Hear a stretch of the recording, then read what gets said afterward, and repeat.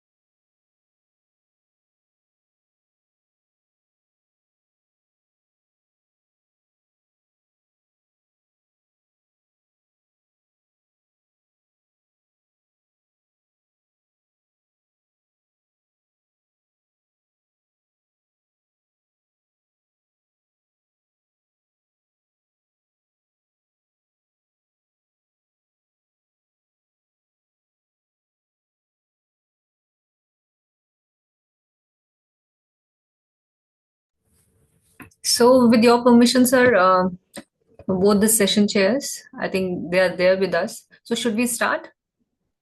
Yeah, we are ready. Yep. Yep. Okay. Students, please go ahead. Yes, ma'am.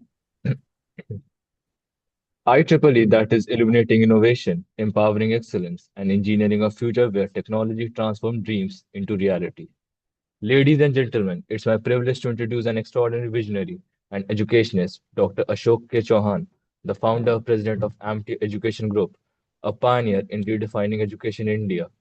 Dr. Chauhan has dedicated his life to fostering academics excellence, innovation, and holistic development for students. Under his leadership, Amity has become a global institution with campuses across India and internationally, known for blending cutting-edge research with a deep commitment to nurturing talent. His relentless pursuit of excellence and belief in empowering youth have created opportunities for thousands to achieve their dreams and contribute to society. Dr. Chauhan's vision is not just about education, but also about nation building, and he so inspires with this passion for creating leaders of tomorrow. Ladies and gentlemen, please join me in welcoming a true luminary, Dr. Ashok K. Chauhan, sir.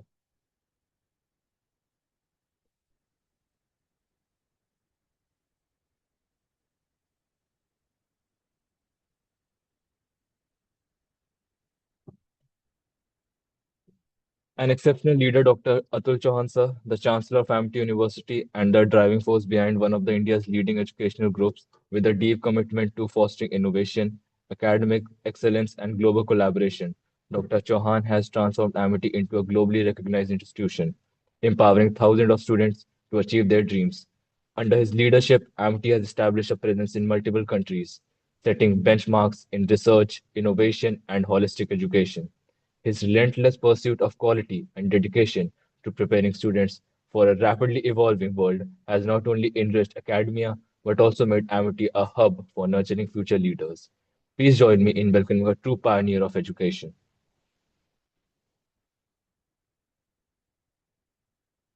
Dr. Asim Chauhan is a visionary leader dedicated to building globally competitive educational systems that seamlessly integrate research, innovation, entrepreneurship, and international collaborations. His work emphasizes expanding access to quality education, strengthening institutional infrastructure, and preparing learners for emerging technological and societal needs. He is a strong advocate for youth entrepreneurship. He has played a key role in nurturing technology-driven startups through the Amity Innovation Incubator. We are honored to welcome him today. Professor Dr. Gurinder Singh, Group Vice Chancellor of Amity Universities and Director General of Amity Institutions, bring over 27 years of expertise in institutional building, teaching, research, consultancy, and industry. A distinguished academician in international business, he holds a doctorate in the field and is an alumnus of the Indian Institute of Foreign Trade, where he is graduated with top honors. As the youngest founder, Pro Vice Chancellor of Amity University, and the founder Director General of Amity International Business School, Dr. Singh has been a pivotal in establishing Amity campuses globally, including in London, the USA, Singapore, Mauritius, and Tashkent. Internationally recognized as top 2% scientist of the world, scholar, and institutional builder, he is celebrated as a management expert, writer, trainer, and a mentor deeply admired by the students. It is with great excitement and anticipation that I now have the privilege of introducing our esteemed session chairs for today's conference. These individuals are not just leaders in their respective fields, but also passionate for the progress and innovation we are here to explore. They embody a unique blend of expertise, wisdom, and the ability to guide us through complex discussions with precision and clarity. Today, we are fortunate to have them with us, ready to navigate us through the wealth of knowledge and ideas that will be shared in the coming hours.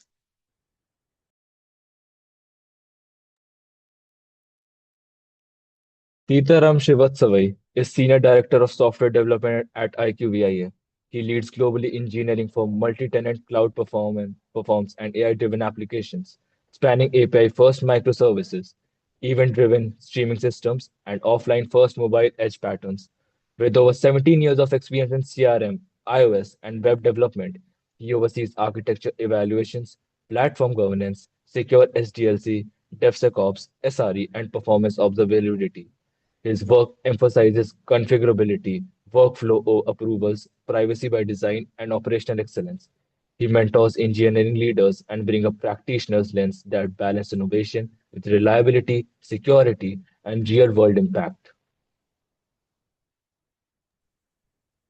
Vijay Sai Munduru is a lead member of Technical Staff (LMTS) at Salesforce, specializing in enterprise mobile platform architecture for life sciences cloud mobile.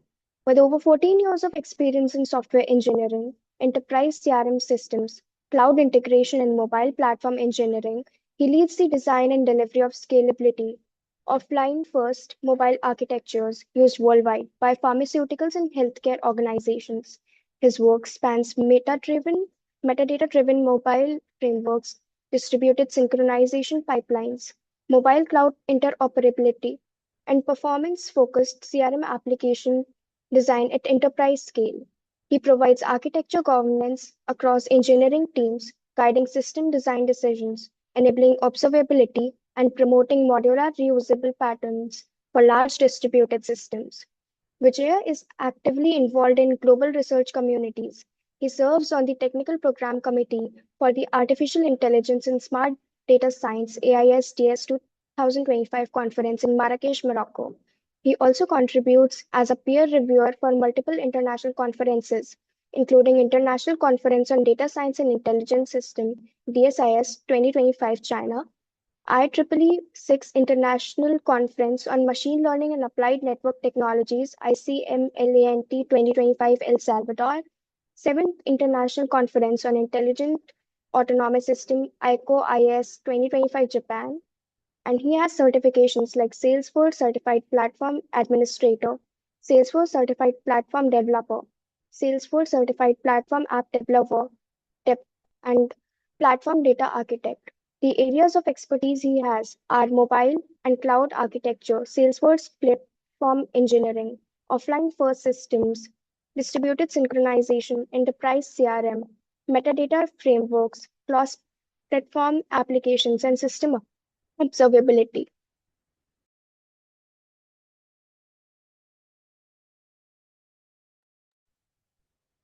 They are the silent architects of our journey today, shaping the flow of conservation, encouraging insightful debates, and ensuring that every voice is heard, respected, and valued. They are not only our facilitators but our guides. Make sure that we extract the maximum value from every speaker and every moment in this session.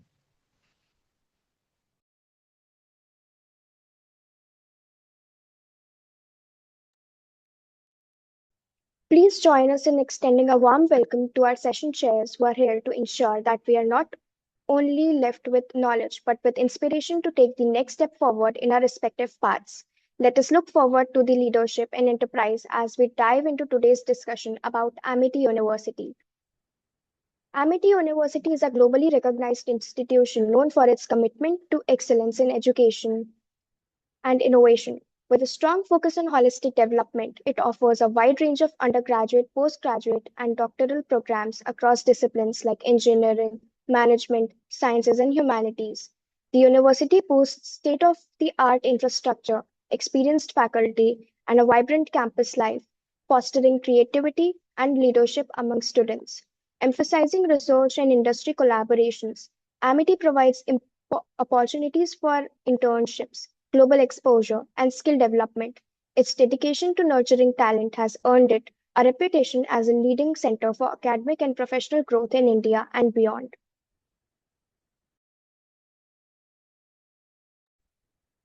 Amity University and its collaboration with IEEE. Amity University is a leading private institution in India, renowned for its excellence in education, research, and innovation.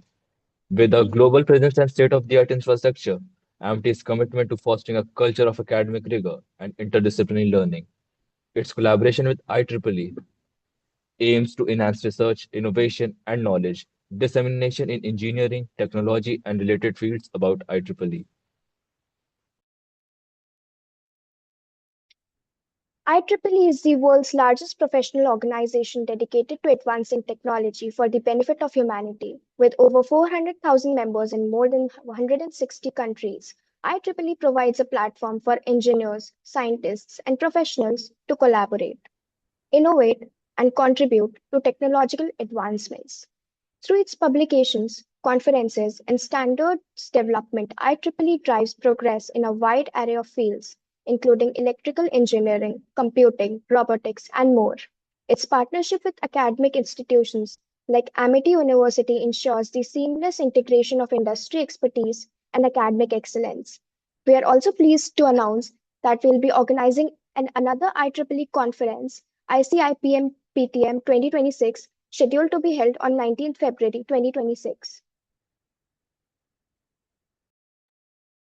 Before we begin the session, I would like to briefly outline the presentation guidelines for our presenters. Each paper is assigned a lot of 10 minutes, and the breakdown is as follows. Presentation will be for just 7 minutes, Q&A session 3 minutes. Please keep this time limit in mind when presenting your presentation. Presenting authors are requested to be ready for their session 10 minutes before the scheduled start of the respective session, allowing the session chairs to verify the attendance of the presenting authors. We recommend that any of the authors conduct the entire presentation adhering to the previously mentioned time limits. Please note that the papers are not they are not presented will not be sent to IEEE Explore for the publication. The certificate for the presentation will be given to the presenters only and will be mailed to the corresponding authors. Thank you. I would like to invite paper ID 335 Manupriya Gaur for the presentation.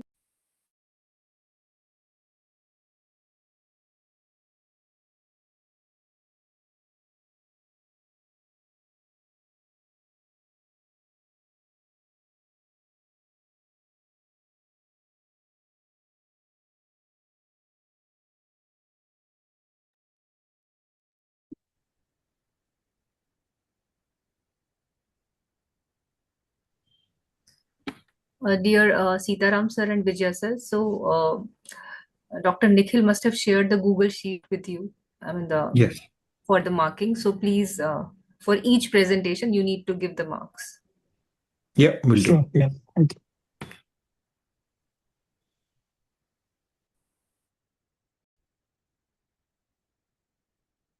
I would like to invite paper ID 89 Ashima Garg.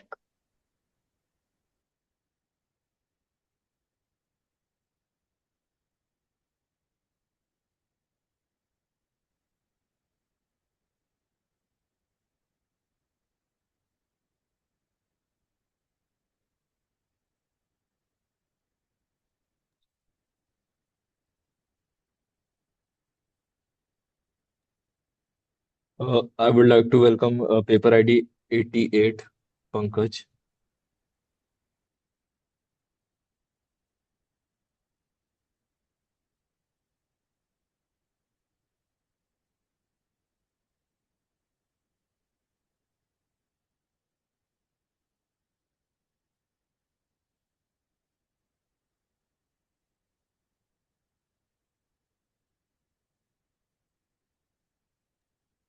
Paper ID 335 can start now.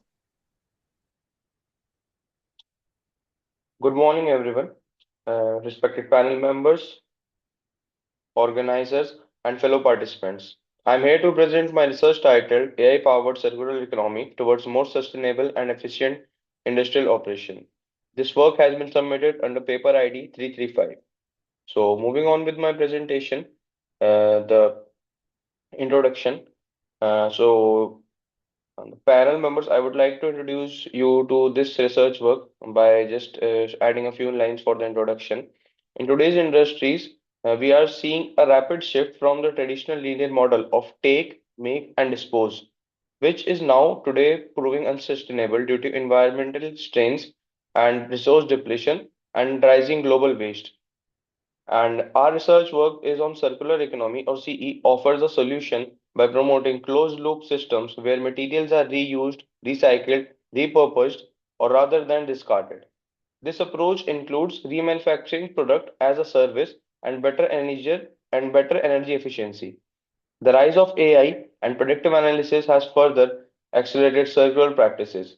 With stronger environmental policies changing consumer expectation and competitive pressure, industries are now encouraged and in many cases required to rethink how products are designed, used, and recovered. Moving further, there are various gaps which have increased the interest for the study, which include the first is there is limited empirical work combining both quantitative models such as ARIMA and BLUES with real industrial case insights. Also, there is a lack of long-term validated frameworks that assess the true benefits of AI-enabled circular economy practices across sectors like EVs, clean energy, and refining. And finally, there is also limited policy integration to evaluate how scalable and practical these models are at national global levels. These gaps highlight the need for a structured and validated approach, due to which we kept the following objectives for our whole research work. The key objectives of this whole research includes 4 points, starting with the first was to evaluate the impact of circular strategies on resource efficiency, waste reduction, emission control, and financial feasibility. Second includes forecasting accuracy of mathematical models such as ARIMA and BLUES, aiming for less than 5% error margin. Third was to analyze how AI, especially neural networks, improves predictive accuracy beyond traditional forecasting. And the fourth objective includes to access real improvements across sectors, including EV manufacturing, renewables, and refining industry. And to just move on to just finalize these objectives and start our research work, we included the following methodology to go on with our research work. To address these objectives, both primary and secondary data were used. Primary inputs came from 22 structured interviews, including 14 industry experts and 8 policymakers. Secondary data included government publications, corporate reports, and recent academic research. Multiple analytical tools were used, including ARIMA for forecasting waste and resource patterns, Blue simulation for long-term circular prediction, excuse me, life cycle assessment to measure cattle to grave environmental impacts, and AI neural networks which help optimize manufacturing and recycling processes. Some of the real case examples from EV vehicles, production, renewables, and refining were analyzed to validate results meaningfully. Moving further, this was a mathematical framework which was used in our research work. The framework demonstrates that when efficiency improves, dependence on new raw materials significantly decreases. As we can say, as the same thing we can see in this table mentioned here. In circular systems, higher recycling efficiency and better process optimization directly reduce environmental burden, operational cost, and life cycle waste. Moving further with the analysis generated strong results. The blue stimulation showed that integrating carbon capture and bio feedstock can reduce emissions by around 30% and improve refinery performance by 20%. The ARIMA model achieved an error margin of less than 5%, confirming reliability for forecasting material flows. And comparing industries revealed clear alignment between circular economy maturity and sustainable performance. These were some of the key findings of our whole research work. Based on projection, waste can be reduced by 20 to 25% in the coming decade, and recycling efficiency could increase from 50% to nearly 83%. In the electric vehicle sector, emissions were found to be 40% lower compared to combustion-based vehicles.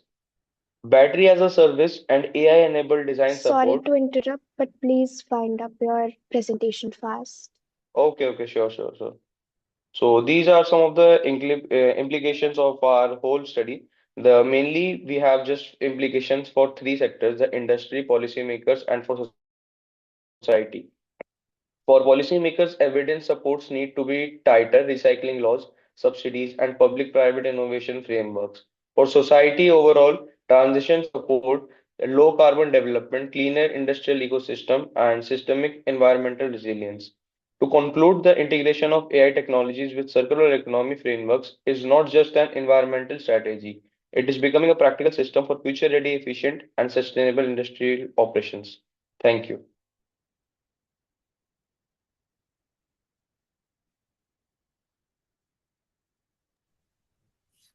Session chairs, if you have any question from the presenter, you can ask, please. Yeah, just one thing wanted to understand. So, you mentioned about different operational efficiencies we can bring with this industrial operations. Can you explain maybe like one practical immediately if takes this idea and use it in a real world setting? What would be a good area to focus on? Sure, sir. Sir, so as we mentioned in the whole research work that we have some various, for example, sir, if we see in the electric vehicle industry, AI-powered designs help manufacturers make batteries that are easier to disassemble and recycle. And predictive maintenance tools can also identify battery health, allowing companies to offer battery as a service.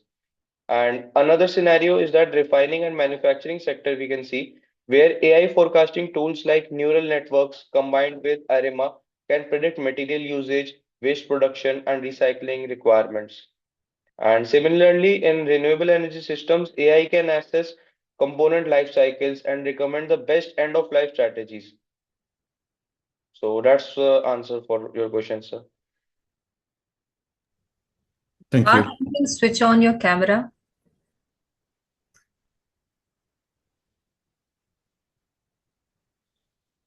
Yes, ma'am. All the presenters are requested. When you present, please switch on your cameras.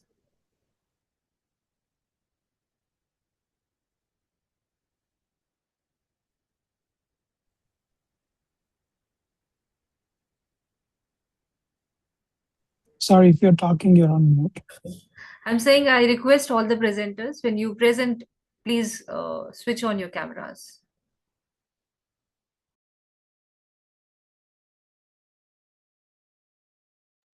Yeah, I'm good. No Call the other next question. presenter, Shubh. Yes, ma'am. So I would like to welcome paper ID 89, Ashima Garg, if she's here with us.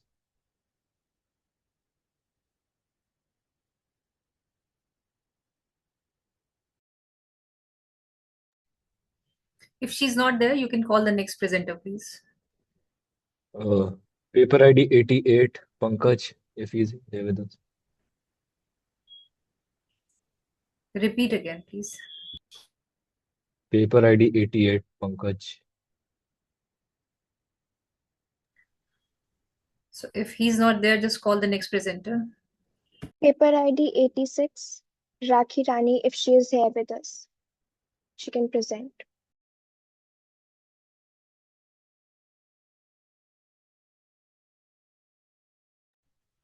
The next presenter, call the next presenter. Whosoever is there, they'll start the presentation so that we can Paper accommodate. ID, yes, ma'am. Paper ID 530, Nandan Srinivas Rao, Vadampudi. Yes, he's there. Yes, I am.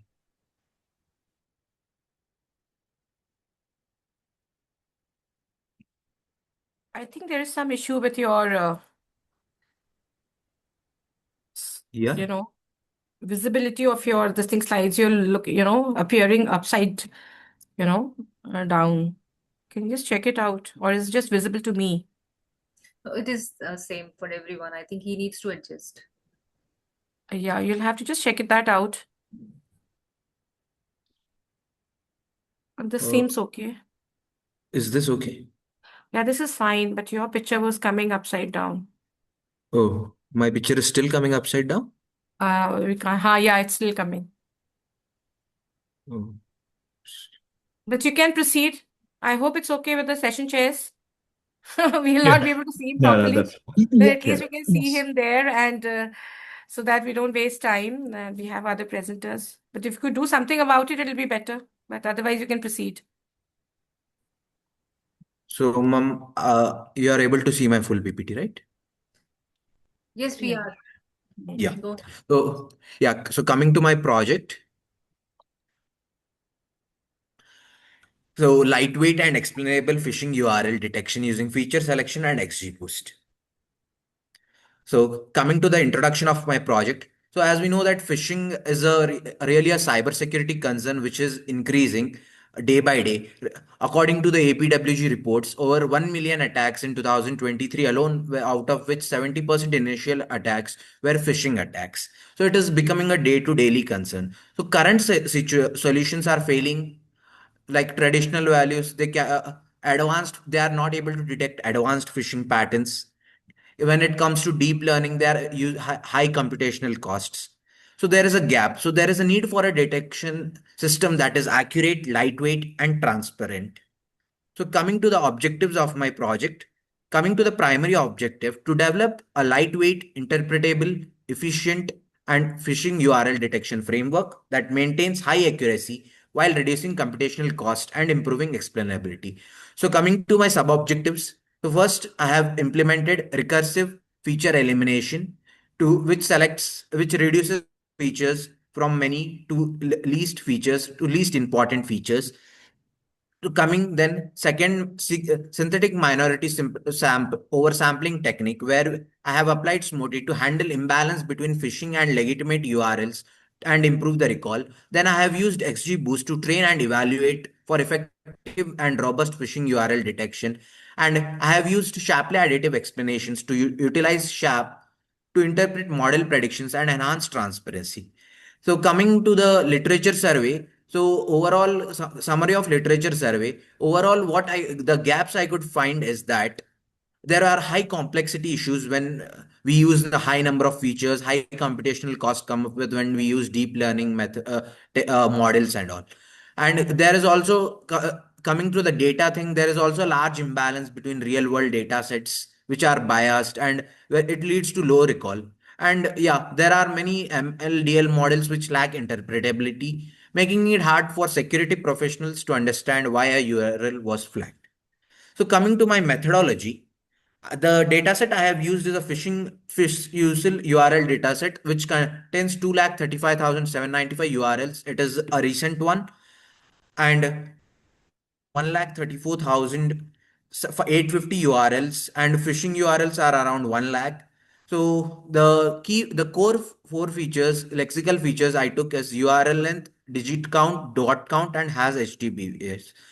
To this dataset, I have applied RFE, recursive feature elimination, was used with XGBoost to reduce the feature set to these four core features. Then I have used SMOTI to handle the class imbalance between the legitimate URLs and phishing URLs, so that the minority class is hard to detect, and I have improved the recall using the SMOT function.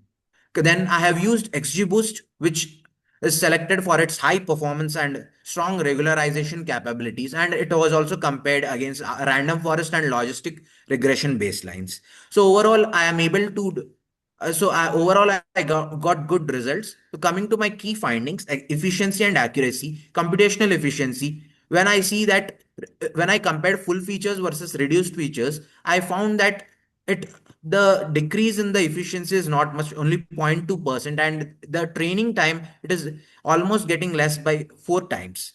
And coming to the implication, the model is significantly lightweight and faster for real-time deployment. When I applied impact of SMOTI for class imbalancing, the recall increased from 34.2% to 78%, which is a huge, and it will easily predict a phishing URL due to its high recall. Coming to the why I choose XGBoost here, I compared it with random forest and as well as logistic regression, and found that XGBoost is the most efficient one out of this by using ROC curve and other parameters. So for the model for more transparency, I use this SHAP analysis, so that why I use this 4 more features to find which features add to this model more and contribute to this. And based on the model's decision are transparent, I did this SHAP analysis. Coming to the conclusion, so the proposed framework successfully balances high accuracy, that is 85.4%, efficiency, it is 4 times faster, and transparent. Coming to the real world deployments, the results show that the model is near ideal for near real world deployment in lightweight environments for like browser extensions. So, and in future work, I would also like to integrate some based features and content based features, and also I can integrate federal learning and all. So these are my future scopes, and these are my references. Yeah. Thank you. I am open for the questions. So any questions? Yeah, just one question. Yeah. Did you find out any main limitations with your current approach? Are there any limitation that you have seen? So coming to my limitations of my projects. Yes. So limitations is, I think it has to be more deployed. If I would have deployed it, based on the results I'm saying, I can deploy it, but still it is not deployed. So I would like to continue it. And yeah, I haven't used host and content based features till now. I have took only lexical features for making it lightweight. So that is, I think, it is my limitation of my project. How many papers did you review, Nandan? Around 25. 25. Yeah. Okay. So you could relate, the gaps that you've got is out of the 25 papers that you've reviewed, right? So maybe Yeah. next time when you write it down, you should be more explicit that, which are the papers from where the gap is coming out. Yeah. And because that'll make more sense, because gap needs one paper. A gap cannot come out after just fall out of one paper. It needs to be supported by a number of paper. So that Yeah. ways your literature review has to be pretty strong enough to be able to bring out the gap and for the objective, and whether you're using XGBoost or whichever project that you're using. So you should also have supplement, like papers supporting that this is the best model or this has not been used before. So that gap part is very, very important. And normally you've written your objective. I mean, it's a good presentation. You've written your objectives, but it's always the literature survey and the gaps, and after that the objective follows. So that's the normal sequence. You can't have your objective first and then you get supported by literature. So it's always, I mean, it's the literature survey which has to start, and Sorry, then ma'am, you for have to the. bring out the gaps, which has to be substantial enough, supported by a number of papers. And then, okay. So I think we can proceed with the next one. Thank you. Thank you, ma'am, for your Yeah. feedback. I will keep it in mind. Hope the session chairs are marking the presentations. Yes. Yes. So now I would like to invite paper ID 89, Ashima Garg, if she's here with us. Yes, sir. Friend. I can share my screen, sir.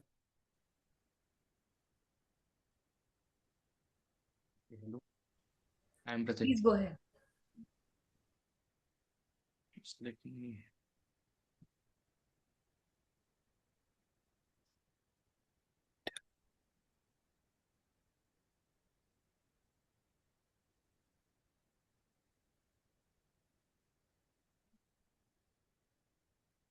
Sir, yes.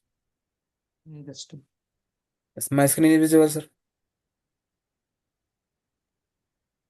Yes. My paper, my paper ID is 88. My paper title is the artificial intelligence and the misuse in. We Sorry, you're don't not see seeing this. your paper. We are seeing your windows. Yes, sir.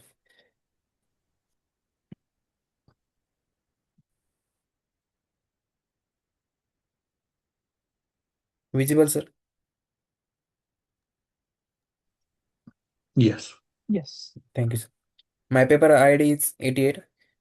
The title of the paper ID is the artificial intelligence and the misuse of maritime laws and legal tech perspective of gender neutral justice. The abstract of the paper is AI maritime law might change the various laws works on making the queer and more data. Dear presenter, we would request you not to read the abstract. Just give us the introduction, the objectives, the methodology, and uh, the implications. Yes, ma'am. The laws and technology working together means it provide actual and real data to the user means how many marriage and divorce is the happens in the uh, universe. They give the proper data by mixing each others. Then the objective of the presentation is to study the artificial intelligence can help to detect the misuse of maritime laws. And then next objective is to understand the whether current maritime laws treat all the genders equally or not. To find the out of this AI, legal to support or pair the investigation means AI give the proper data to the user or not to reduce the false case and protect the genuine victims using the AI. I'm sorry for interrupting you. Please kindly put your presentation in the slide mode. Slide Yes, share, ma'am. please do that because it's not visible. Nothing is visible to us.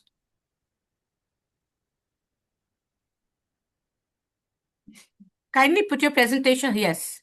Yes, ma'am. Please proceed. Yes, ma'am.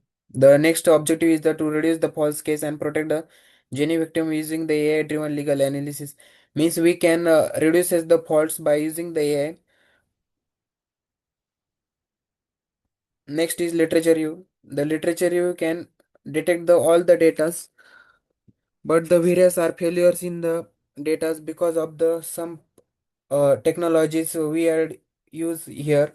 Because of this artificial intelligence quietly, individuals will wish marry AI. Then Supreme Court's decisions, including same-sex and interracial couples, the definition of marriage and allow polyamorous relationships to marry the show the what a human artificials are not intelligence successfully. Next is methodology. The methodology of AI, role marital dispersion, and influence of gender neutrality is well organized details. Means it provides the well organized detail of the data of the marital sources from the various data.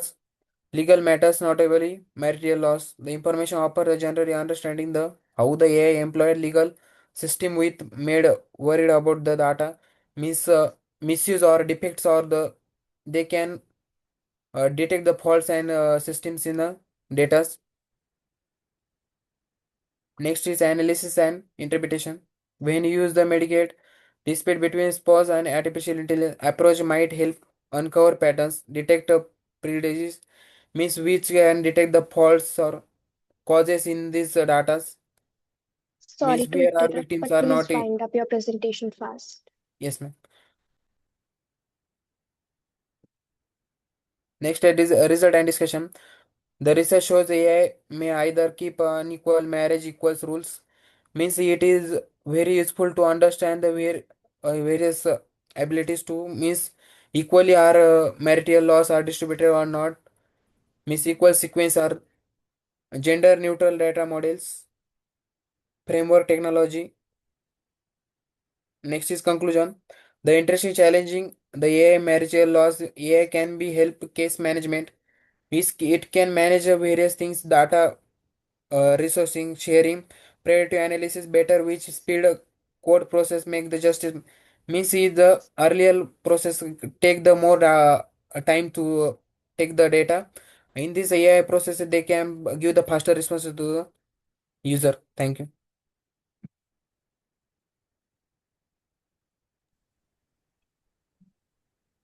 So, And I have a question. Actually, I didn't see much about the methodology used. If we can maybe talk more about that, or what is used for this evaluation. Sorry, or Sir, the in this, analysis you have done. we are working on it, sir. I cannot. Okay, thank you. Sahil, your objectives are you a student? Yes, ma'am. Okay, good effort. And but just one thing that when you have objectives, you should not have objectives like to understand and to this thing, because you always have something which you are finding out. Yes, Right? ma'am. So understanding something is something, or reading something is something which is a part of your research.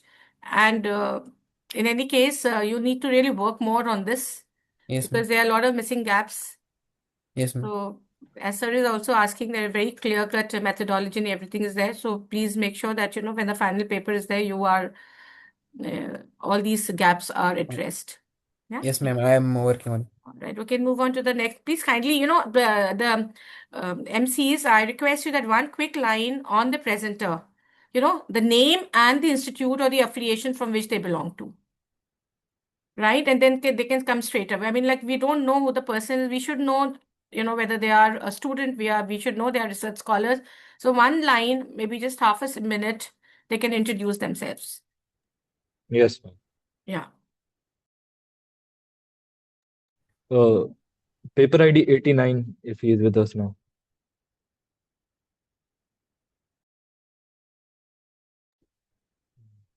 Please tell them in the Right. beginning only that slide share पे डालना है.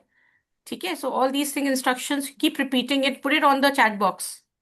Yes, ma'am. That's the best way to communicate. And the next paper, please put it on the chat box and be ready. It's already Just there in the chat. it's there on the chat. Okay. Okay, thank you. So my name is Shubham and I am just student. So my paper ID is 89. I repeat, my paper ID is 89.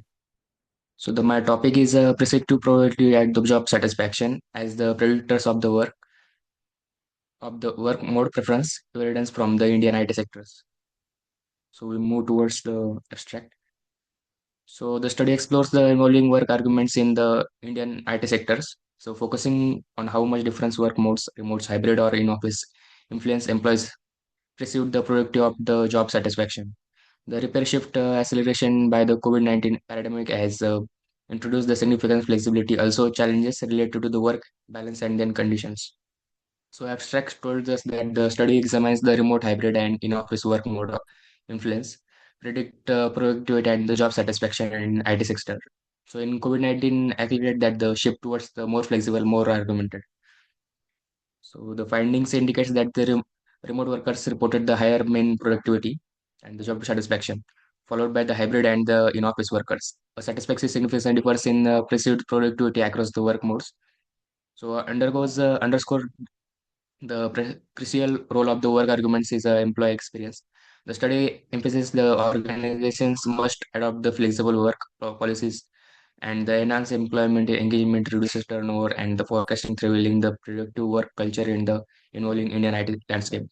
So the study shows that the highest productivity means is 8.2 and the higher job satisfaction mean is 7.8. Satisfactorily significant difference from the found in productivity across the work modes is 0.042. So the study highlights the importance of the flexible work policies to improve engagements A slide. and reduces the Sorry to interrupt turnover. you, Mr. Shubham. Sorry to interrupt you. The abstract slide is still there. I think you are moving, but slides are not moving. No, ma'am, I'm explaining abstract only. Only abstract. So I would No, request you just means move now ahead. I mean, don't read word for word because we have only 4 to 5 minutes for the presentation. If you can just tell us that what exactly you have done, what is the crux of your research, that would be better. So we will look towards the introduction. So the work structure at Indian IT sectors are rapidly evolving. So traditionally employees work either in office or in home. So due to the technology advancement, COVID-19, so the hybrid and remote models becomes widely adopted. So flexible work models provides the more control over the working hours and better autonomy. But they also present some challenges like work-life balance issue difficulty maintaining team consultants, issue performing monitoring. So led towards a literature survey. So in simple way, the literature survey towards the in Indian IT sector fast growing but faces challenges like a high employment turnover, competitive pressure, challenging some client expectations. So the pressure shows the productivity in influenced by the job satisfaction, organizational commitment, work engagement, and precise organizer supports. So the study survey the 516 IT professionals from the various companies and roles. So the aim is to identify the factors to reduce and improve the productivity among the IT sectors. So So the objective is to study how the work models affect the productivity, to examine the impact of the work models in the job satisfaction, to compare productivity and satisfaction across the three work models, to identify the employers' preferred work mode in the Indian IT sector, to provide the suggestions to the better flexibility in work policies. So actually, the methodology is research Sorry to interrupt, quantitative but please cross-section wind up design. your presentation fast. Okay. Data was controlled by the single point time. So sustainable, paradigmatic contrast and online optimization by the emails. So the all conversation done by the emails of the data. So in simple way, the analysis shows that the gender distribution, male is near about 60%, female is 36%, and other is 3%. Reflects a typical gender distribution in IT sectors. So the age distribution is 25 to 34 years is 36%, and 32 to 44 years 30%. Under 25 is 11%. So the result shows that that in simple way hybrid 45% and the remote is 35%, in office 20%. The work preference result and introspection, employee value flexibility, reduces comfort, computing and autonomy. So we will look towards the conclusion. The conclusion shows that the Indian IT sector is clearly moving towards the flexible work system. Both productivity and job satisfaction are strongly aligned with the preferred work remotes. And the remote workers are shown in the most positive outcomes, better work-life balance, more autonomy, higher competencies, and the productivity. High hybrid workers also perform, but always there is more variability. Regularly in the offices is more becoming the less preferred and they expect their demands and the physical preference. So recommendation organizers should be the adopt the flexible and employee client works policies to improve the rented satisfaction. So these are the references. Thank you. So, Shubham, did you do any analysis or it's just a conceptual paper? No analysis. No analysis. We How did collect you data from measure the job satisfaction no or productivity, which you no mentioned in your objectives? analysis. I'm saying that I am doing analysis. So, can you show the Actually, we analysis? collect the data from the analysis slide. Yeah.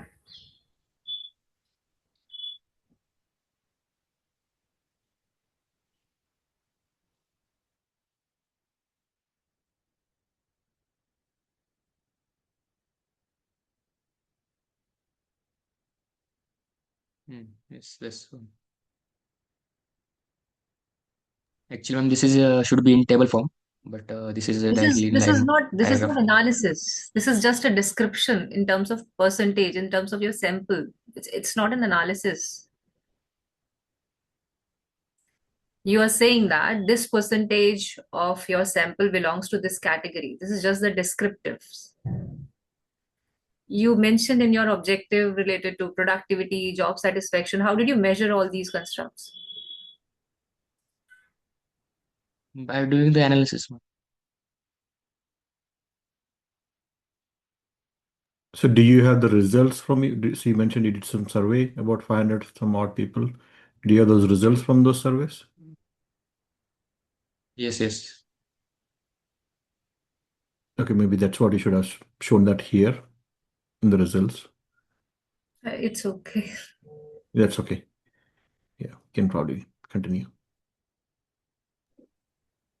Call the Hope the next one. session chairs are marking the presentations. Yes. Yes. So now I would like to welcome paper ID 310, Vedant Patil, if he's here with us.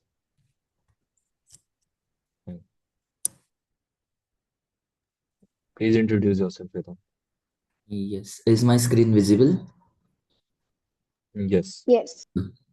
So, good morning, everyone. My name is Vedant Patil. I'm finally a student at Amity International Business School pursuing BBA in Business Intelligence and Data Analytics. So, today I will be presenting our work titled Managing New Age Technology Strategic Integration Framework for a Future Ready Enterprise. Talking about the evolving nature of the new age technology, as the technologies like AI, cloud computing, and advanced analytics evolve rapidly in the digital era transformation of the organization, organizations must constantly adapt. And however, adopting this technology is not enough. It must align with the strategic goals as well as it should match the organization readiness. So the research objectives and problem statement that we have gathered here is the main challenge the organization face today is deciding which emerging technology to adopt and when to adopt such kind of particular technology. So the existing frameworks either focus on only on the strategic values or only on the technology maturity, rarely both together. So our objective is to integrate these two dimensions together and build a measurable indicators, validate that particular thing from expert reviews, and create a practical tool so that it supports the evidence-based technology decisions. Talking about the literature review, our framework draws several major theories, such as one of the Rogers innovation diffusion theory, which explains how technology should spread in an organization. Governance frameworks like the balanced scorecard and ISO standards strengthen the measurements and risk control. And together, the all the theories that we have studied so far gather highlights the importance of aligning this strategy and technology together.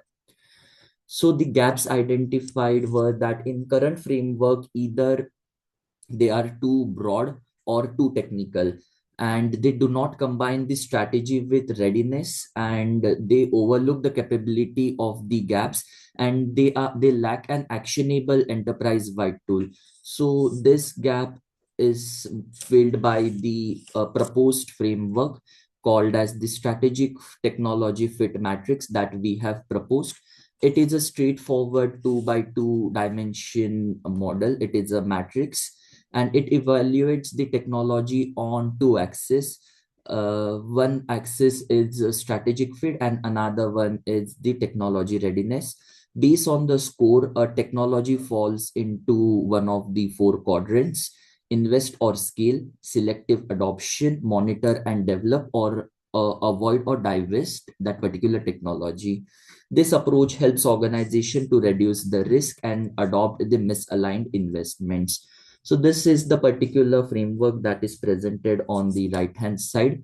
In invest and scale quadrant, the technology with high readiness and high strategic importance should be expanded quickly.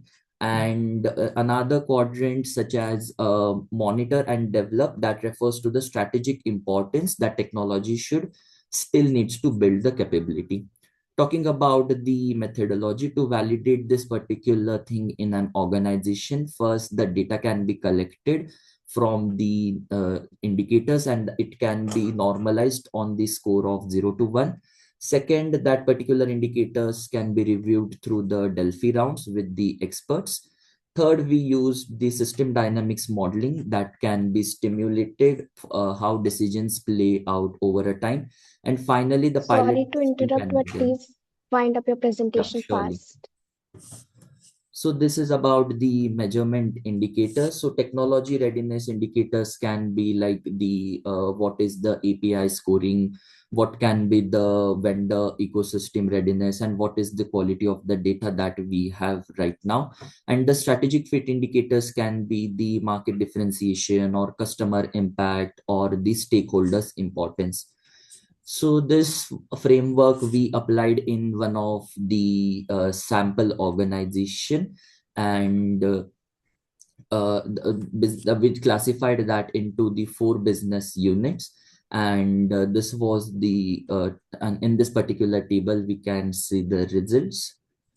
Talking about the key insights, this this particular organization help business. This particular framework help organization to avoid two extremes. One is not to follow blindly technology hype or resisting change due to the strategic inertia.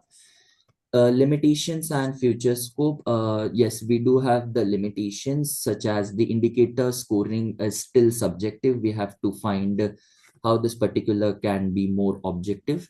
And particularly talking about the future scope, we suggest that expanding this model can include the ethics and sustainability and creating automated dashboard for real-time modeling. So to conclude with this model provides a clear practical way for the organizations to align technology adoption with the strategic goal and readiness level. So yeah, thank you so much. I'm open for the questions. A quick follow-up to your limitations, right? Yeah. You mentioned, so what assumptions did you make that might not hold, like when you take this to a real world implementation? What assumptions did you make that won't make sense in a real world? So particularly talking about if this particular framework has to be implemented in the HR organization, if they have to implement suppose emotional detection framework for their employees to enhance the productivity of that particular organization. So emotions are something that can't be scaled or that can't be measured on the scale of 0 to 1. It is subjective in nature. So yes, such kind of scenario would be one of the major limitation for this models. And you mentioned about having a balance, but in reality, balance doesn't start on the day one.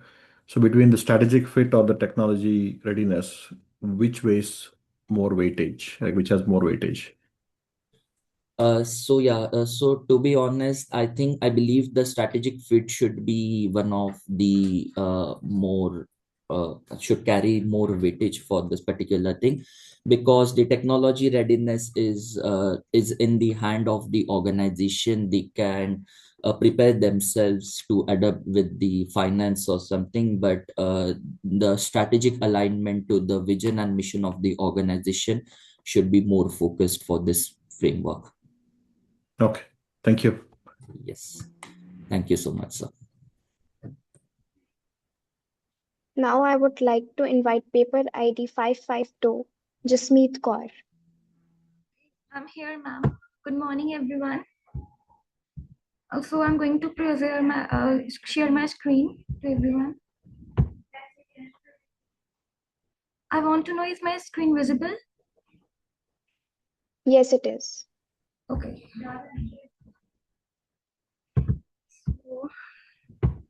Please introduce yourself. Yes.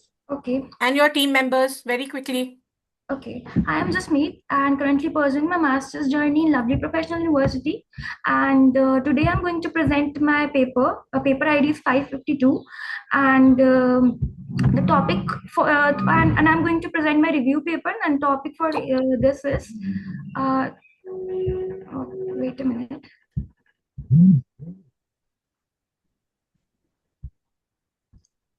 So MCs, please, just as the presenter is doing, make sure that everybody introduces themselves quickly, and the co-authors also. And the topic of my review paper is a review of deepfake detection techniques. So basically, I'll be talking about different deepfake detection techniques in my paper. Okay, so this is the overview, and let's come to the introduction. So what are basically deepfakes? These are AI generated images, and they are highly realistic now these days. They are creating using Deepface Labs, and there are many other apps by which we can create these deepfakes. So basically, autoencoders and GAN are basically used to make these kind of images. So what are the objectives of my review paper? So basically, I have summarized all the generation techniques in my paper. I have talked about various detection techniques also that include traditional machine learning and deep learning approaches. I have even studied about the different data sets that are used to train these models, and discussed about the current challenges that the researchers are generally facing in order to detect the deep fakes. And so next is methodologies. I have reviewed about 43 research papers and categorized all of them into like different sections, like different generation methods, detection systems, and I studied about different data sets also that are being used. Then I even I compared the detection techniques and evaluate the performances metrics, identified the gaps and challenges that the researchers are facing. So here I've talked about deepfake generation techniques. What are the different methods that are used to generate? First one is autoencoder. Second one is generative adversarial networks, and third one is face swapping. Face swapping is just simple. Just in this, what we are doing is we are just swapping the faces of two persons. Autoencoders basically, autoencoders, what it does, it just reduces the dimensions of the image. It has two parts, encoder and decoder. Encoder reduces the dimensions of the image, and decode take that image and convert it into a new image. Generative adversarial networks consist of two parts. One is generator and discriminator. Generator will always create fake image, and discriminator will check whether the image is real or fake. They are always competing with each other, and they are always trying to improve themselves. Next one is different detection techniques. So we have various detection techniques. Earlier method, the traditional method used eye blinking patterns to analyze a deepfake video or image. Now you're using machine learning method, but now this particular thing is not used right now. We have deep learning method, more advanced algorithm like MesoNet, ExceptionNet, EfficientNet. They have high accuracy on different data sets. For example, this ExceptionNet model performs very well on FF++ data set. It has accuracy of more than 90%. And here I have mentioned some of the data sets that are used. I've even mentioned this face forensics. I was talking about this data set. Sorry to interrupt, but please wind up your presentation fast. Okay. So these are the findings of my review, that normally what I found in while reviewing all these papers, that when tested on different data sets, the accuracy drops by 20 to 30%. There was a generalization problem in almost every paper that I read. Like the model was performing very well on training data, but it was not performing well on new data. Its accuracy simply dropped by 20 to 30%. That was a major issue that I found, and this was my research gap also. That was weak generalization. That model was not performing well on unseen data, we can say. And so conclusion was conclusion is that only that deepfakes are becoming realistic and dangerous now these days. So future focus should be on cross training data set, that we need to train our data on multiple data sets. Model fusion, it just says we need more data. We should feed more data to our model, video, audio, images, so that it can perform very well. Explainable AI simply means that AI should be able to explain why this particular image is fake. And that's it for my presentation. I'm open to the questions now. Just one question. So you said there is a limitation in this approach? Is that right? Yes. There is one limitation, that model was not performing well on the unseen data, generalization issue. Okay. So is there any way to address that in future? Yes, that's what I was talking about cross training data, cross data set training. Like we need to feed more and more data. Like we need to collect multiple data sets and feed to our model so that it can learn different patterns, not just one single pattern. Okay. Yes, sir. I hope Thank you. I hope you are marking the presentations. Yes. Yeah. Now I would like to invite paper ID 492, Nihar. Hi, good morning, everyone. Can you see Please my? introduce yourself and your co-authors as well. Let me share my presentation.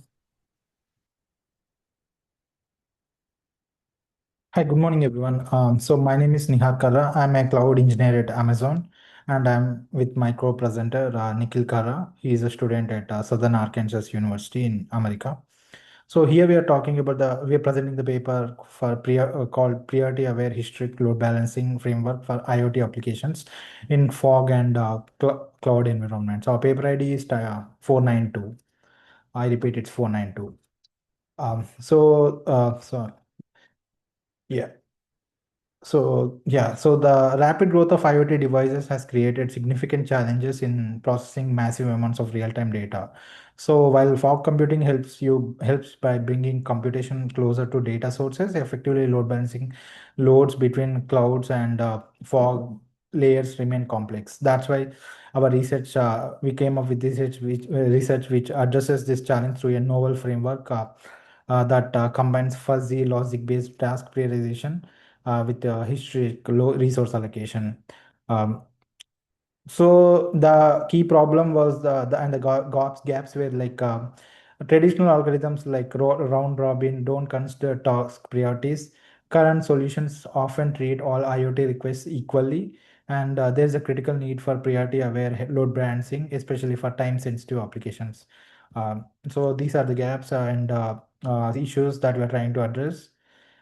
So we so the objectives is to basically develop a framework which addresses all these issues, and we came up with the fuzzy logic based task prioritization mechanism, and this is the solution we used. So basically we developed a PHLBF priority aware heat strict load balancing framework. Here's how it works. So basically we first is task prioritization, uses fuzzy logic to evaluate the task urgency and considers the multiple criteria like deadline, computation size, energy requirements, and then assigns a task priority score is greater than or equal to 1 or 2 or whatever to each task, and based on that the resource allocation happens, and the high priority tasks are assigned to fog nodes, low priority tasks are assigned to routed to cloud, and this is how it works. So this was tested using the iFog sim, and we observed the results. We implemented the framework using iFog sim and MATLAB, testing it against conventional algorithms.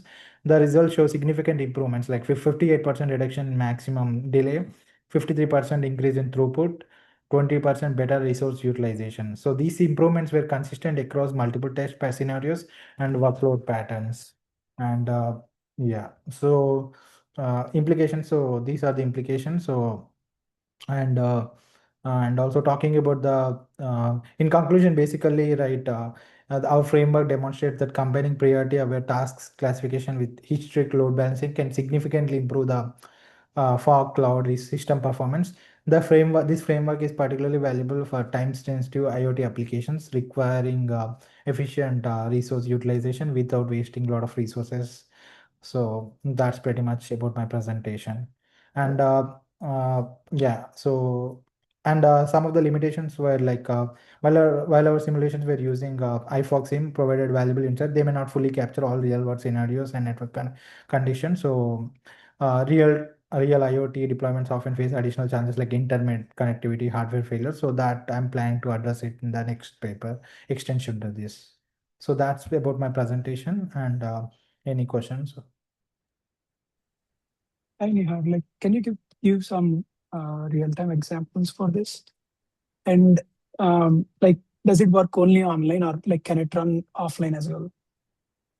Yeah, so it's basically we can run it offline. So it's just a framework that can be leveraged to deploy the applications and basically prioritize the tasks based upon the framework, like the uh, order that the sequence number that we give it to the task. So based upon the task and the priority and the deadlines and the constraints, it picks up the better algorithm and uses either fog or cloud and then assigns the task. So the fog bit resides in the offline system? Yeah. Okay. Yeah. Thank you. Thank you. I hope Yeah. you are parking the presentations. Yeah. Now I would like to invite paper ID 302, Praveen Kumar R.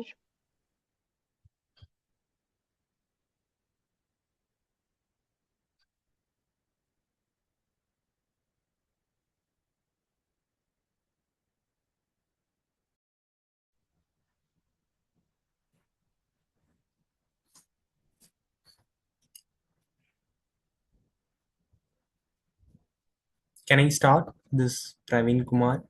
Yes, please. Okay. Share screen.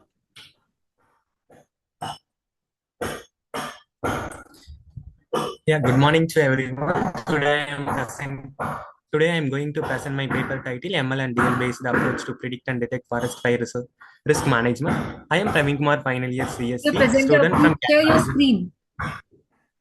Oh, yeah, sorry.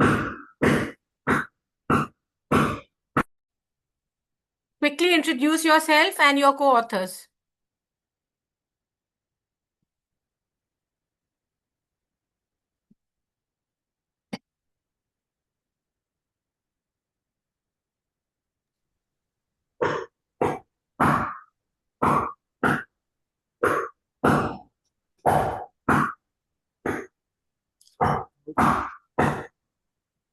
Oh, share. Okay. Is visible my screen? Yes.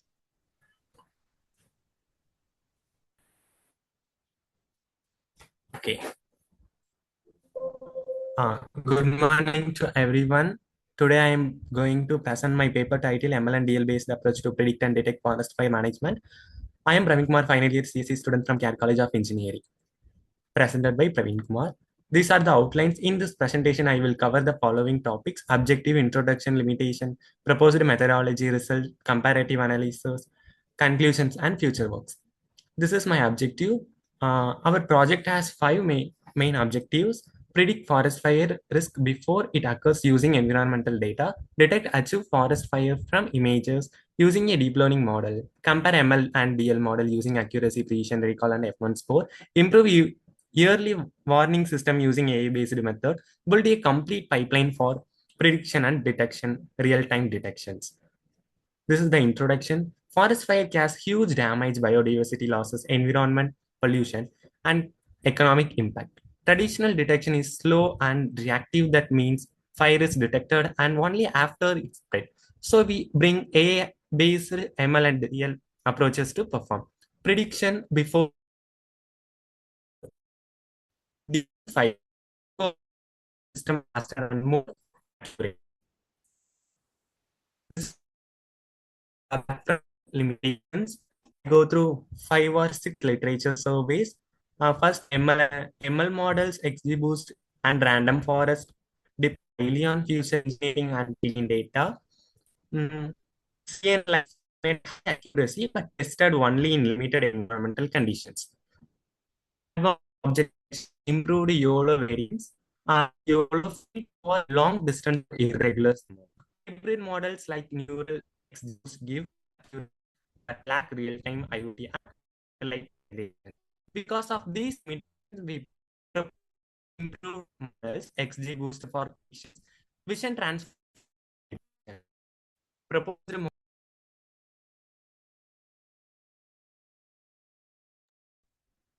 I think we lost him. Let's Yes, just sir. wait for 1 or 2 minutes and then we'll move ahead. He's back. He's back.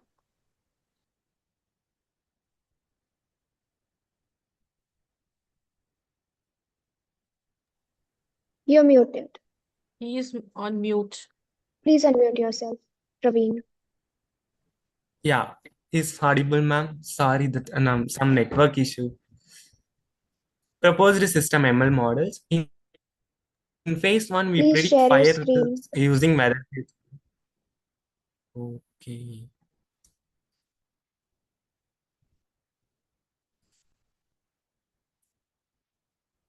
Okay. Proposed system ML model, fire risk predictions, using weather features like temperature, humidity, wind speed, cloud cover, precipitations, UV index. This we propose these data handles missing values, do features, and split the data sets for training and testing.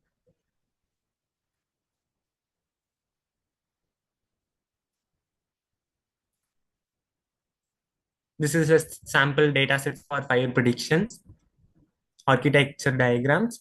Publicly available Kaggle weather datasets with 13,201 records. The goal is to predict fire risk as high, medium, or low. XGBoost was trained on these features to produce accurate predictions. This is the model achieved 99.96% accuracy, precision achieved 99.9%, recall achieved 100%, F1 score achieved 97.79%. This proves XGBoost is highly effective for forest fire risk predictions. Fire detection using fire detection is ML models.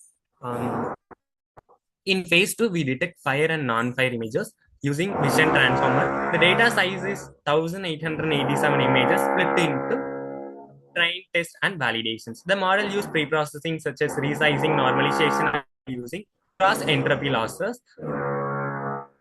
This is the architecture for vision transformer. Works differently from CNN. Sorry to Image is interrupt, split but into please wind 16 up your presentation fast. Sure, ma'am. The results this VAT model achieved accuracy 96.8%, 97.8% precision. Recall also achieved 96.8%. This is the confusion matrix. Comparatively analyze those. We compare XGBoost with other ML models. XGBoost outperforms decision tree, random forest, and logistic regression in all matrices. We compared VAT with VGG16 and MobileNet version 2. VAT gives the best accuracy and generalizes better for real-time detections. Conclusions. The XGBoost provides highly accurate fire risk prediction using meteorologic features. The VAT model provides strong performance for real-time fire and non-fire images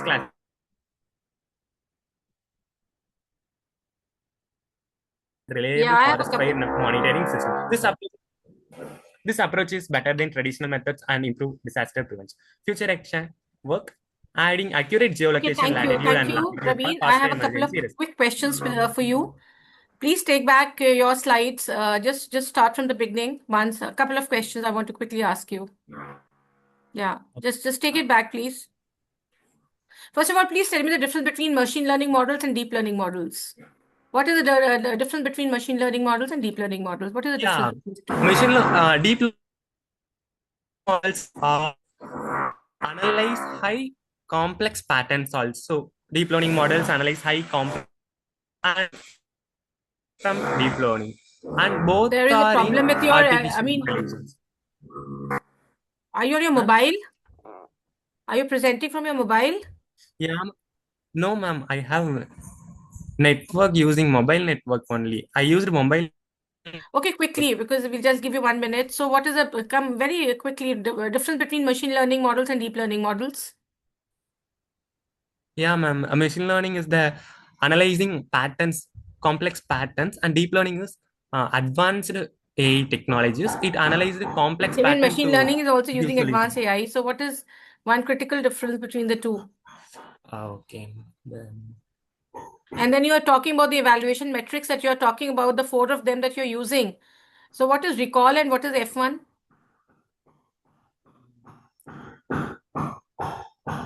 Yeah, these tools are analyzing the complex pattern to give the solutions. And machine learning models to give the decision. There has to be a difference between the 4 evaluation metrics that you're using, no?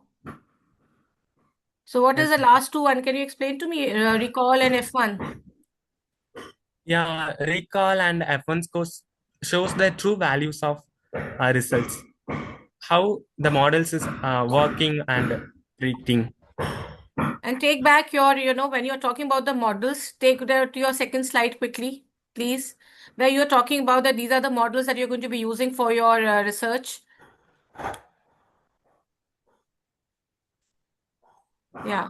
I used a XGBoost model. Take it back. I think another slide back.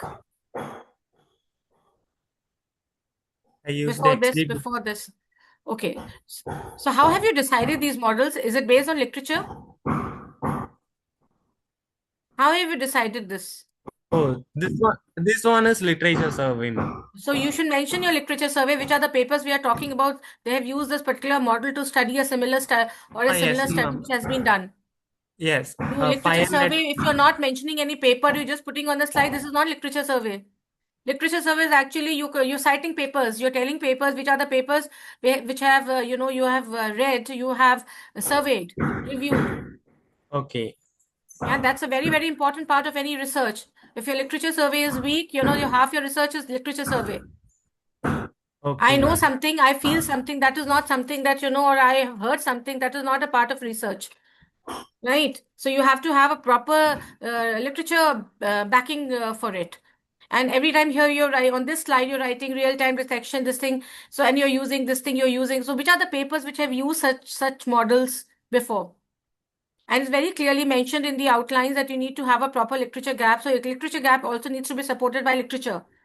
That's so many literature, not only one paper where this gap is coming out, number of papers. See, it's very easy to use these machine learning models with Python and all these. You can just put in data, everything gets generated. But the most important part of the research now is your literature survey. Right? Everything is getting generated through AI, everything you put in data and the whole result. I mean, you don't have to put in effort. But if your literature survey is weak, that's is not very good for a paper. So I hope you will put it in your paper and we can proceed with the next. Yeah, Any I more mentioned questions my from the literature session, Jeff? surveys. Yeah, ma'am, I mentioned my literature No, but you survey. should cite the papers, no, which are talking about this. Your literature survey is just giving plain statements, which no citations, no papers it's talking about. And that Okay. goes for all the other presenters as well. The ones who are Okay. going to be presenting after a little while, make sure that you have your slides where you're talking about the papers, which have used such models to study or done a similar study. Thank you. We'll proceed because we have paucity of time, so we can move on to the next presenter. And quickly, the MCs, please ask them to introduce themselves very quickly, their names and their affiliations, and the co-authors. Okay. Yes, We should ma'am. not miss that out. That's very important. I would like to welcome paper ID 349, Adya and Riya.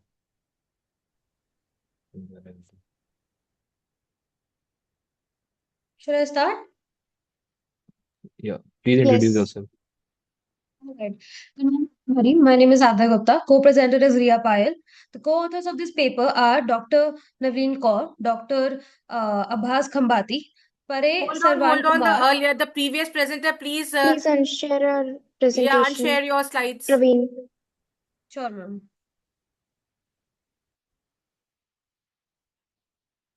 Yeah, ma'am. What are you saying? I can't understand. Can you please unshare your presentation? Presentation. Just remove your slides if you Stop sharing now so that the other presenter can upload. I will remove it.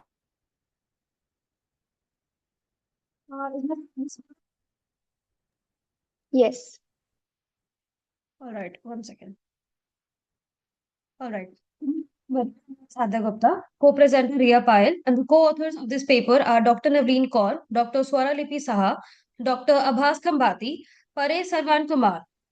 The research topic of this paper is gamified decision support system mitigating cognitive biases using the fog behavior model.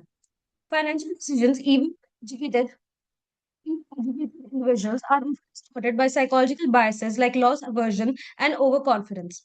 Traditional financial education is helpful changes, but actual behavior. Our study explores how gamification combines the fog behavior model, motivation, ability, prompt, can help reshape financial behaviors more effectively.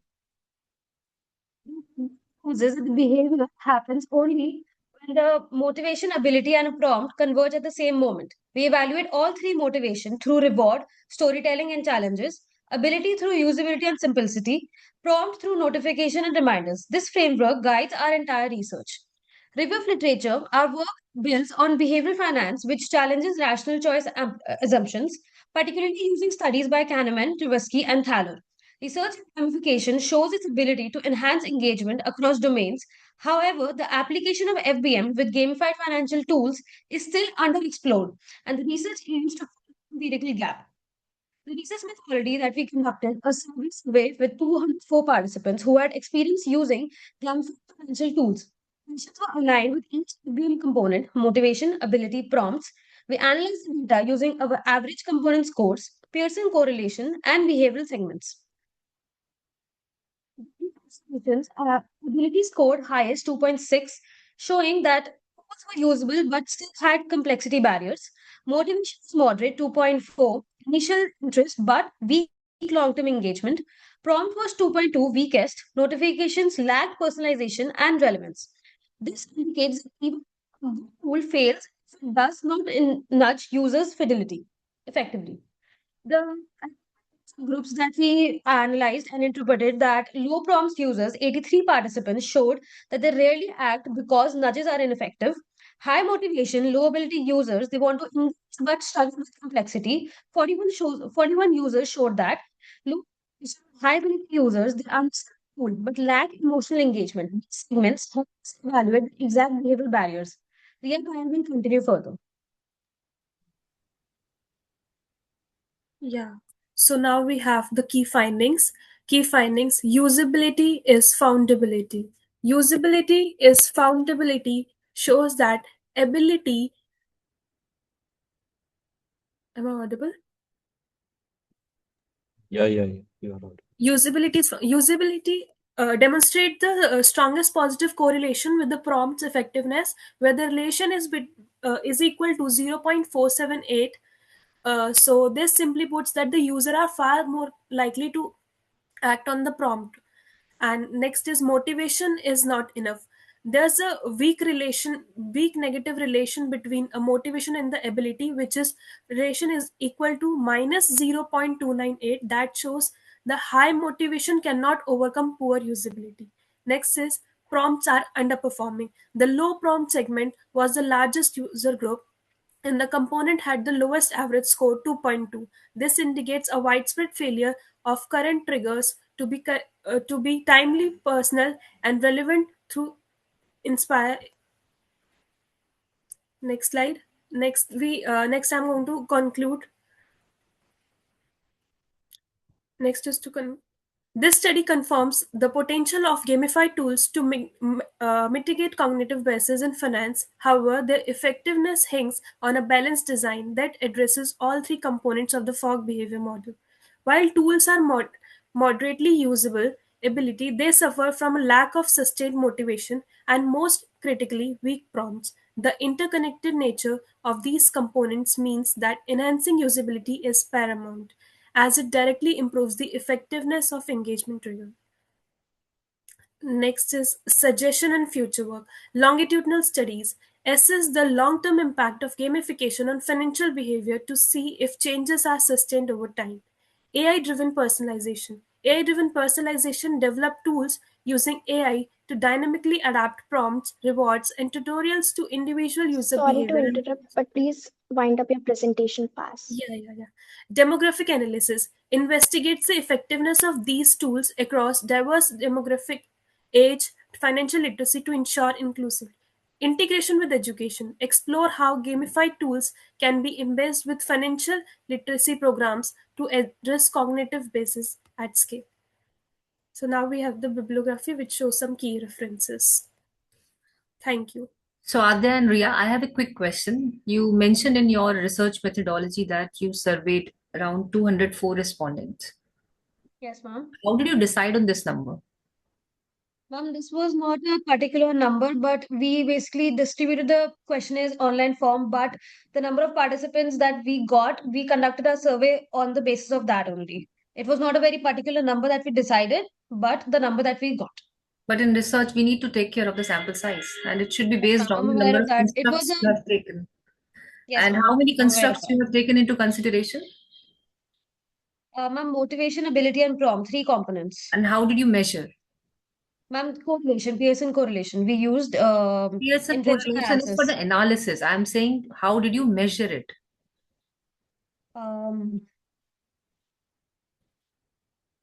Correlation is a technique through which we can analyze the data, is it?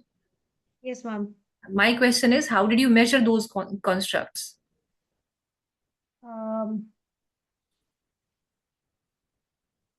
I'm not able to answer that question, sorry. Okay, no problem.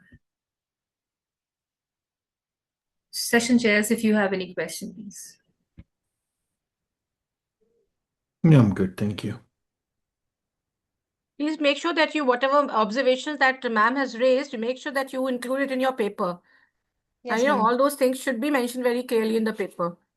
Yes, All ma'am. right. Next, you can move on to the next one. I hope the session chairs are marking the presentations. Now, I would like to invite paper ID 487, Daryan, to present. Please introduce yourself. Thank you everyone for giving me this opportunity to present my paper. I shall get right on it.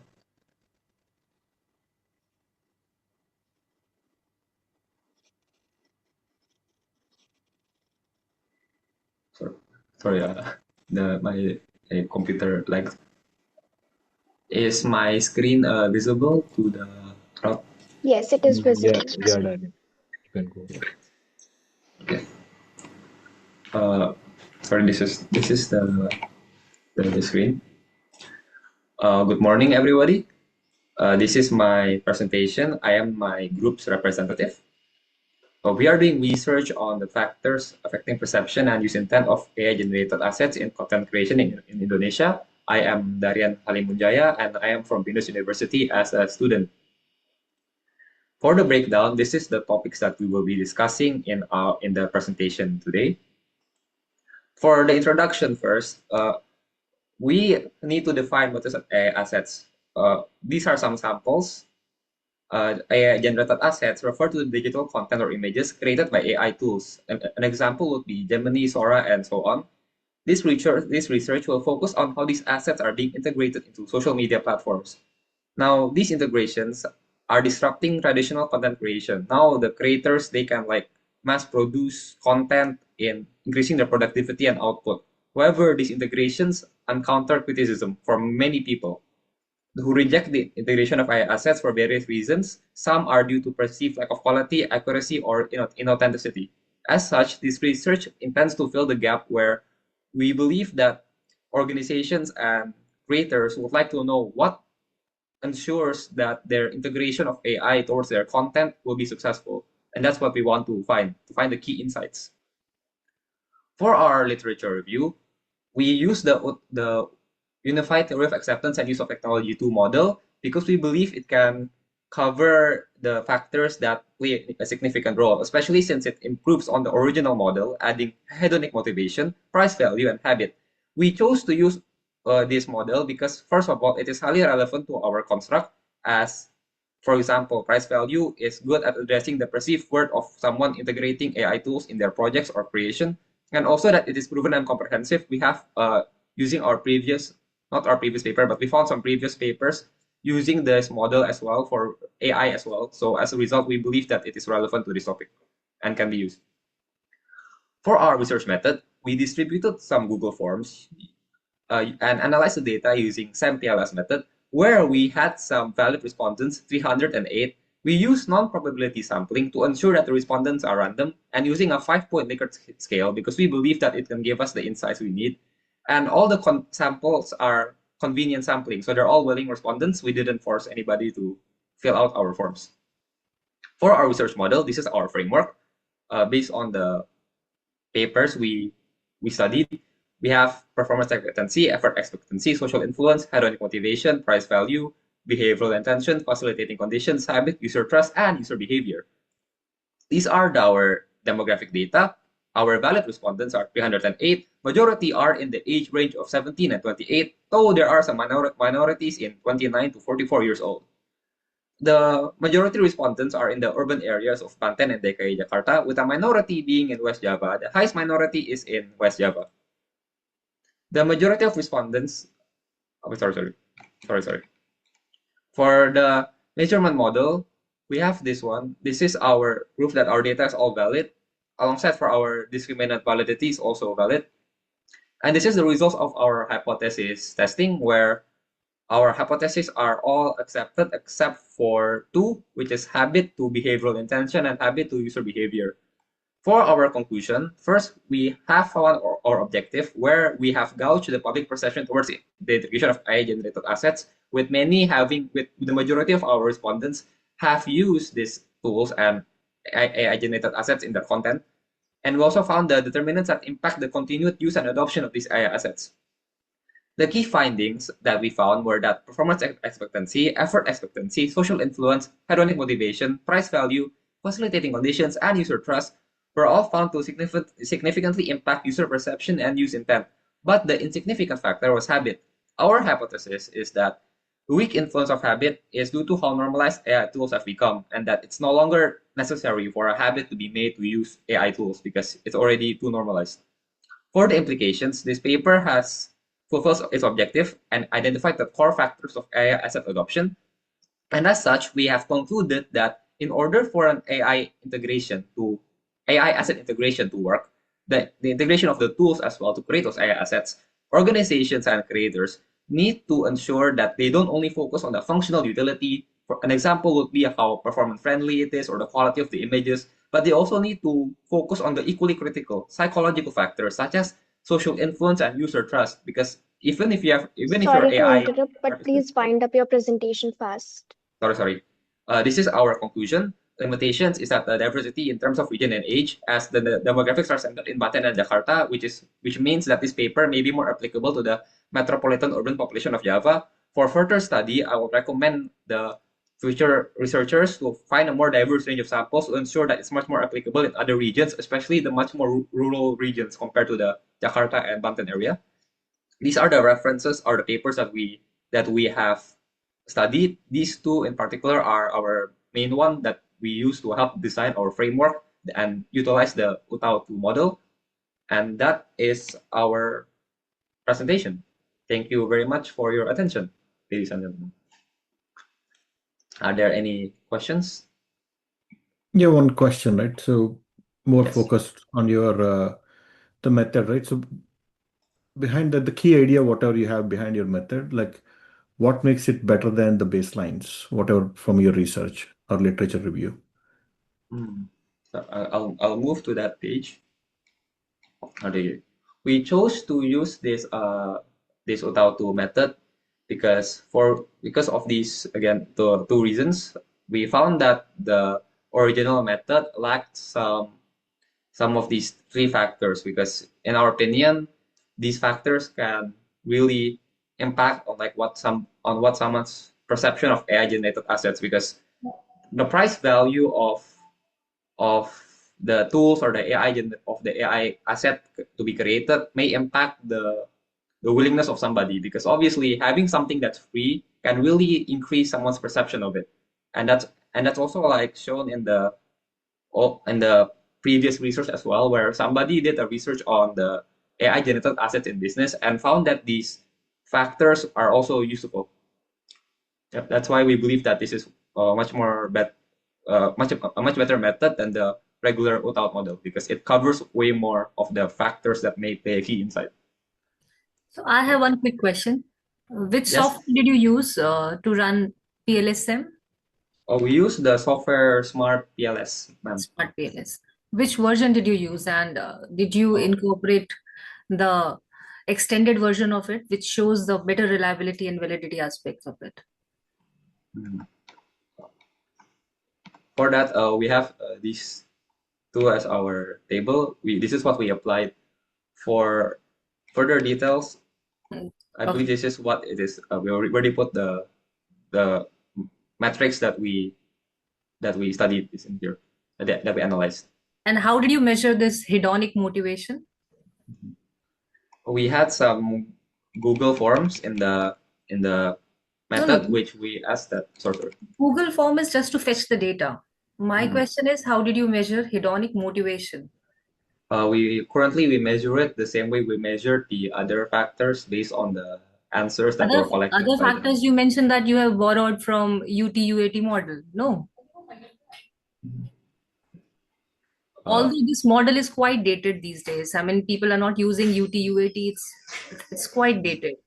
Newer version of this model has already been researched. So why did you use UT-UAT? And then how did you measure other constructs? I believe that the reason why we chose to use this model was because we found quite a recent paper that also utilized this model. That's why we also use this. As such, we thought that it was still quite relevant for our topic. That is the reason Because why. you did not mention anywhere the constructs details. You just mentioned that you use these constructs, but you did not measure how did you measure it. You have not mentioned those statements through which you measure those, constructs. And this is something very, very crucial. We measured it using the application, and we essentially got the data from the Google form, and then we process the data into an Excel sheet, and then we put it into the application. What I'm saying is, if you are saying that you measured hedonic motivation, you must have asked some questions pertaining to it. And those questions, I'm just asking basically the items. You must have Sorry. I just understood. Sorry. Yeah. For our hypothesis for hedonic motivation was that it would play an impact. Sorry, may I show the framework? That hedonic motivation would play an impact towards behavioral intention. That was our hypothesis, and that we wanted to measure. That is absolutely fine. The model is absolutely fine. The question was, how did you measure it? What are the questions you have used? Whether you have used your own questions or you have used any validated scale. That was my question. We used a 5-point Likert scale, and for the questions, we got the questions from the previous papers that we then adjusted to fit our current topic. So we essentially got the appendix from the previous paper, and then we found the questions from there, which we reused after adjusting it to our topic. That is how we measured the hedonic motivation. I hope that answers your question, ma'am. Okay, thank you. Yeah, thank you, ma'am. That is a very insightful question. Thank you, ma'am. Now I would like to invite paper ID 377 Andi.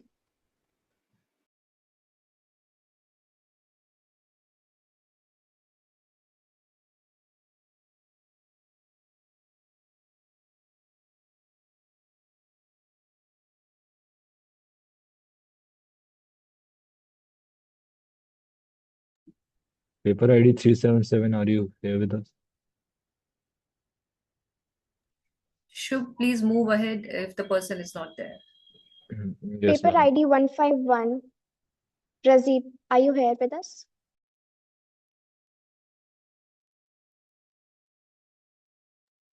Please introduce yourself and then you can start presenting.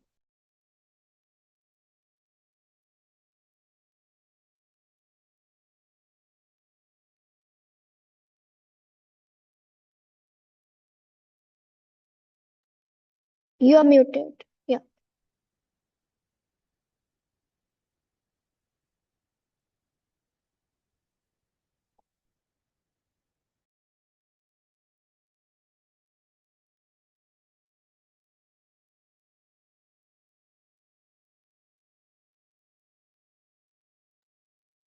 You're not audible, Razib. Hello, are you listening to me Yeah. right now?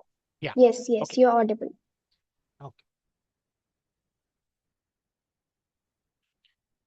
Okay, thank you, everyone. The title of my research is Learning with Machine, What Shaped the Use of ChatGPT in University. Those are the 6 authors who contributed in this project. And I myself, Rajiv Chandra, and I'm from Graduate Business School, University Science Malaysia, Penang.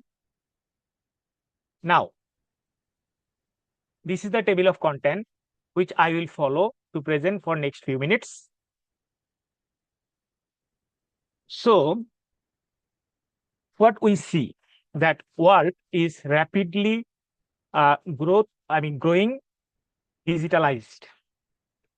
And this digitalization includes lots of technology. Among them AI is most dominant one, especially in the education sector. So it has revolutionized in the education sector. Now, AI is a powerful asset within EdTech landscape. That means in educational sector, it is now a powerful tool which is not only effective to provide idea or providing some knowledge or information, it also simulate all the information easily so that people can get also practical ideas what they are learning. It is adaptive in individual learning needs and preference. That means people can use this technology based on their own need and preference, which conventional classroom cannot offer because of large class size. And it has immense potential to strengthen current educational practice. Moreover, it enhances effectiveness of teaching and learning. I mean, both groups can be benefited from AI, especially generative AI. Large scale tasks with personalized adjustment. That means AI is more effective to take all the information, whether it is large data or not, doesn't matter for it, but it can provide more specific and need-based service. Now, I will introduce why did we conduct this research. Well, the challenges of conventional education. The conventional education, especially in the developing countries, large class size hinder quality education. That means maybe sometimes it is 200, 100 students within a class with different cognitive knowledge. So teacher face challenging to provide equal level of or generalized education for all. So teaching staff are overloaded with other tasks also. So they cannot manage everything. Now, growing demand for skill. So if we cannot generate skilled workforce, it Sorry might to have. interrupt, but please wind up your presentation fast. Oh, okay. Skilled individuals are increasingly demanding, and education lack of practical skill. And however, there are some lackings in generative AI, like AI enhance students' dependency, and some information from AI confuse natural thinking of the students. That means students sometimes do not like to think naturally because they are getting ready everything within AI. So, in spite of having lots of benefit, the adaptation of AI, especially in the developing countries, is very low, especially among higher education students. Therefore, we conducted this study. Why the adaptation rate is very low based on psychological perspective. So this is our research gap. Okay. So based on our study, we use extended technology acceptance model and develop this model. So based on our study, we developed 5 hypotheses. Those are here. Now, in terms of methodology, our population was students in various institutions in Indonesia, but our sample was only university students in Indonesia.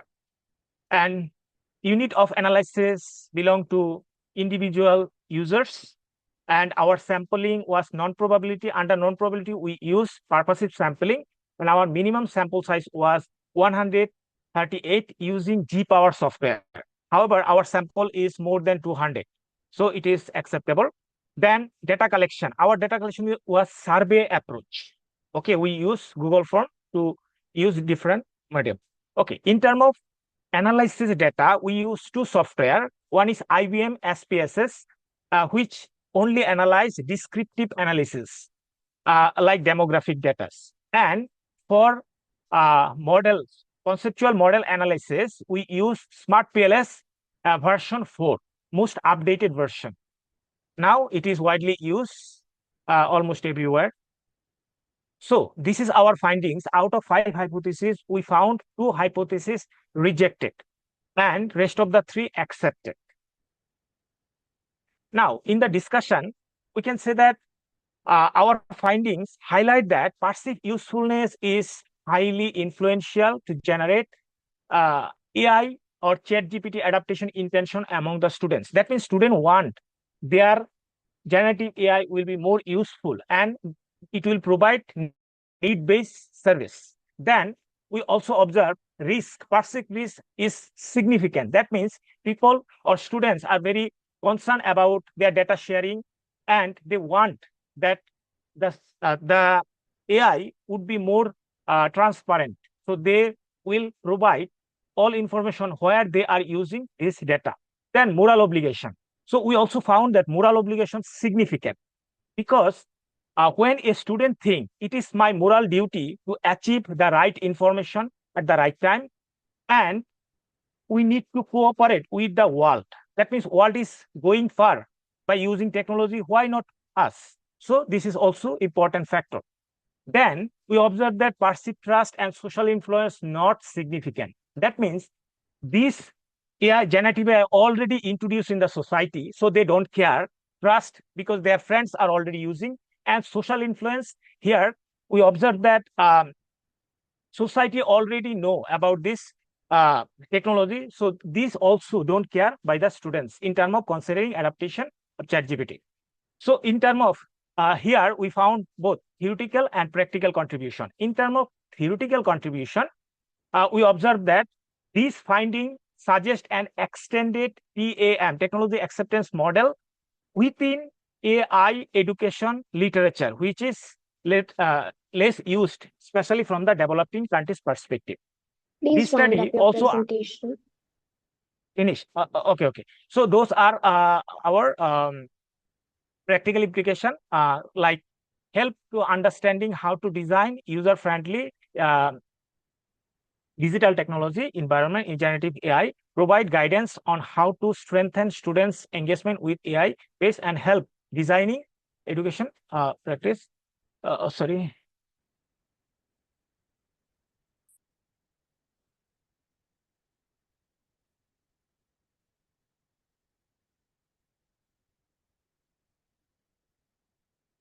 So these are our limitation and future study. We considered only university students within specific specific institution in Indonesia area, limited sample to university student only, and our sample size was acceptable but not entirely sufficient, and we use only Likert scale to measure our respondents. So in terms of future study, we can consider that engaging institution across different region, I mean different country, we can consider expanding participation to include learner from college, vocational training, and secondary school, and we can also consider combined both online and in-person data collection that will increase participation. And finally, we can consider integrate qualitative and quantitative mixed method because we use only quantitative method. So this is the end of my study. Now I'm ready to face question. Thank you. Maybe one question from my side. Maybe like in one of your studies, maybe like it would have been nice if you had any misinformation or hallucinations that are produced by these ChatGPT and other AI interfaces, right? Sorry, can you repeat, sir? So I'm saying like maybe in your future studies, maybe you could add any misinformations or hallucinations that are generated by these ChatGPTs and other AI. Right. Yeah. Thank you, sir, for the advice. I will definitely do that. But here, I just wanted to show that ethical concern which students generally face when using, those who are not still fully utilize this app yet. Okay. I just have a quick question. Can you go back to your conceptual model? Yeah.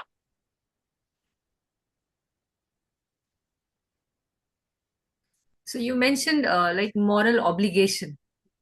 Yeah. May I understand the scale you have used for, collecting the data for moral obligation construct? Actually, this is we use Likert scale, No, and Likert scale. sorry. Yeah. Our question. Okay. So each variable we collect our data using questionnaires. Okay. So our questionnaire is fixed. For example, we can ask question. I morally believe that ChatGPT provide quality education, like that. So we will provide This is Likert what my scale. question is. This is what my question is, whether you have created the questions or you've used the validated scale. If you have used the validated scale, I just wanted to understand who is the author of this particular scale, like who has developed the scale for moral obligation. Okay, ma'am. Actually, we collect the scales from other study, which is in our study. I could not just remember right now. I forget to add this, because all the variables and all the items we collected from adapted from other study. Okay, based on our model. You should have mentioned it in the presentation, and you should have mentioned it that these are. Okay. Sorry for that. Near These future, studies, I will this is definitely something do which that. is very, very crucial. Okay, no problem. Okay, thank you.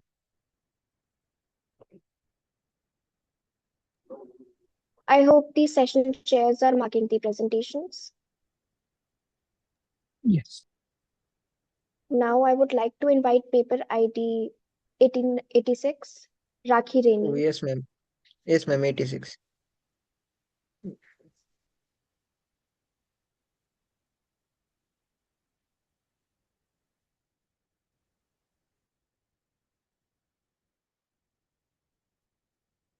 My paper ID is 86.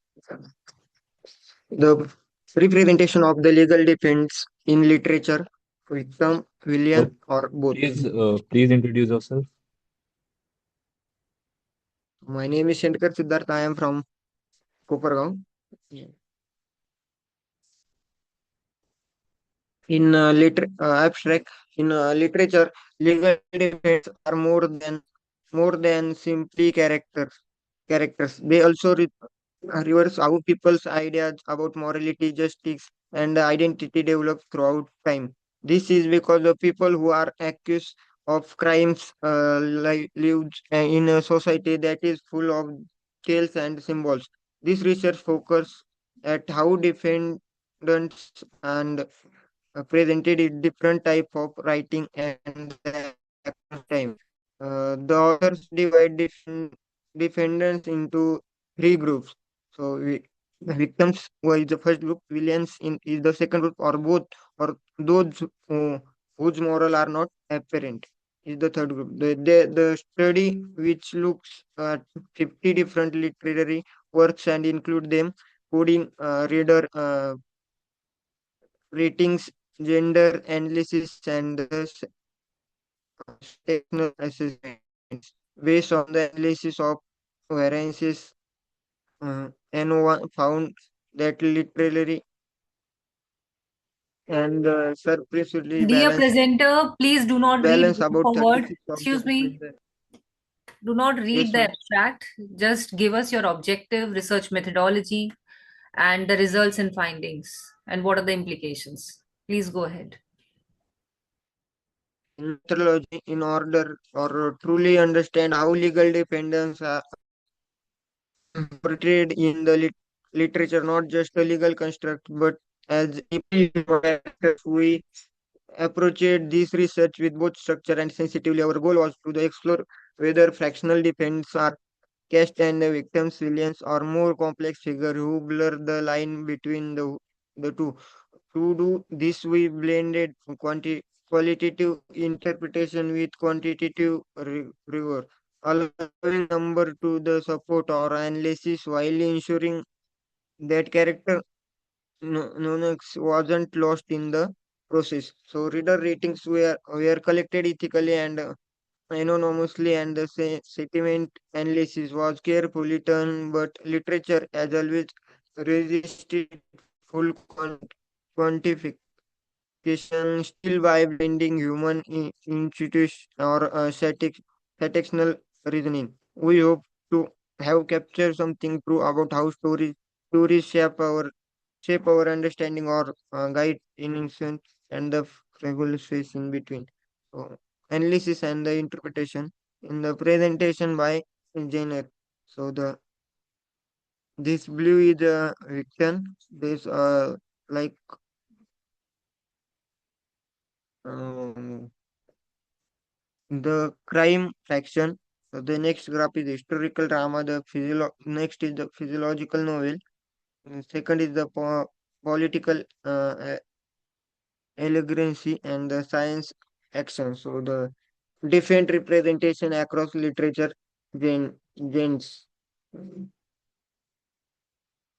Come to the result and discussion.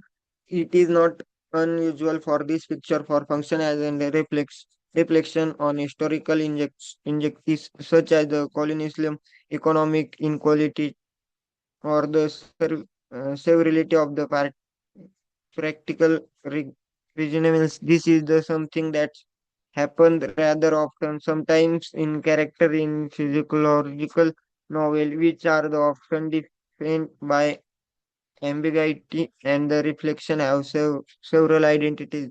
This is the regular occurrence in this type of literature. As the result, this helps to highlight the internal moral conflicted and conjugative dissonance that the protagonist experience throughout the story. When it comes to political allegory, the exits are often depicted as the both victims of the institutional corruption and agent insurrection or description. In the allegory, this may be seen as the frequent pattern. Political allegory, on the other hand, provide a cast of character. This is not only varied but also rather balanced. Come to the conclusion. What does it mean to stand trial? Not just court.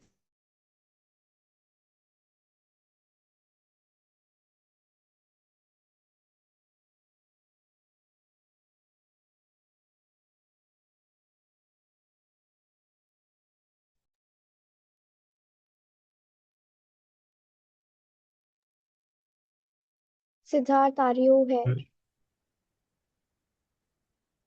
I think we lost him. Just wait for a minute and then you can move ahead. Yes, ma'am.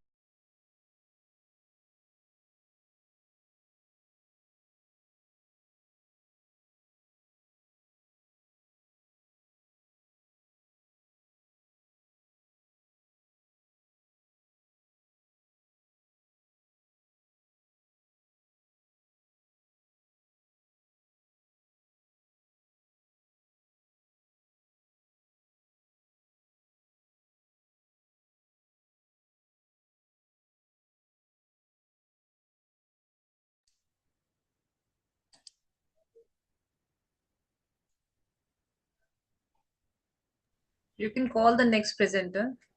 In case he comes back, we'll ask the questions if session chair. Yes, ma'am. So I would like to invite paper ID 579, T. Saravanan. Yeah.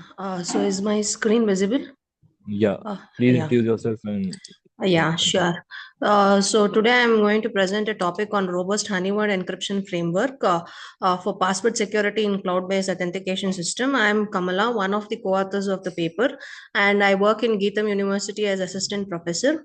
So talking about the Honeyword encryption, so let's get back to the introduction where we talk about password security problem that we face online, because nowadays everything is moved to cloud. So we have lot of things that vulnerabilities that occur. The first one is the critical vulnerability that comes due to the breaches and unauthorized access of data theft, and also the attacker's advantage, that is the stolen passwords, hashes that can be cracked offline using brute force techniques and dictionary attacks. And next one is the research gap. So in the current trend, there is a gap that often leads to the failure for optimal defense against database theft and sophisticated attacks.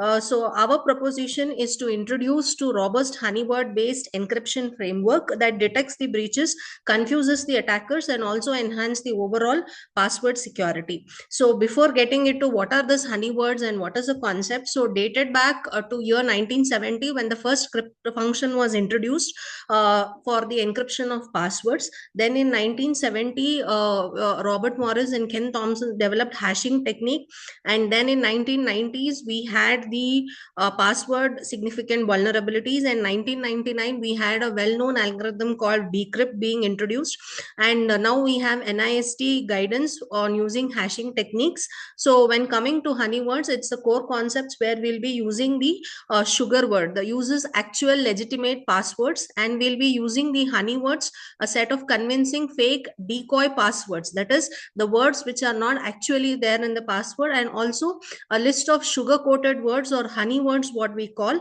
which has k-1 honey words. So there is a trap mechanism. So what happens here, if the sweet words or the honey words are stored in the password database instead of the real passwords or in the database, and if the attacker steals the data and tries to log in using honeyword, an alarm is triggered at the user end. And the administrator can take an immediate action. So this is the concept of honeyword. So the honeyword encryption framework has a overview here. It has a multi-layer defense system. The first one is the contextually relevant and random honeyword. Next is you have salt chlorine hashing, and it is a technique for fortifying password hashing. And then we have alarm policy that uses DOS attacks by allowing limited login attempts. So objective is to create a comprehensive solution that is resilient against brute force, DOS, and password guessing attacks. So as you can see on the screen is a complete process of how this honeyword encryption framework works. So you have an unauthenticated, you have a user here. So this user use a bcrypt hashing technique, and he will check the password. If it is unauthenticated, you will have an RHEF, that is Robert Honeywell encryption framework, where you will fetch some honey words, and it will give to the unauthenticated user, and he'll try to use that password and try to breach into the account. So then you will have an alert given to the admin, so the admin can look into what is exactly happening, and there is a security breach, he'll get to know. So he can just put out that unauthenticated user. So this is the process of using honeyword. And here also we are using the randomized salt chlorine technique, which is one of the hashing techniques to generate the hashed sweet words.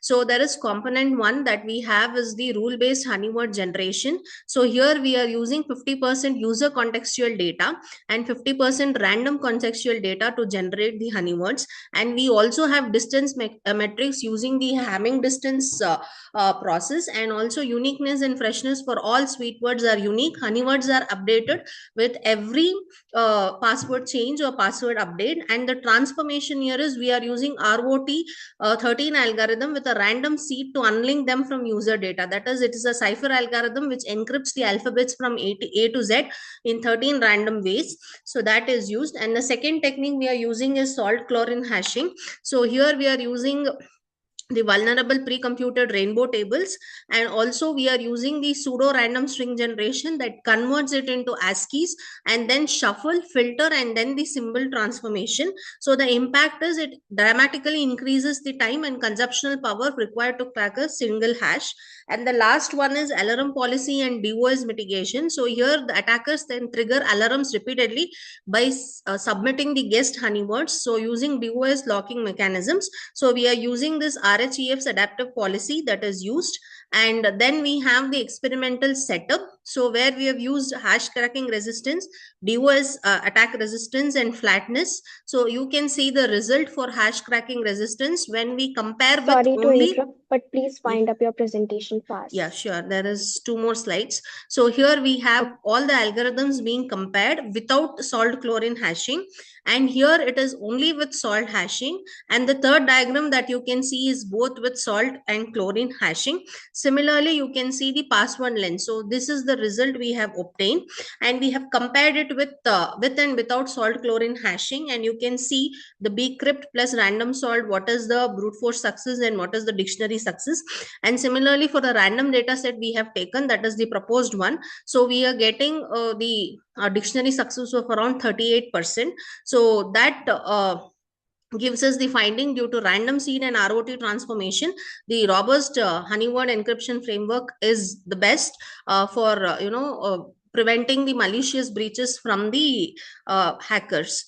So this is regarding the paper, and the conclusion is intelligent alarm policy. So we have derived an alarm policy using RHEF and also salt chlorine hashing. So what are the key achievements? We have higher end security because of that, perfect flatness and practicality.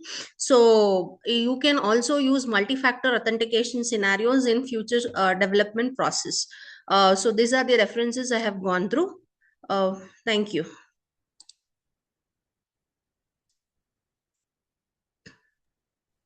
So, Kamala, what would you say some of the limitations of using salt, like essentially salt hashing?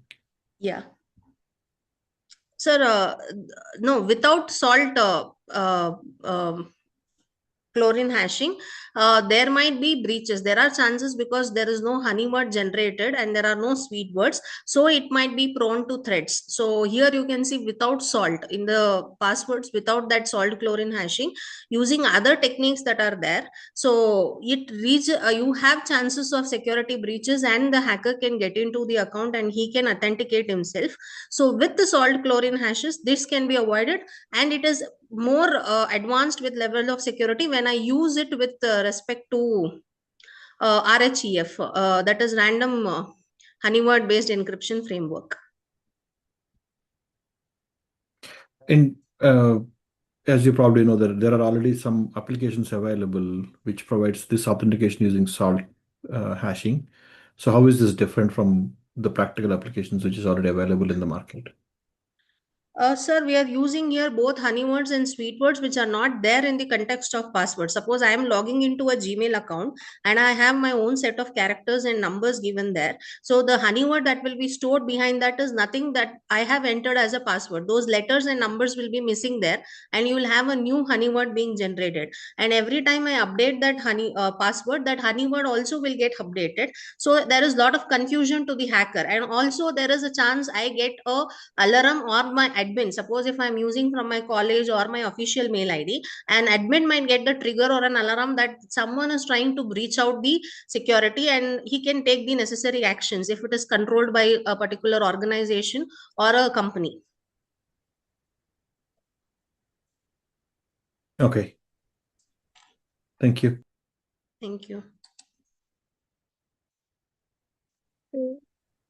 Now I would like to invite Vineet Prabha, paper ID 663, in lieu of Dr. Vinay Kandpal.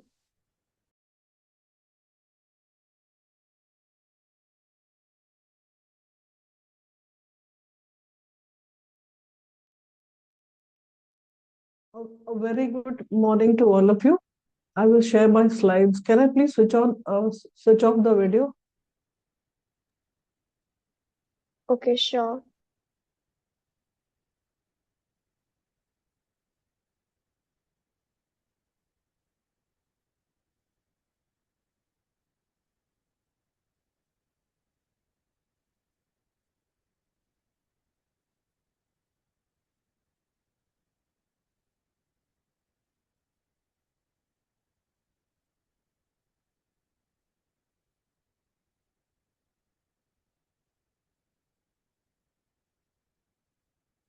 My PPT are not being accessible.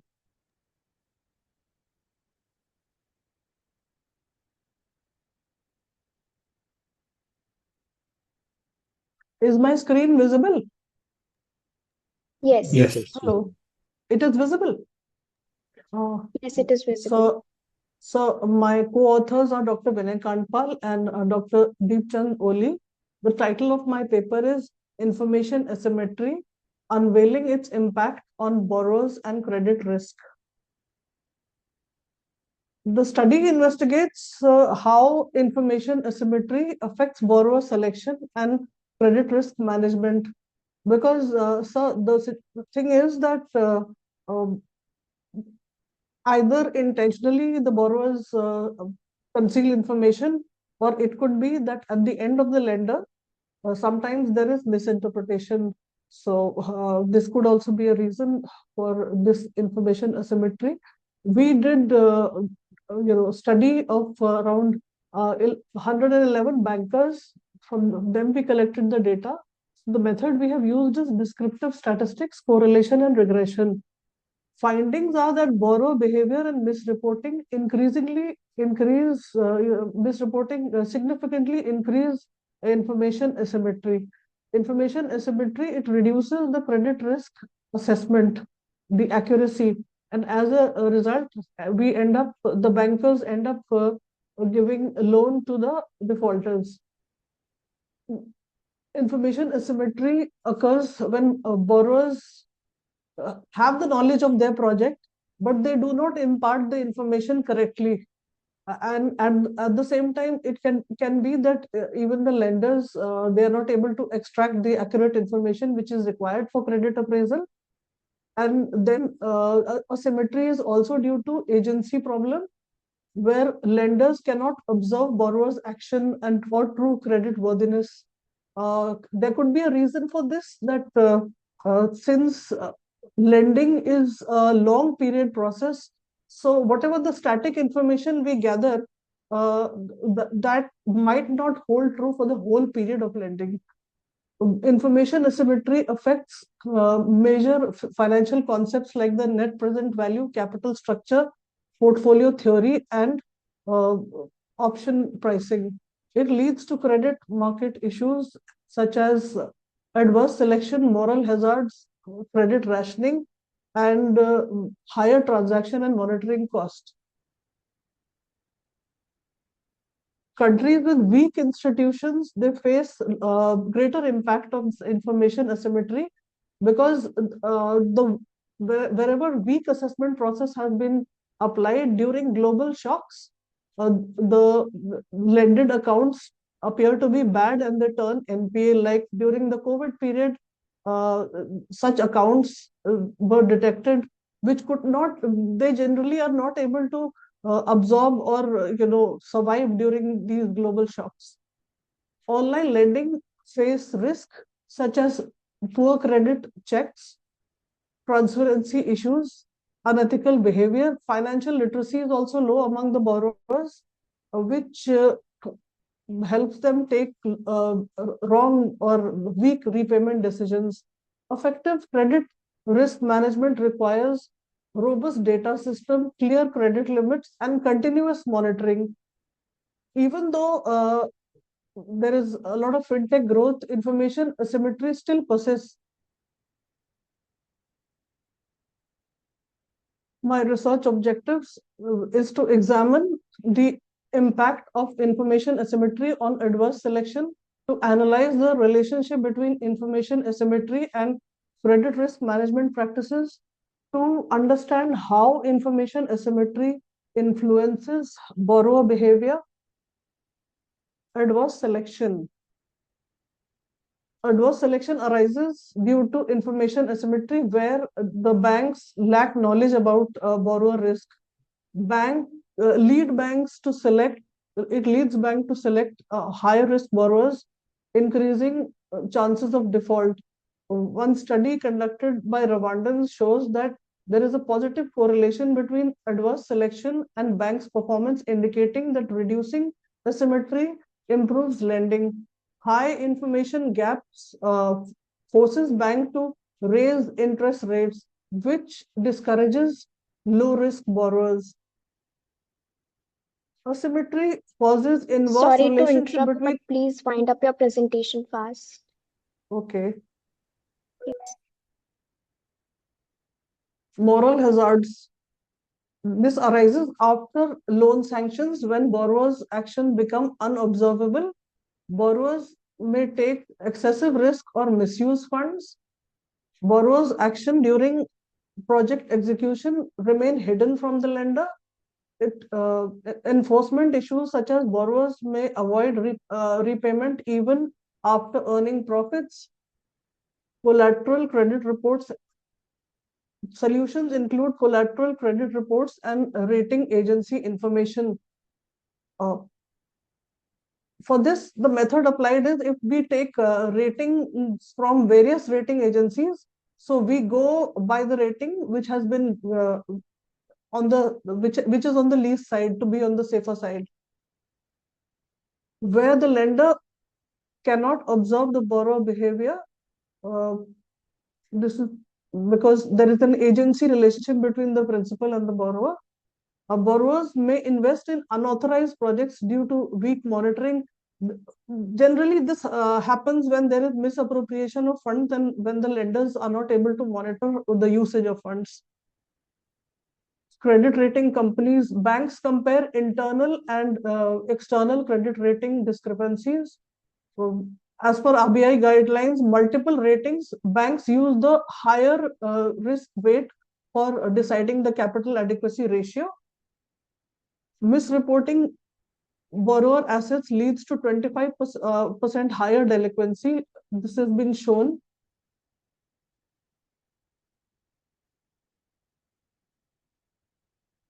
As per the data analysis, 87.7% respondents agreed that AI leads to wrong borrower selection. AI explains 35% variation in credit risk management practices. Borrower behavior explains 53.6 variation in AI. Regression shows a strong positive relationship among the variables. AI directly affects borrower selection and credit evaluation accuracy. Borrowers often exaggerate income or hide liabilities. AI increases risk for lenders and reduces loan portfolio quality. Credit risk monitoring process heavily depends on quality and transparency of borrower information.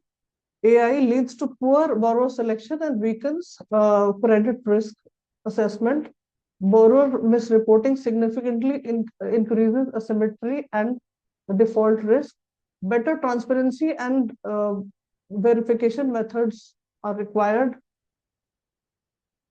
Policymakers should strengthen disclosure and reporting requirements.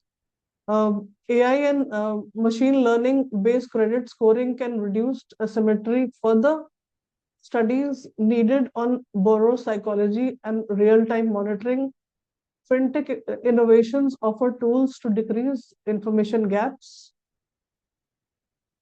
Thank you.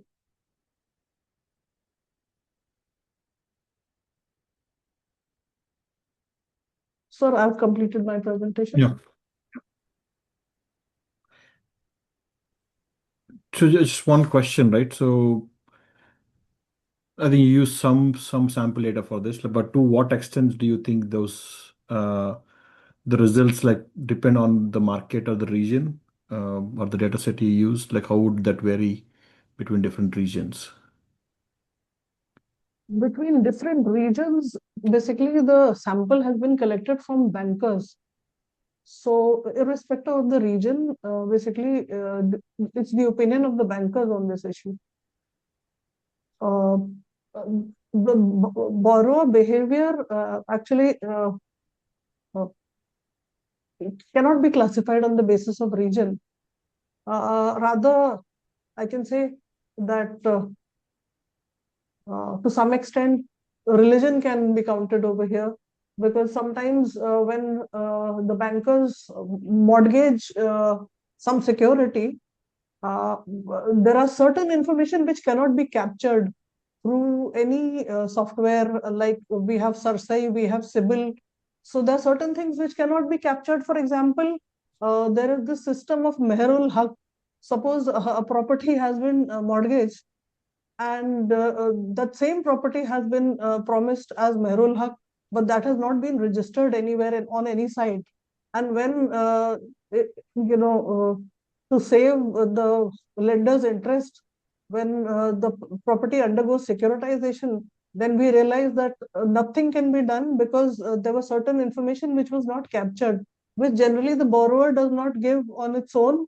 It is that through these mishaps, the lenders learn what all to incorporate in their documentation.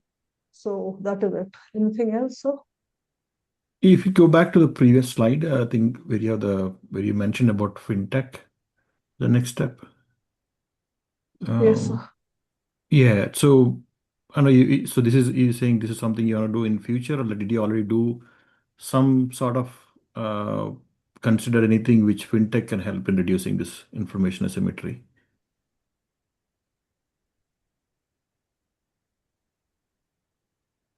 See, the bankers, they should be aligned with the filing of ITRs also, because the information on which they extend loan or any credit facility, it's a static information as on date. But a credit facility could have a duration of maybe 20 years.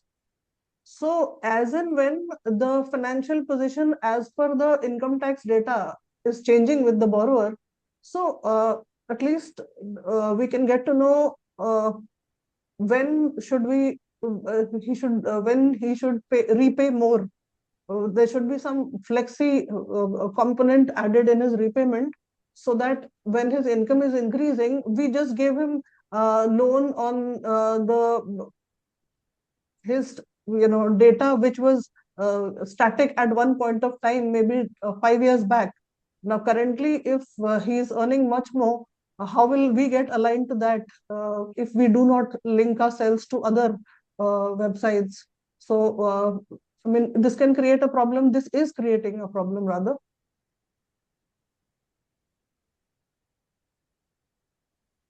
But is not the opposite of that is also true? That so would you say that then if the borrower's income is going down, the lender should adjust accordingly?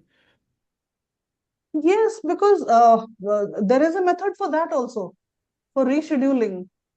Suppose he was earning more 2 years back. Currently, he's going through a financial crunch. In a 20-year span, there can be lots of ups and downs in his financial position. Not necessarily that means that his intention is bad.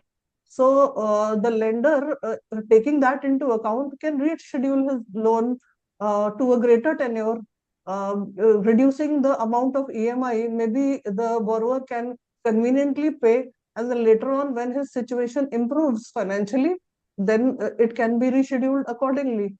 So fintech can really help in that.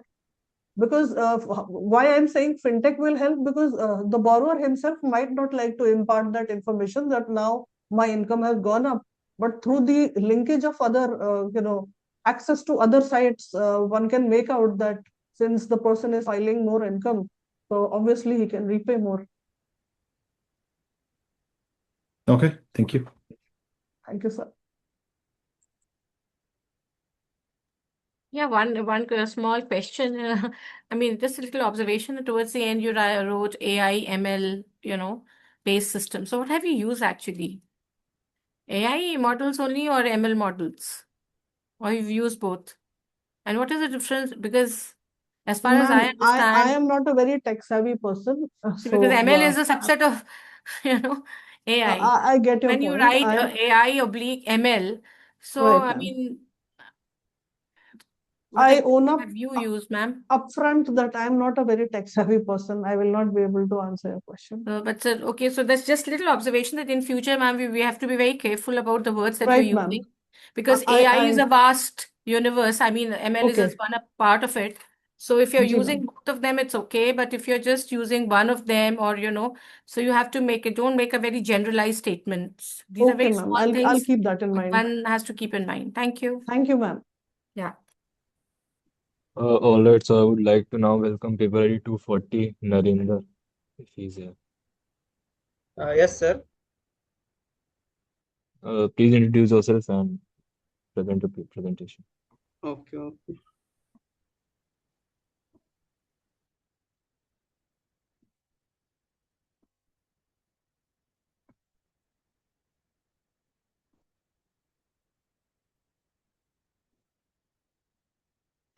The paper ID is 204. The title of paper is The Biological Inspired Networking, Exploring the Nature Inspired Algorithm in the Wireless Sensor Network Design.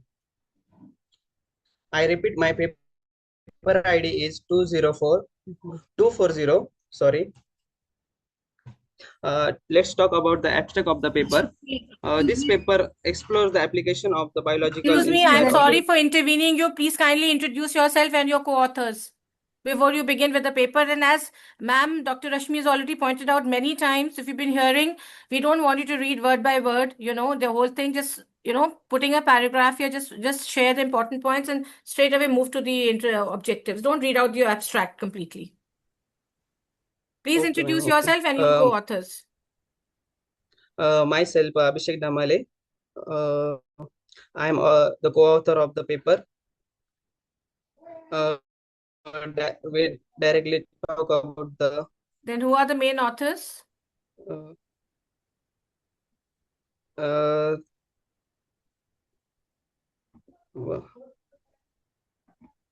Your affiliation, please. Narendran Chintamunu. Okay, proceed. Don't read by word your abstract. Okay, ma'am.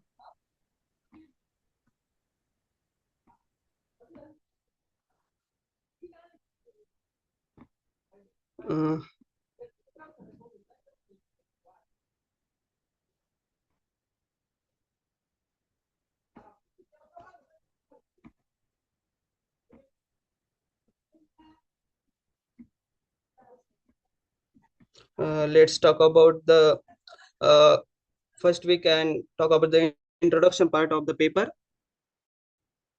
Fast growing wireless sensors network have transformed technology and communication. These small sensors with the little resource monitors the environment and automate the industrial operation in many places. Wireless sensors network are the popular but power concern, unpredictable weathers and efficient, scalable communications and protocols are needed.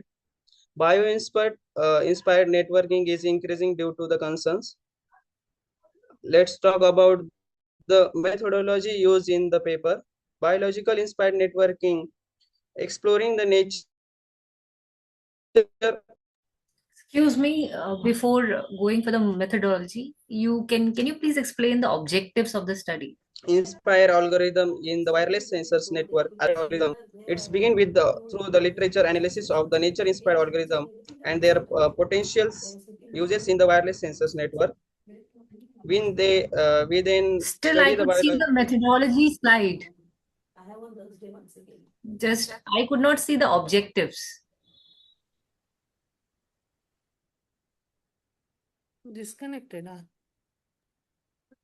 Ma'am, we He's have there. not added the objectives in No, the but PPT. you cannot have a presentation and a paper without an objective. I'm really sorry. Then we'll have to skip your presentation. Either you add it and you come back, or we can't take it forward without that. We can move on to the next presenter. And in case you have not mentioned it in the slide and And if you know it, please add it. Just tell us.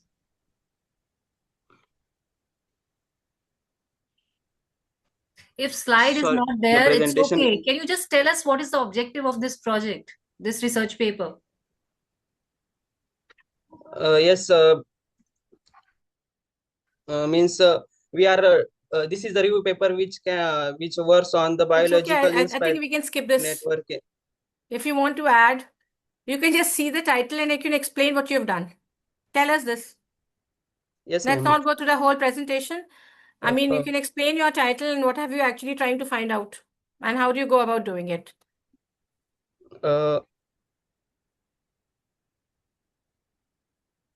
I not. We can skip this now Really and we aware can of move all on to the next about the things. presentation. I'm only presenting the paper. It's okay. Then we can move on to the next presenter. So now I would like to invite paper ID 538, Rohit Kumar Khatri, if he's here. Yes, sir. I am ready, sir. Yeah, Rohit, please introduce yourself and Yes, present sir. your presentation.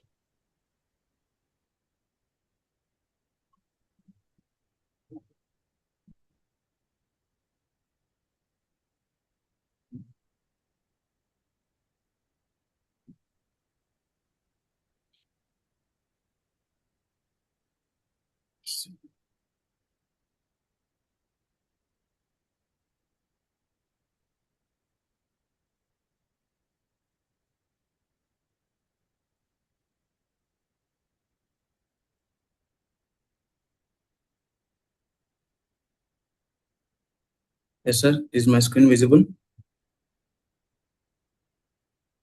Yes, it is. Yes, ma'am. Myself, Rohit Kumar Khatri, Department of Management Studies of G. Pulaya College of Engineering and Technology Autonomous, Kurnool, Andhra Pradesh, India. And my paper ID is 538. My title is Enhancing Customer Experience via Emotion-Driven AI Communication Platforms. Here, table of contents, introduction, literature review, problem statement, proposed work, result and discussion, conclusion, feature scope, and reference. Coming to the introduction, customer experience is critical in today's fast-paced digital landscape with emotional fulfillment becoming a key factor in consumer relationship. Modern consumer prioritize feeling understood and accepted over traditional factors like price and quality when choosing brands. Emerging technologies like AI enhance user communication with effective computing or emotion-driven AI transferring market client interaction. AI system can recognize and emulate human emotions and expect referred as empathy, facilitating interaction through voice system, chatbots, and virtual assistant. They are concerned about AI overreaching in understanding human feelings, but genuine emotional connection fosters Mr. customer Rohit, loyalty. Mr. Rohit, Yes, if you can ma'am. just jump to the objective slide. Don't read word for word, please. Oh, yes, ma'am. Okay, ma'am. And next slide, enhancing customer experience through this research, which we have customer relationship management, enhance customer loyalty, higher ROI, competitive, reduce customer churn, increase conversion rates. Coming to the contribution of research, here some of the contribution area which have been reserved: comprehensive literature review, methodology analysis, industry application mapping, identify research gap, ethical consideration, multidisciplinary perspective. Coming to the literature review of authors, yes, objective, methodology, and conclusions. Here some of the objective which has been concluded: enhancing customer experience through emotion, AI, and data security. Analyzing in buying in earlier human using emotion UX, build emotion-driven human robotic dialogue frameworks, investigate online flow and AI-enabled service mentor, explore AI role in consumer decision-making via chatbots, performing sentiment analysis on images. Coming to the methodology, emotion recognition integrated with secure system, real-time environment, emotion rank survey based on AW experiences, real-time emotion recognition system implementations, comparative study on chatbots interactions, sentiment or emotion analysis via NLP, integration of GIS AI XR platforms. Coming to Next the slide, conclusion, please. Next slide, please. coming to the problem statement, even if a laptop communication platform for consumer AI, most of them still did not have emotional intelligence. This may talk robotics and code, they cannot address the emotional needs of clients. This may customer unhappy and leads to higher customer turnover, which emotion-driven AI is not utilized much, not explored much, and not dependable. Even though it promises to enhance communication system by detecting and adapting to emotion in real time. We need to find out to construct, utilize, expand emotions AI so that we can deliver individual emotionally intelligent interaction with different Please to aid don't different read. Please companies. don't read. Just show us the slide what you've done. Yes, And ma'am. Coming to the proposed work, yes, these are the proposed work, the emotion diagram framework and to chatbots, emotional next. features, proposed more research, emotion recognitions, emotion AI user inputs, dialogue You management. reached to the proposed model, but you did not utter the objectives yet. I'm What is the wondering, objective? why people are not telling us the objectives of the project. Please understand the time of everybody is very precious here. Yes, ma'am. I mean, we can't go through the entire presentation, and especially a presentation which doesn't even have an objective. I mean, how can we let you proceed with the entire presentation if you don't know what you're doing? Yes, ma'am, we know. Even if you've not put it in the slide, at least you'd have on a piece of paper and you could read it out. And if you haven't done it, please do it. Yes, ma'am. There's no point in going further. Everybody's time is very precious here. I'm sorry, but please understand. Yes, ma'am. Just skip through the slides. Let us see what you've done. Yes, ma'am. Next slide. The architecture proposed model. This is the architecture proposed model, ma'am. For what proposed model? What is the proposed model for? For the emotions of the user inputs of the That's robotics. what you need to put it as an objective. Ma'am, So we what have, you're telling us is the objective. So that has to be, they are very, very clear-cut instructions that, your presentation should have 4 or 5 slides. And one, of course, you begin with a little introduction of your topic, and then you move on to your objectives. And then, of course, the literature survey, gaps, methodology, conclusion, findings. So this is a very set pattern. But yes, you are ma'am, we have, skipping the most is important there, part of it. And then you are, so of course, what you're talking makes sense here, but, you've not put it in the slide. That's what ma'am is asking. Ma'am, we have conclusions, all discussions, all this. चलो आगे बढ़ जाओ, चलो कोई नहीं, तुमने काम नहीं किया है, किसी और का काम है ये, and that's what you're reading and that's what's very obvious to all of us. Ma'am, coming to the But make conclusions. sure that you know something when you are sharing a presentation. Thank you very much. We can move on to the next one.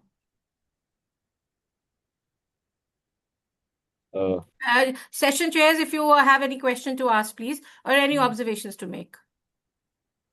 I'm sorry. Yeah, No. I mean, Thank you. Yes, ma'am. anything you want to say? Yeah, like you said, maybe if it has objective, it will be like clear, and also like a real world problem. Yeah. Just as an example, that Now, will whatever they have done, it's okay. I mean, now we can't change it and probably they can incorporate in the paper. But what is important right now is at least basic is to have an objective. Without an objective, how do you proceed? So, I mean, for the rest of the presenters, if you're listening here, please make sure that you add just one quick slide of the objective before you actually present here. Please make that little change. It's just one slide. You can quickly write it, jot it down while the other presenters are doing. So this is my request to you. Yes, ma'am. And Next make time I some will. sense. Yeah, Next thank time I you. will focus on it, ma'am. Mr. Srivastav here, I hope it's okay. I mean, you do agree with us?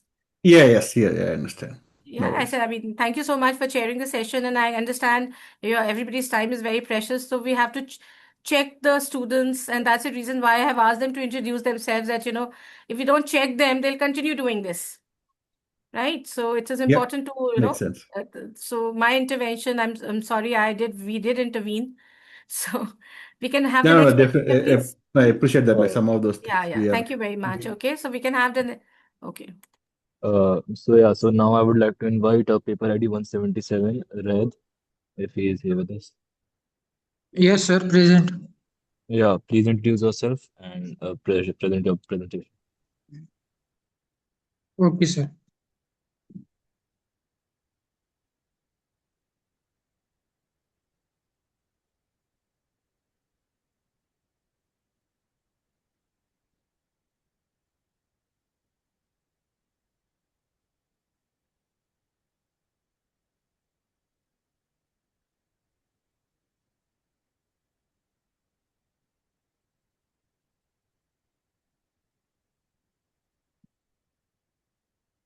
So I am Pagirar Shigesh. My paper ID is 177. So my title is Intelligent Feedback Analysis Hybrid LSTM GPT Framework for Education Improvement.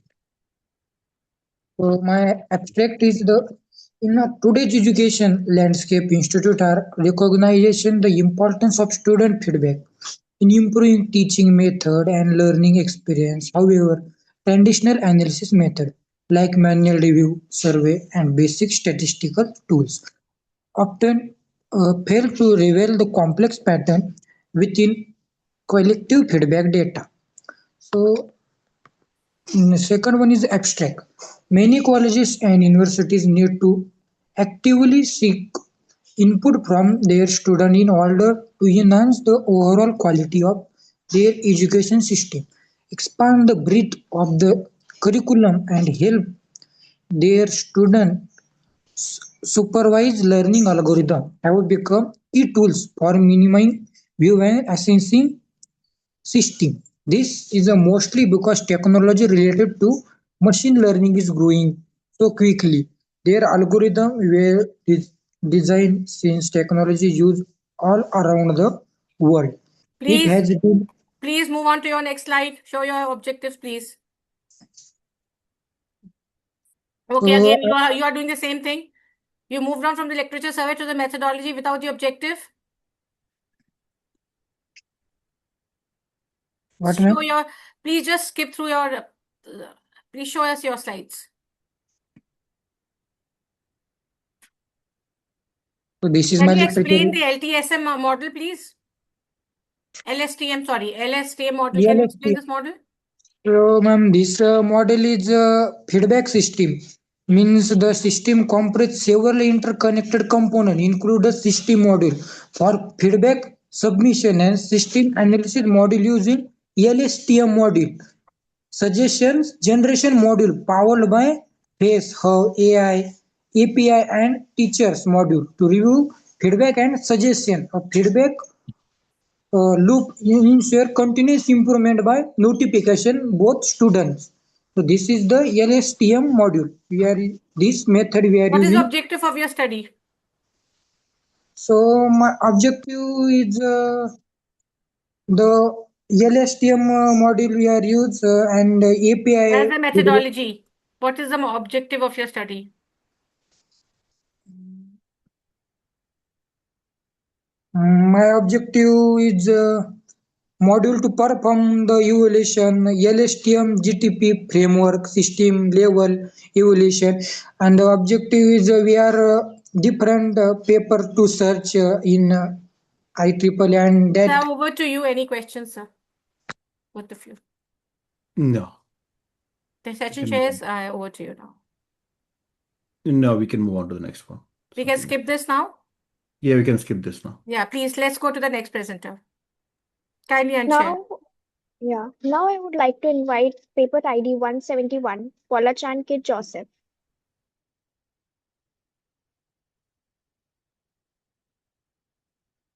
MCs, you can intervene too, please. Right? You can please make sure that the presenters are introducing themselves and they have an objective at least. I mean, Yes, we ma'am. don't have to have session chairs. We can just give observations. I think very clear to you that we cannot have papers without an objective. Yes, Yes, ma'am. We have to cut them short there and let's not waste anybody's time.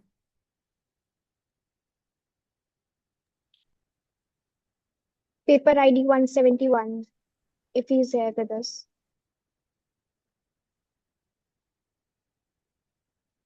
If they're very much sure, they can just show the presentation, even if they don't have the objectives, but we'll not give them more than a minute. Just Now I would like to invite paper ID 233, Lata More.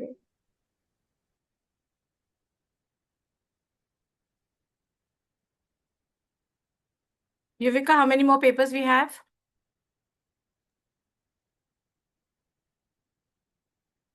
Ma'am, 8 to 9 approximately. Still more to go? Yes, Alright. ma'am. Okay. Please, you can ask the next presenter then.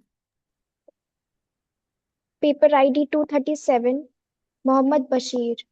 Shubh, you can put it on the chat box that they should all be ready. Whoever has come, the remaining, they can put it on the chat box that they are here. Yes, yes, So even if the others are not there, we can invite them. yes. The remaining 8, please ask them to just acknowledge on the chat box that they are here. Okay, ma'am.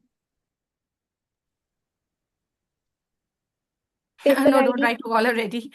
You can ask which all paper IDs, all right, asked yet to present. And you're present here. You have to make a presentation and you're very much present in the conference. Next. Paper ID 369. Are you ready? Are you there? They need to be there before they have to be ready. I think their slots are we are ahead of the time compared to their time slots. Maybe I'm not sure if they are there. Yeah, it's okay, but we can wait, we can still call out. But preferably whenever you're presenting, I mean, you should make sure that you are a little, in advance, you Yes. have to be there. And meanwhile, Yuvika, because I joined a little late, so can you introduce the session chairs to us? So let us utilize this time and you can just meanwhile check. We have 2 session chairs and we have, of course, we are from Amity only, Dr. Rashmi and I. I'm the area chair finance here. I'm a professor of finance in AIBS. And so probably Rashmi, you can I introduce yourself. already interacted with him. Okay, you have interacted. Yeah. So Yuvika, Yes. can you introduce me to the session chairs, please? Okay, sir, आप बता दो. Yes, ma'am. That's a better way. It's okay. हाँ. Yeah. Yeah. So like I'm Sitaram Srivatsava. So I work for a company called like IQVIA. We are Okay, primarily so you focused are on. from the corporate. You're not from academics. No. No, Okay. not from academics. That's why some of these things I'm trying to make sense as well, how to Oh, use practically. okay, okay. But that's Fair why enough. I appreciate your academic input saying, okay, we need to have certain things, which is I'm also learning that Oh, we need to but have of certain course you things have the because practical knowledge, so we right? Yeah, So that I think, yeah. yeah. So it's a So very it's very robust important. panel, actually. So blend of academia and, corporate. Yes. Yeah, that's actually that's what like I was wondering. Like Yeah. initially, I was not sure what to look for, not look for, but I think your inputs are definitely valuable there. It's fine. It's perfectly fine. Yeah. I think my primary focus, like I work, I said like we primarily build technology products for life sciences industry, for primarily like pharma, consumer healthcare, and medtech. Okay. Very Yes, nice. so we build cloud solutions. I think we have different customer engagement. We essentially do everything from uh, clinical trials through post commercialization of like a drug, from a molecule to a market. That's what our focus is. So our organization does, like, we do technology products for. Also, we also actually execute uh, clinical trials for a lot of the drugs you see in the market coming out as All well. right. So we have Dr. Pranay Verma also here. So, Pranay said we did not have the participants have not yet joined. They are not ready. So we thought a bit of interaction with the session chairs. Oh, So sorry Yeah, to Pranay. interrupt, ma'am. Actually, we have one. we have one. Okay, then we can proceed Okay, with good. them. Let's Okay. So continue. meanwhile, we can Yes, fill up ma'am. the gaps and we can talk and learn something from our session chairs. Yes, Right? ma'am. So we can So, have the next presenter, please. yes, A ma'am. big So, welcome to Yeah. Sitaram. I can see Sir is the main organizer Vijay. of this conference. Dr. Vijay. Pranay Verma. Vijay, how are So you, you can Vijay? introduce yourself and Good, interact with how are them for you? 1 minute. Yeah. We have been chatting. We have been Oh, talking you've been over doing that. WhatsApp. All right. Great. Fine. Sitaram, So how are yeah. you? Good. Nice that you joined. It's very kind of you. It's late night and still you're there. Thank you very much. Okay, very Please continue. yeah. Student. Okay, we can have the next presenter. Yeah. yes, ma'am. So now I would like to invite paper ID 447, Sejwali Punika, if she's here with us. Please present your presentation. I'm visible. Yeah. 1 second, I will share my screen. Please introduce yourself and then present. Yes. Good morning, everyone. My name is Purnika Sujwali, and I'm pursuing MSc Mathematics from Sharda University. Is my screen visible? Yes, it is visible. Okay, so today my topic is sum-3 equitable labeling in cycle graph for communication systems. This is the index. So introduction, the efficiency and fairness of modern communication networks, in terms of channel assignments, load balancing, and scheduling are critical design challenges that we address using graph theory, where devices are modeled as vertices and connections as edges. A methodology employs graph labeling, specifically focusing on the concept of equitable labeling. This paper focuses on the property of sum-3 equitable labeling, which requires the network's connections weights. We investigate this property, the sum-3 equitable labeling, which serves as the fundamental mathematical model. We have made a MATLAB program that verifies the cycle graph that always admits the sum-3 equitable labeling property. These are the definitions. So the cycle graph, which is donated by the CN, it is a closed loop network structure in graph theory. This is the 3 equitable labeling. The rules for the 3 equitable labeling is that in modulus, the V zeta L is subtracted by V zeta K. It is less than equals to 1, and E zeta L is subtracted when E zeta K is less than equals to 1. So here 0 is less than L and K is less than equals to 2. So then the sum-3 equitable labeling conditions is that zeta star QR is equals to 0, 1, 2, 0 if zeta Q plus zeta R is We congruent can to 0. please let's move on to the objectives, please. Okay, ma'am. Yeah. And the literature survey, the literature gaps, yes. So these are the gaps objectives and that you're addressing through the objectives. The generalization of the equitable condition. In this, the cases are only 3. I've taken the only 3 cases over here. And second is the depth of practical application and simulation. In this, it works only for the Wi-Fi challenges, not for the real-world settings, as it gives only the basic math graphs. Third is the lack of practical simulation and performance matrices. It only tells that this works only for the FAIR systems, not for the real world settings. Fourth is the algorithm implementation and verification. This tells it works only for the C3 graphs, not for the CN graphs. So these are the objectives.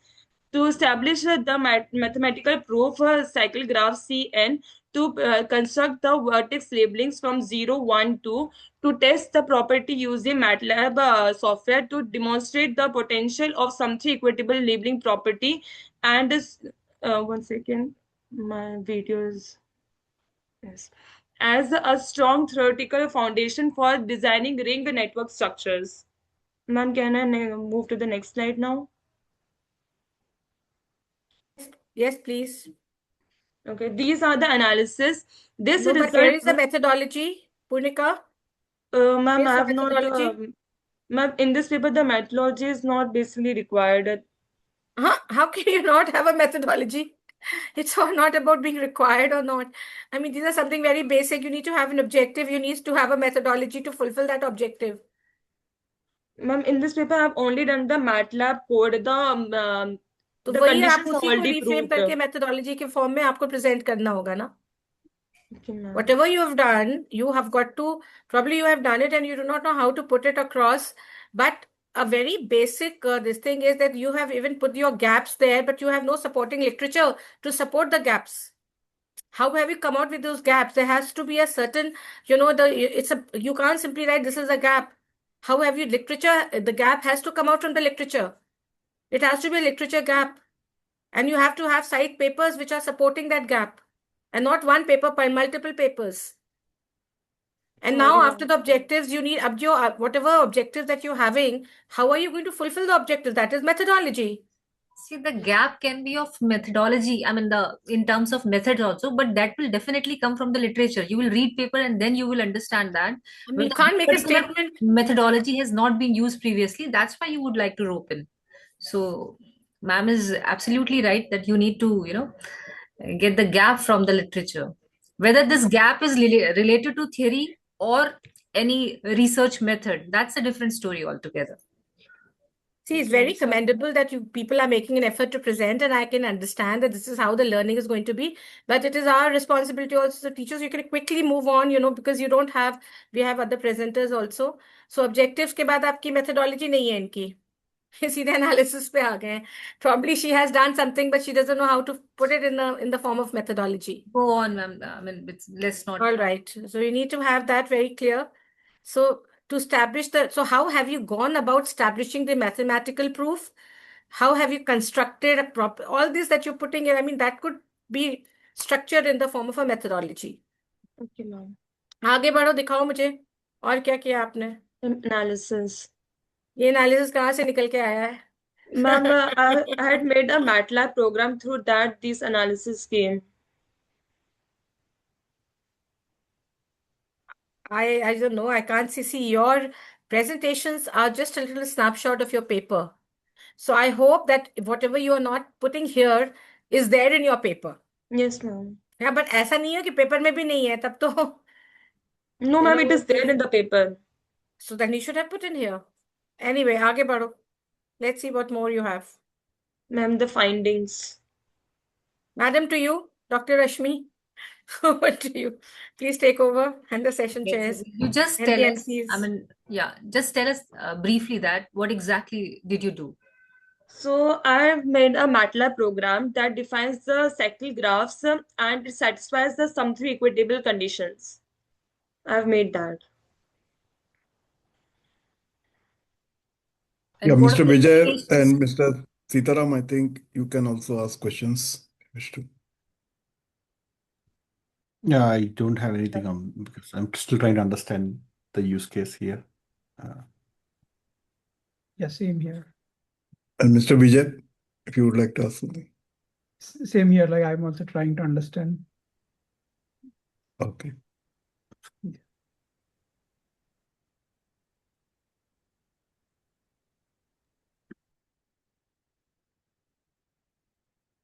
Punika, conclude your paper, conclude your presentation then. Okay, ma'am. So should I do the implications then? Yes, So please. in this, okay. So in this, the vertices are labeled from 0 to n, where n is 3 and m is the number, and m is the number of subgraphs we want in it. The second one is that the edges are labeled from 0, 1, 2. In this, the cycle graphs, it totally works with the sum-3 equitable labeling. And the fourth one is that this pattern can construct the ring technologies in communication networks. So these are the implications.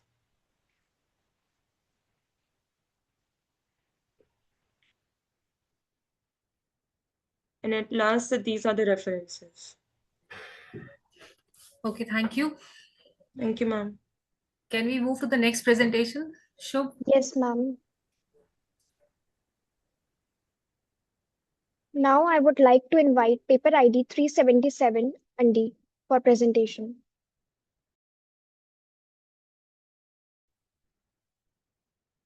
Yes. Can you hear my voice? Yes, you can proceed Yes, now. you're Okay, sorry, ma'am, because my camera is broken. It's okay, you go ahead, please. just introduce yourself and then present your presentation.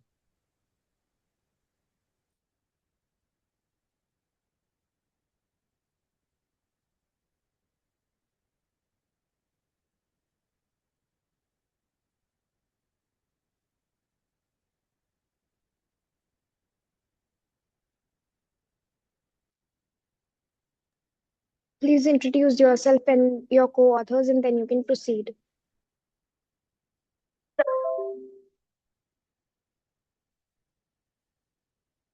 Hello, my name is Andy, and then this is for the paper 377. The title is What Keeps Vintage Customer Loyal and Exploring Sustainability Loyal Drivers.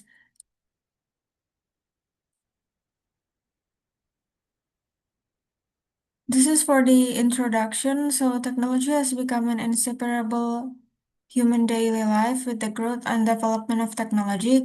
Until now, brought many changes for human survival. Undoubtedly, technological advance in relation to economic growth are one of the innovations that bring many changes, including the financial sector. Currently, technology helps humans fulfill their desire for everything fast and easy. One of the innovations that emerged in the financial services sector is fintech, and one of the most known cash payment system is e-wallet, an application that stores funds and is used for cashless transaction and mobile payments. E-wallet or digital wallet is part of the fintech that has experienced rapid growth in Indonesia. One proof of the development of fintech is the popularity of e-wallet among the Gen Z generation. In 2024, the Jackpot survey stated that 93% of respondents from Generation Z, Generation X, and Millennial used to e-wallet to meet their daily needs. This is for the hypothesis development. So for the variable ease of use represent a fundamental aspect of service quality within fintech environment as it significantly shapes how users engage with and perceive digital fintech platform. So for the hypothesis statement is ease of use positively associated with user experience in fintech services. And for the next variable is customer support plays a crucial role in shaping customer perception and loyalty within fintech services. And as digital financial platforms grow increasingly complex, and the availability of responsive and effective support become a key driver of trust and satisfaction. So the second statement of hypothesis is customer support has a significant impact on loyalty intention. And then for the next is about the perceptions of higher transaction speed not only minimize the effort needed to navigate this platform, but also positively influence user willingness to continue adopting fintech services in the long term. So for the statement of the third hypothesis is speed positively associated with customer experience. And this is the fourth hypothesis. It is the customer's loyalty remain primarily due to the quality product services is 74%, while consistently in quality and value, 65%, customer services, 66%, and overall shopping experience, while a positive experience increase like likelihood of customer loyalty and negative experience can hinder it. So for the fourth hypothesis statement is customer experience directly influence customer loyalty intention. And then when the customer perceives vintage service as useful, meaning it helps them achieve their goal efficiently and effectively, they're more likely to continue using the service and remain committed to the brand. And for the fifth hypothesis statement is perceived usefulness positively influence customer loyalty.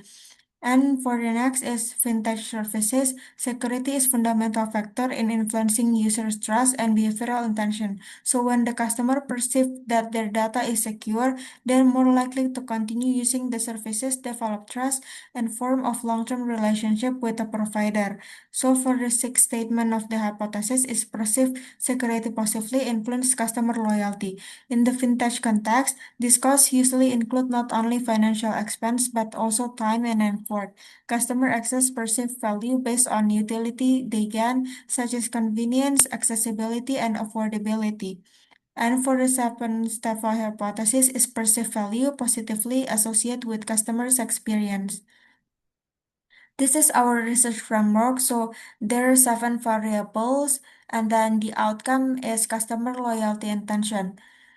And this is for the methodology. So the research employs a quantitative methodology utilizing a deductive approach through hypothesis-driven survey designed to investigate the influence of vintage service quality on customer loyalty, while also incorporating the mediating function of user experience in vintage interactions.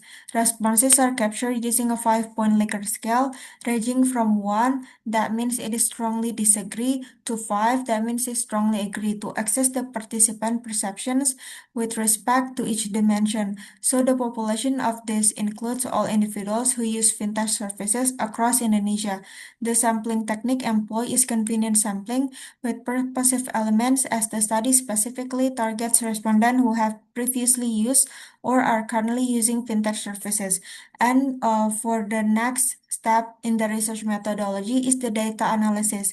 Is performing using partial layer square structure equal modeling PLSM that facilitated by the Smart PLS software and selected for its appropriateness in evaluating complex and predictive theoretical framework.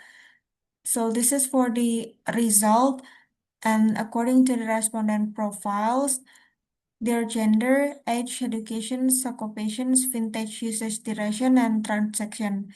And this is the result from the outer link feature from the Smart PLS that the scores is above 0.7, that means it is accepted, and then this is the composite reliability, and then the reference value. And for the hypothesis testing, their customer experience goes to loyalty intention, customer support, and then perceived ease of use, perceived security, value, speed, and then for the usefulness, the points of the t-value and p-value.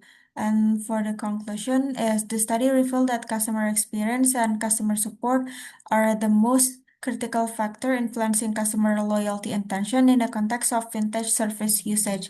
So the finding emphasized that users do not necessarily remain loyal to a vintage application simply because it is easy to use or secure. Instead, their intention to continue using and recommending a services is driven by how the service makes them feel and how well their problems are addressed through customer support. So this indicates a shift in a user expectations. A technical functionality is no longer enough.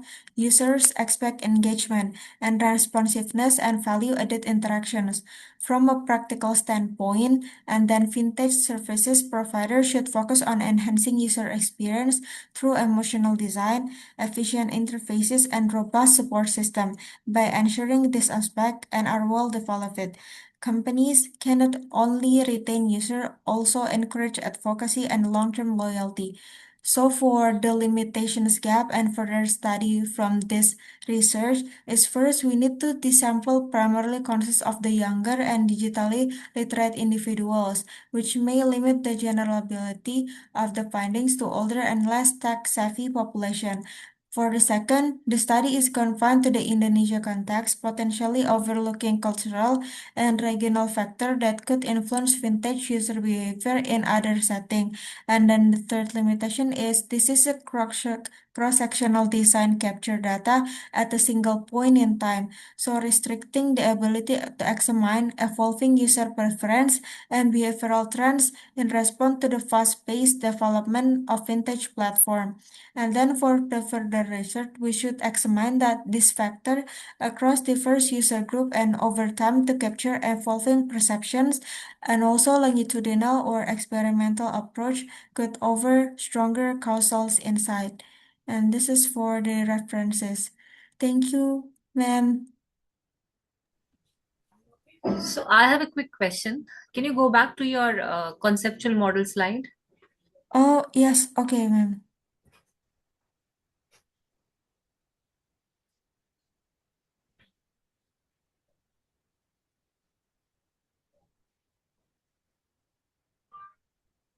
This one, ma'am? Yes, yes, yes. This one. So which theoretical model or which theory did you use?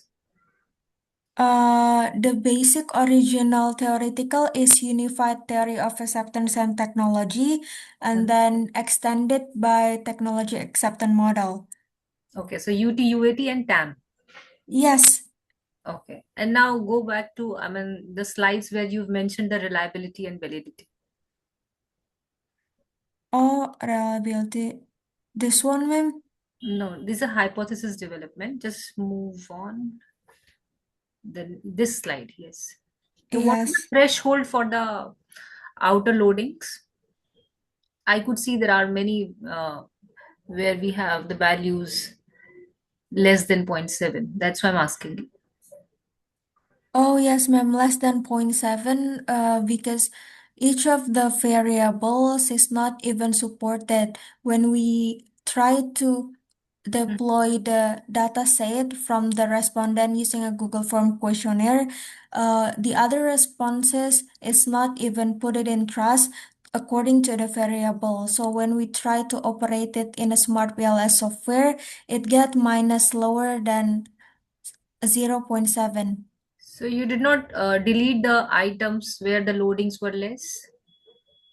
It is already deleted, ma'am, but after selected, it is still appear there is some kinds of items that below than 0.7. Okay. Go to the next slide quickly. This one, ma'am? This one, yes. So you mentioned that you have used mediating variable as well. So can you just tell us what is the direct effect and what is the specific indirect effect? Oh, the specific indirect effect is coming from the variable privacy security to the customer loyal intention, Whether it ma'am. was supported or not. The mediation was full mediation or partial mediation? It's a partial mediations, ma'am. So both direct and indirect, they were, supported. The hypothesis you must have made. So these are supported? Yes, ma'am, these are supported. Because the font size is too small, I could not see the p values. Oh. Yeah. Okay, ma'am. Yeah. Okay. So which one is your indirect effect? This is customer support to the loyalty intention. Okay. And which one is the direct? This one, ma'am. Perceive privacy to the loyalty intention. But this is not significant. Yes. So if this is not significant, how can it be a partial mediation? This is a full mediation then. If direct is not significant and indirect is significant, this is full. Oh, I get this data set because the task resources combined by the teamwork. So yeah, I'm doing the This is questionnaire. not the case. This is what you were saying is different thing. I'm saying is different thing. I'm saying that I asked you this question that you have taken mediating variable and you did the mediating. you try to find out that whether this mediating variable is actually, being supported by this model or not. So I asked you this question whether it was a partial mediation or full mediation, and then you mentioned that it was partial mediation. So what does partial mediation mean to you? Oh, it's mediating between the two variable. Is there any difference between partial and full mediation? If the partial is just the half of the result, ma'am. It's not half of the result. I mean, you need to tell me the variables. You need to tell me the direct or indirect effect. And that is where we decide that whether it is a partial or full mediation. Because you were saying that it is a partial, and when you say partial, both direct as well as indirect relation, this should be significant. But I could see that indirect is not significant because it is not less than 0.05. Are you Oh, getting yeah. it right? So this is not supported. Okay, ma'am. Hope you've understood what I wanted to ask you and, to convey you. Okay, ma'am.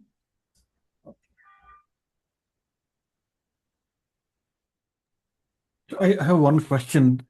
If you go to the conclusion, you primarily focused on the I think like should focus on enhancing user experience.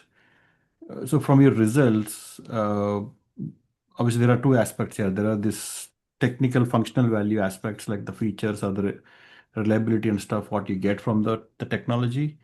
And there's also this personal relationship aspect of like how, like you mentioned about that customer support in at some point, like, but about it also more about the trust, the brand affinity and things like that. So do you have any thing from your results based on those, like which takes more, which or maybe like which is more valuable here from a loyalty, like which contributes to loyalty? Is it the technology features or is it more on the personal relationship or the service they get?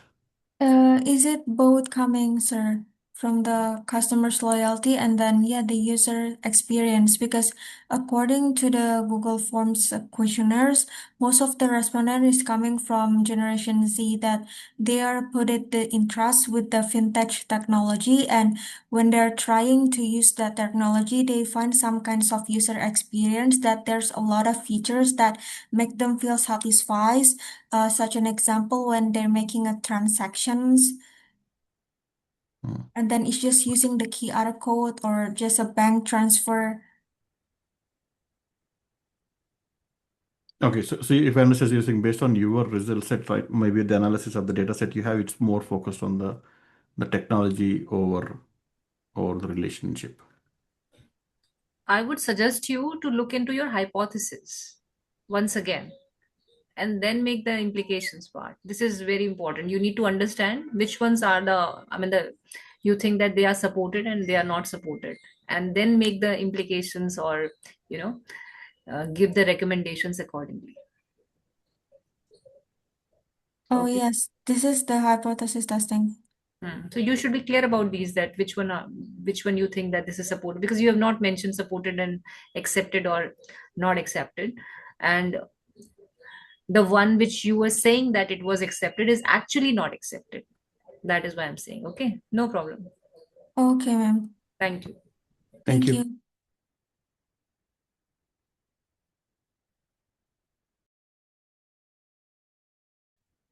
Paper ID 620. Ekta Rao. She's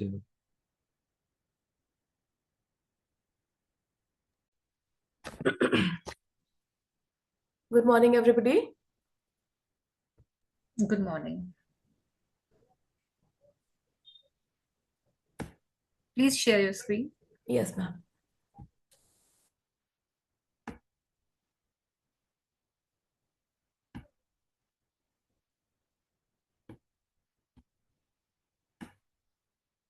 Ma'am, are you able to see my screen? Yes, yes.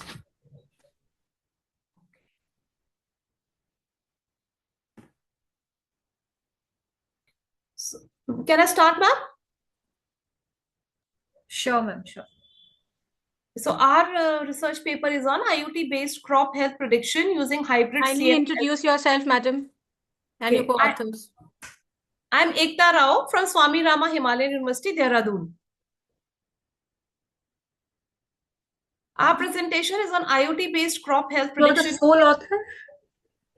Our co-author is Ritvik Dubey, Rajneesh Clare, Upen Saxena. These are my co-authors, ma'am. Okay. Can I begin now, ma'am?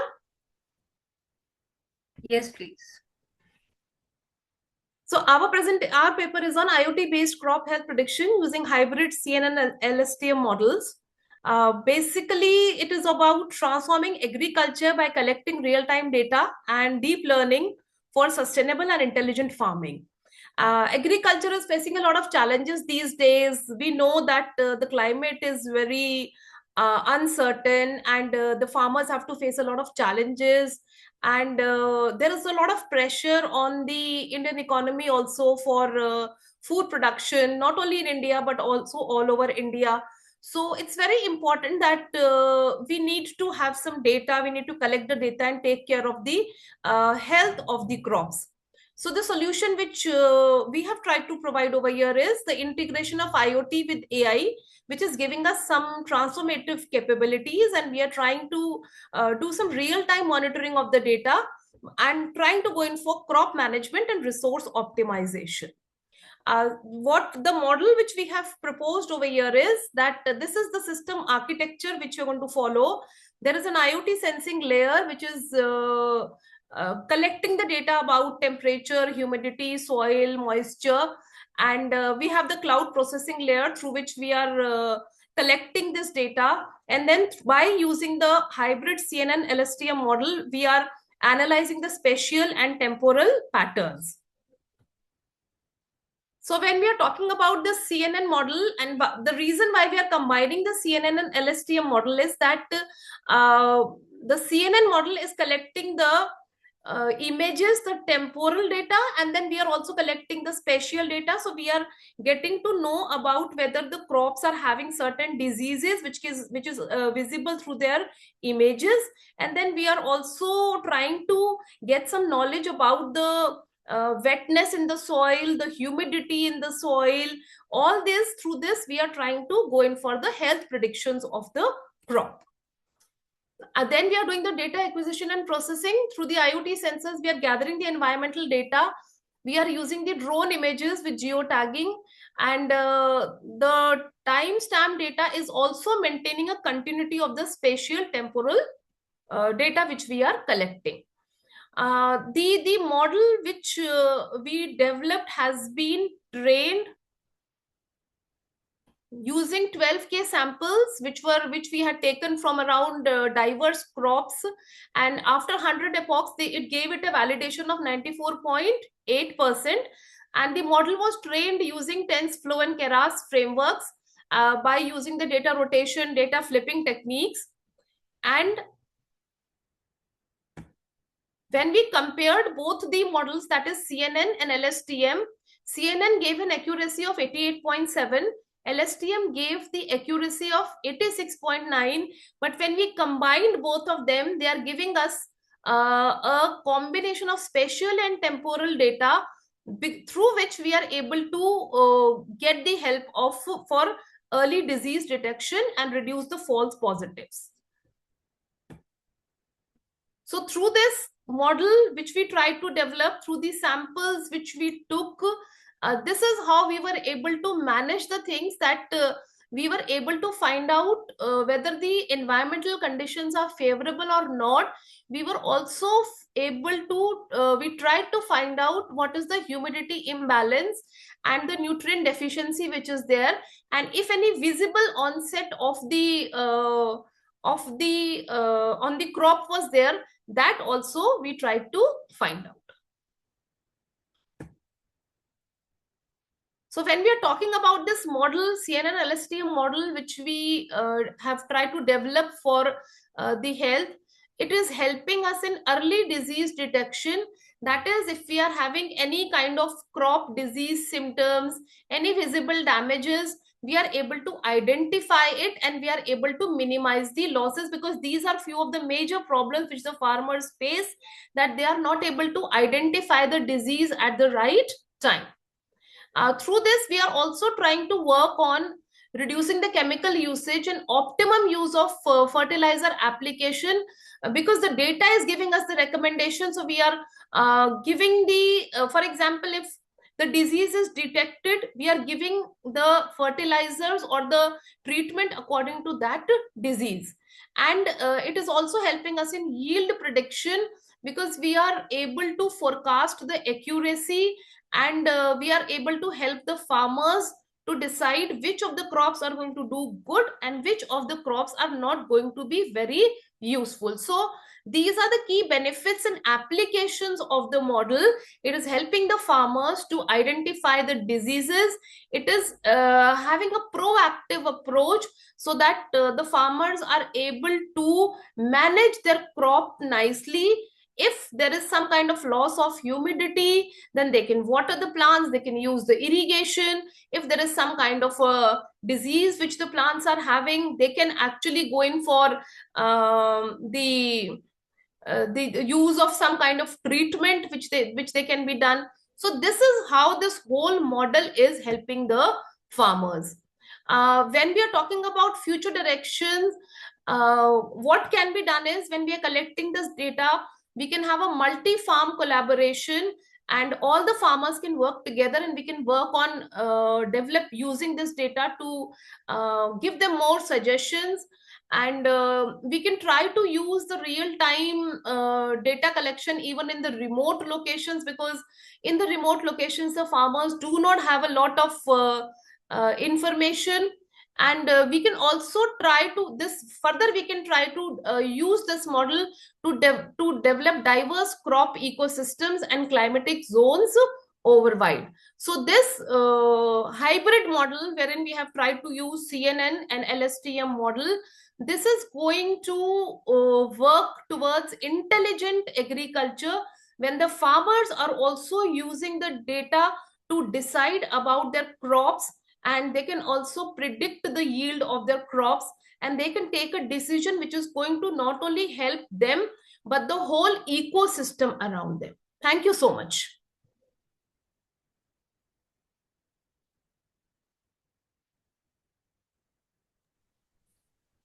So what are the implications of this?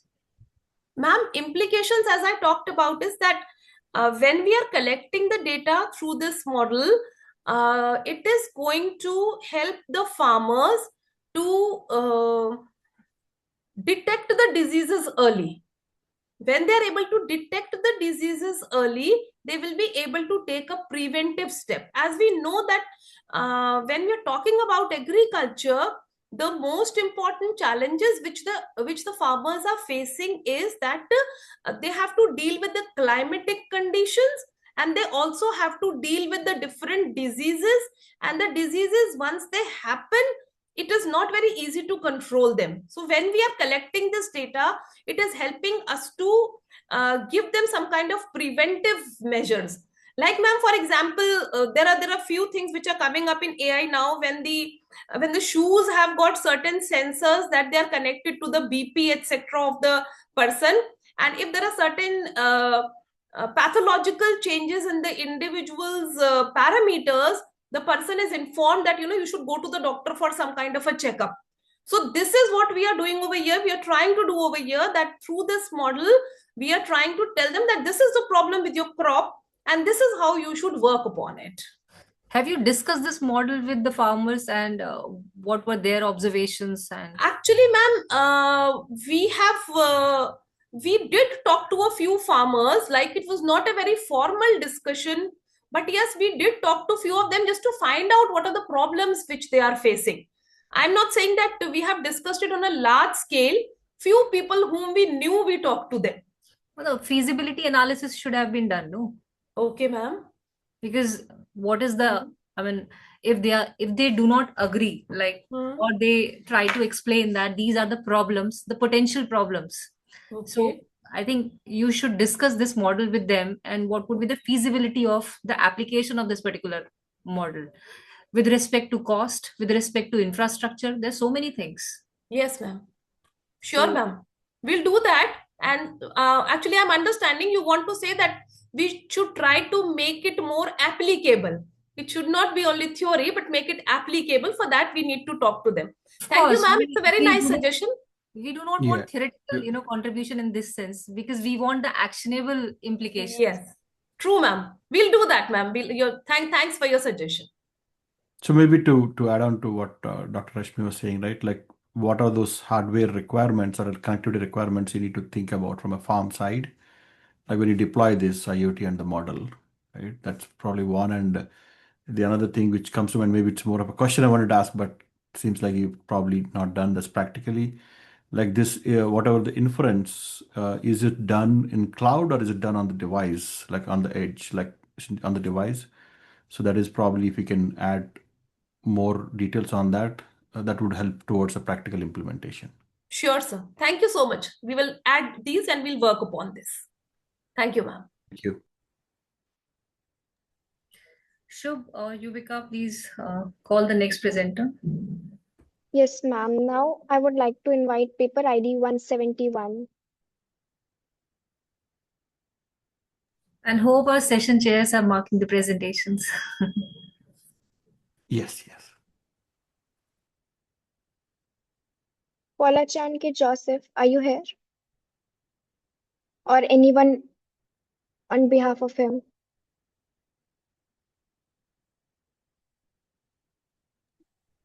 Anyone who is Rishikesh. present. Okay, he left the meeting. So now I would like to invite paper ID 233. Lata More. Yes, ma'am. Yeah, you can go ahead.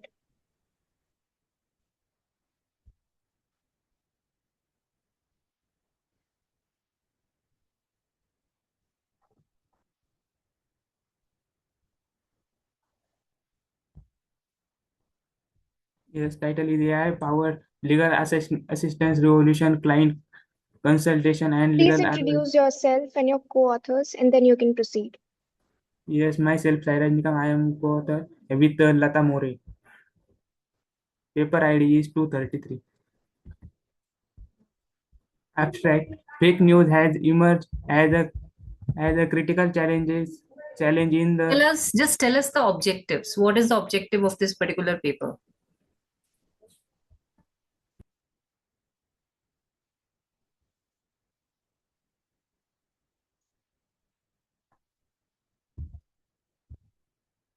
Sorry, ma'am, I just presenting this. All the You information. should know at least the objective of this particular research. Yes, ma'am. Whether you are a co-author or a main author, that doesn't matter. You are presenting, we'll be asking question from you only. Yes, ma'am. So what is the objective of this particular research project or research paper? What exactly you guys did? By AI power, we can do the consistent way of the legal and illegal client to the client information. I don't think so. He has it. You can just ask him to run through the slides. No, we'll not be able to give him much time because there's no point, and I think we can make Okay, it. go ahead, please. Yeah. But don't read word for word. And don't read, just show us the slides. Hold Yes. on to every slide for a second. And if you have one line to speak on that, you can speak. Not word by word, you have to read. Sorry, ma'am.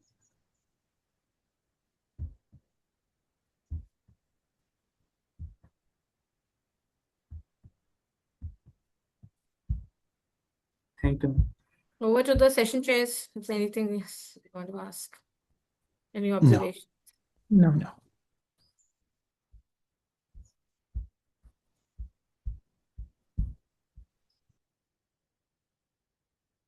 I think the same observation is there that, very important critical part of the presentation is missing, and that is objective.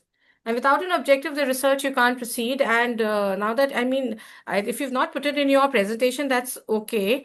But that's a big blunder, but it's still okay. But still, you can speak about it. And even if that is not there, but at least you should have gone through your presentation and whoever, either you are a co-author or you're a presenter, and at least tell us the crux of your work.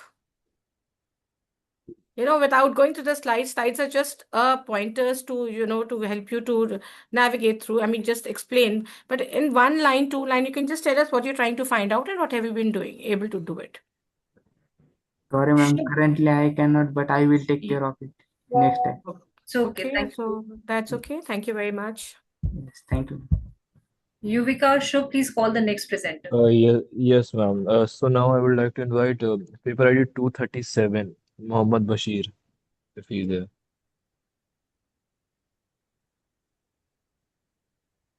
Please introduce Please yourself. introduce yourself, yeah, Wait and a your minute. co-author, and then you can proceed. Okay. So I am Sankir Dange and with my co-author along with Mohammad Bashir. So our paper ID is 237 and title is AI-driven adaptive frameworks for web interface and sustainable education enhancing user experience and long-term engagement. Your affiliations, please. Where are you from? I'm from Sanjuni College of Engineering, Kopargaon. Okay. So these are the objectives of our main research paper to design AI adaptive web interface that adjusts layouts and content based on user behavior and device type. Then second objective is to enhance user experience, personalization, and accessibility through machine learning driven adaptation. Third one is to explore the role of adaptive system in sustainable education and personalized learning pathways. And last one is to identify challenges concerning device performance, educator readiness, and digital inclusivity. So I will give the quick introduction. In this research paper, we are trying to develop a AI model that will generate a user interface for a website based on the user interest. If someone is visiting a site, then according to their search history, according to their previous website, inputs, we can develop the AI model will generate a website for them to make them more engaging, more usable. That website will be more usable for the user. So this is the quick introduction. This is in literature survey. We have taken some literatures. We have making Literature survey is never presented like this. Let me just correct you. And for any other author, I've been seeing literature surveys being presented in a form of a paragraph. Even if you're presenting in the form of a paragraph, there should be paper citations mentioned here. Okay. It cannot be just a summary. I mean, it's like even if it's a literature survey, I mean, you at least mention something and then you can still you need to cite some papers. Okay. Whatever reference that you have to serve it, which are the papers? I mean, all this that you're writing here, the sentences that are coming forth here, they've come out from literature. So which paper that you are citing, which is talking about all this? That needs to be very clear. Move on. Next slide. Okay, ma'am. This is the methodology section. For the testing and conducted across a variety of devices types, from various kind of computers, various kind of AI websites. We have used and make the use of it, and we have taken a survey from that. So we can develop a website that can be utilized according to the user needs. So we have taken some analysis from it, and we have came across that from most of the users have visiting the sites and visiting the online websites to just for the shopping purposes, to download something, to download movies, to download videos, to download music, or AI shopping.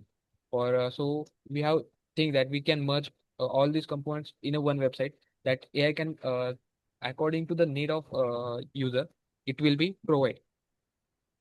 So it has a result and discussion for it. Then we have conclusion. Future studies should be focused on improving device performance, utilizing structure parameter, optimization, including the thickness of the HTL interface defects density, and some other things, contact resistance. So furthermore, we are currently studying on this, and we are making the new surveys, and we are doing some work on it. But this is our review paper. Ankit, an observation. Please make sure that, whenever you're presenting a paper in the future, you should not put whole paragraphs on the slides. Please put some pointers here and the rest you speak yourself. The whole idea of having a presentation is that you should have pointers on your slide, whether it's RM or it is survey, everything should be in the form of pointers, not big paragraphs. Okay. Okay, so this is for your future, whenever you're presenting a paper, right? Yeah. Over to the session chairs for any questions that they have. Is it creating a website for the user, or is it like creating a UI for a website based on users' interactions? It is related to creating a UI related to which will which will design the website according to which will modify the website according to the user. Okay, so where do you read that data from? So from various websites like Where do you read that user interactions from? so from their only that website on itself from their previous searches, previous interactions with the products, and previous interaction with the different kind of website that is using the same HTML code. Okay, I mean, as of today, like it is already like some of the websites are already doing this, right?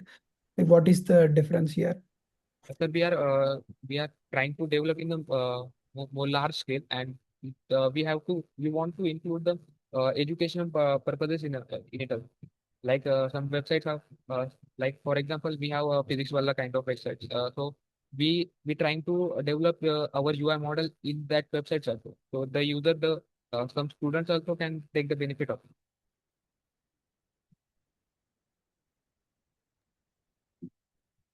Yeah, thank you.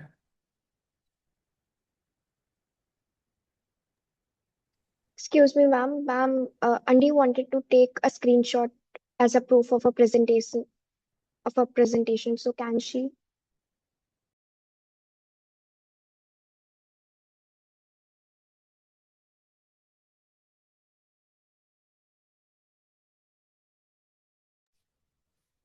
Go ahead, Yuvika. Ma'am, I said that Andy wanted to take a screenshot as a proof for her presentation. So can she? Ask the person. Yes. Yes, ma'am. She wanted to. Andy, you can present your presentation and then you can take a screenshot. Oh, okay. Thank you, ma'am. Ma'am, we don't have any more presenters in the meeting. Just wait for a minute. I think there are many who have not given the presentation yet. You can. Yes, ma'am. 4 are left, but they're not in the meeting. We can wait for them.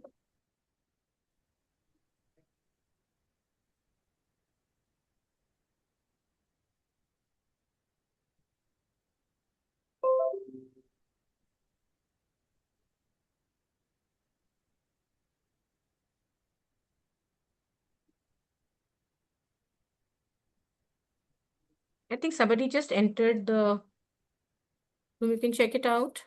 Yuvika, Shubh.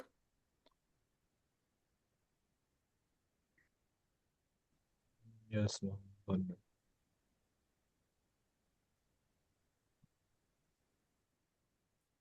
Mr. Mundru, we can also interact. I mean, I have not been introduced to you. So meanwhile, till the time we have next presenter, like you're also Yeah. from the corporate?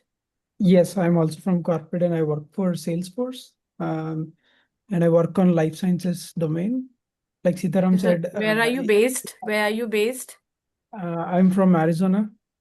Okay. What time is it there right now? It's 12:15. 12:15 in the night? Yes. Oh, thank you so much. And what about you, Mr. Sitaram? You're also based in US? Yeah, I'm also based in the US. So, Yeah, oh I'm also. God. So thank you so much for joining, at such an odd hour, to support the conference. We really Yeah, appreciate your presence here. it's a learning for us as well, and also this is Of course, we are all somebody learning in suggested the that like process. It's a learning for us, everybody. We all are learning.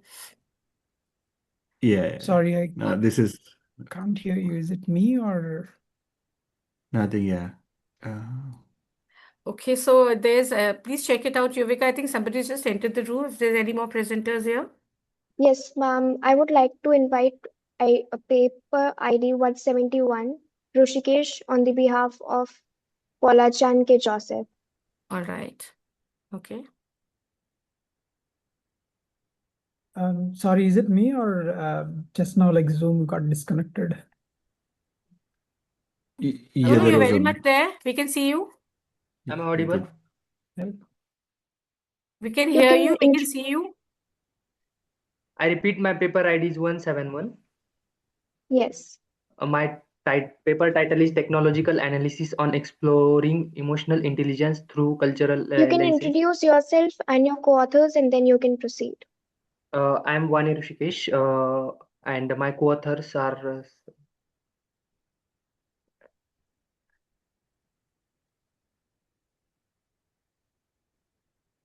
starting my presentation.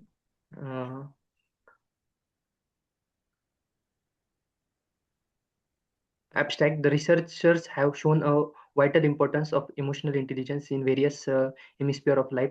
The proposed research has an emphasis to compare the emotional intelligence living of people from India and Africa, as well as between athletes and non-athletes. It will be inspiring to study the level of emotional intelligence in athlete and non-athlete among two cultural group, to understand the impact of culture in shaping emotional intelligence. Study compares 50 participants who are athlete and non-athlete athletes from India and Africa. For a comparative research approach, individuals between the age of 18 and 20 completed test of emotional intelligence using established procedures. Two-way analysis of variance ANOVA was used to analyze the data in order to determine how nationality and athletic status interact with emotional intelligence sources. Coming to the introduction, understanding human behavior has become increasingly depend on the concept of emotional intelligence, i.e., especially in the fields of physiology, education, and workplace dynamics. It describes the capacity to effectively identify, comprehend, the control one's own emotions as well as those of others. This ability includes social skills, empathy, social control, and self-awareness, all of which are essential for both professional and personal success. Solely and Although the concept of emotional intelligence dates back to earlier 19th, physiologists Peter Solveig and John D. Mayer's group breaking research helped to popularize in the 90s. So this is a literature survey. In this research aims to investigate the many ways that failure is shown in sport literature, with an emphasis on how these representations affect gender roles, national identities, and character development. The 8 memoirs and 8 novels that constitute the foundation of comparative study were chosen with great care. The study investigate reoccurring themes and monofids associated to failure by closely examining specific literature work. It also looks at how these themes and motifs affect the broader topic, miscellaneously gender identity and nationalism. The cooperative method adopted in this study makes it plausible to get comprehensive grasp of social and cultural interconnected prevent and both Indian and American sport wearing. This is methodology. The following are the goals of study: to evaluate the compare and emotional intelligence levels of Indian and African students at PPSU who are athletes and those are not; to investigate potential difference and specific emotional intelligence. So this is analysis and interpretation, self-awareness, emotions, managing oneself, social skills, and empathy. Result and discussion. Self-awareness. Individuals from African backgrounds exhibit significantly higher main scores in self-awareness, and those from Indian backgrounds suggesting a more vital ability to recognize and understand one's emotions among Africans. Managing emotions. Similarly, individuals from African backgrounds have significantly higher main scores in meaning emotions that those from Indian backgrounds, including better emotional regulation and control among Africans. Managing oneself. Africans also demonstrate significantly higher main scores in managing themselves than Indians, implying better self motivation, popularizing and adherence and deadlines among individuals from African background. Coming to the conclusion, in summary, cultural background greatly influence many aspects of emotional intelligence.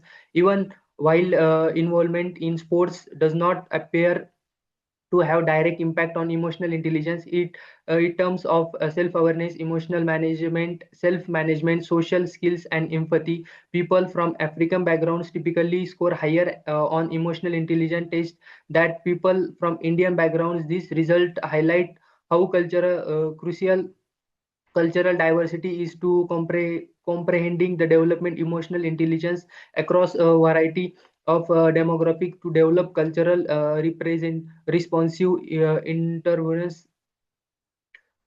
These are some references, and thank you. Yeah. Quick question, like how did you get the data? Like where did you get the data from?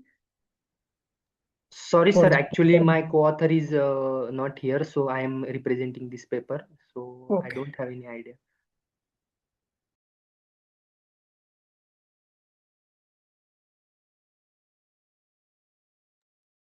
Okay, then we can continue. Yuvika. I hope the session chairs are marking the presentations. Yeah. Now I would like to invite paper ID 369. Yes, just give me a minute. I will share my screen. Okay, sure.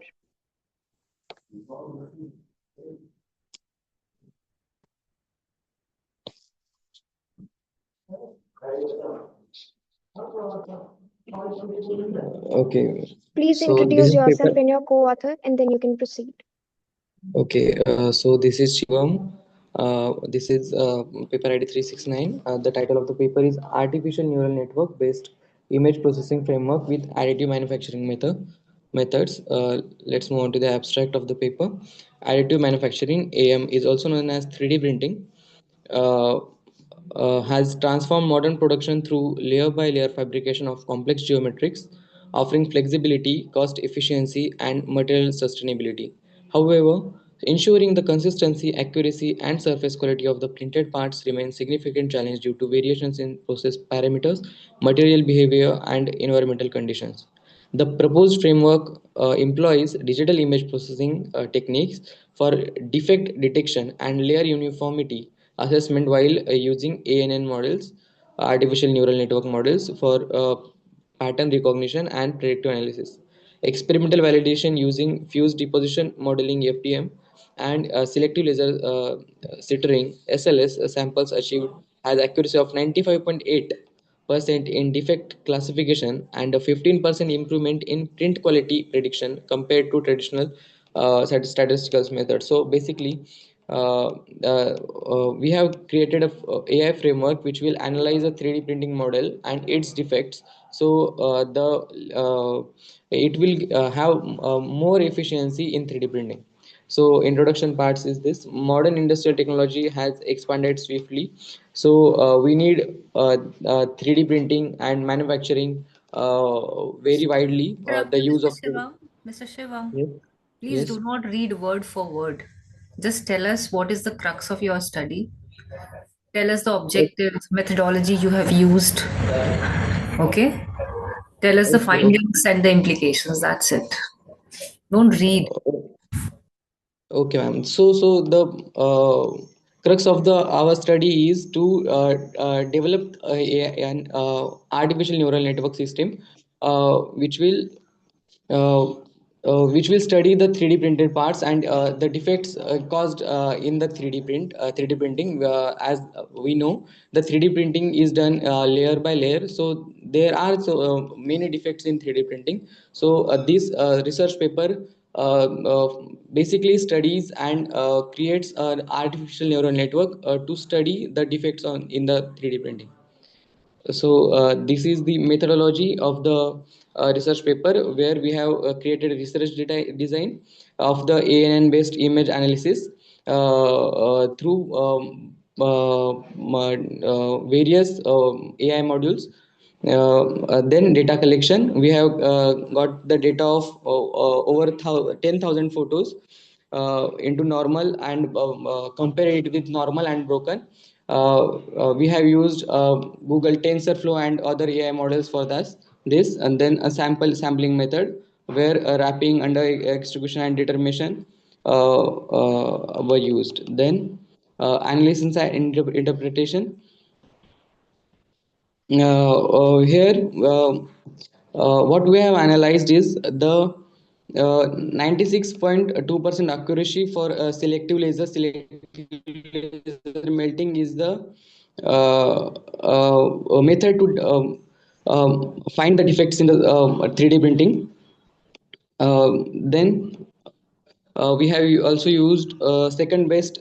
The second best system is electron beam melting, where we fire the electron beam to melt the filament.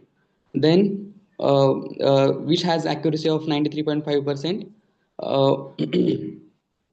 But its classification stats are not as good as other technologies. This method performs effectively the EBM. Then the least accurate was FDM, which is fused deposition modeling, which has accuracy of 88.3%. The result and discussion of this research paper is the EBM, SLM, EBM, and FDM. SLM is the best for which have accuracy of 96.2.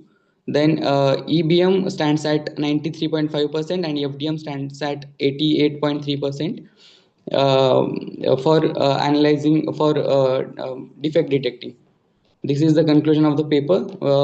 As I already told you, FDM is the least detecting, damage detecting, and SLM is best for damage detecting. These are the references.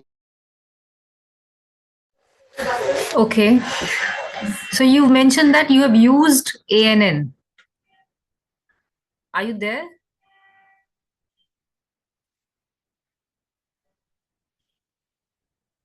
Mr. Shivam, are you there?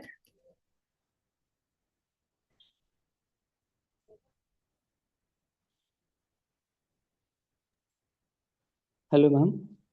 Hello, Shivam, can you hear me? Yes, ma'am. You mentioned that you used artificial neural network. You did not show any graph, any network. You did not show the iterations. So where is the analysis part? If you've used ANN, there must be some graphs, there must be some iterations. How many iterations did you do? Actually, ma'am, my co-host did this research and I was just presenting it. No, but this We have actually used you are presenting, TensorFlow. at least you should get some idea about it, no? Yes, ma'am. Your Actually, we have co-author is used not TensorFlow. there. How can I ask the question from your co-author? Yes, ma'am. And the analysis Sorry. is incomplete. You used ANN, and which software did you use for ANN? You did not mention. See, it was very clearly mentioned, the pointers which were given, that your slide should contain the basic format. So most of you don't have your objectives. So, I mean, that is what we have been trying to point out, that how can you have a research presentation without an objective? Right? And as ma'am is also asking, somewhere the methodology is missing. So these are the basic, maybe you are not able to go deeper into it. You're just a presenter, that's fine. But please take the observations, take it forward from next time onwards. Make sure that you have your slides should have all these basic requirements. And even if you're presenting and you can't go very deeply and explain everything, but do convey that the basic requirement of a research presentation should be met. And Right? I believe that the one who has the deepest knowledge about the project should present.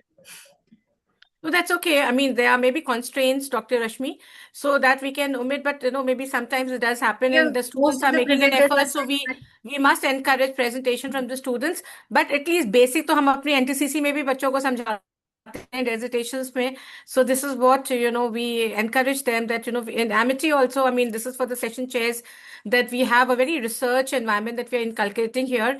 And now we are very focused that every child who does a dissertation here, he tries to convert that dissertation into a research paper.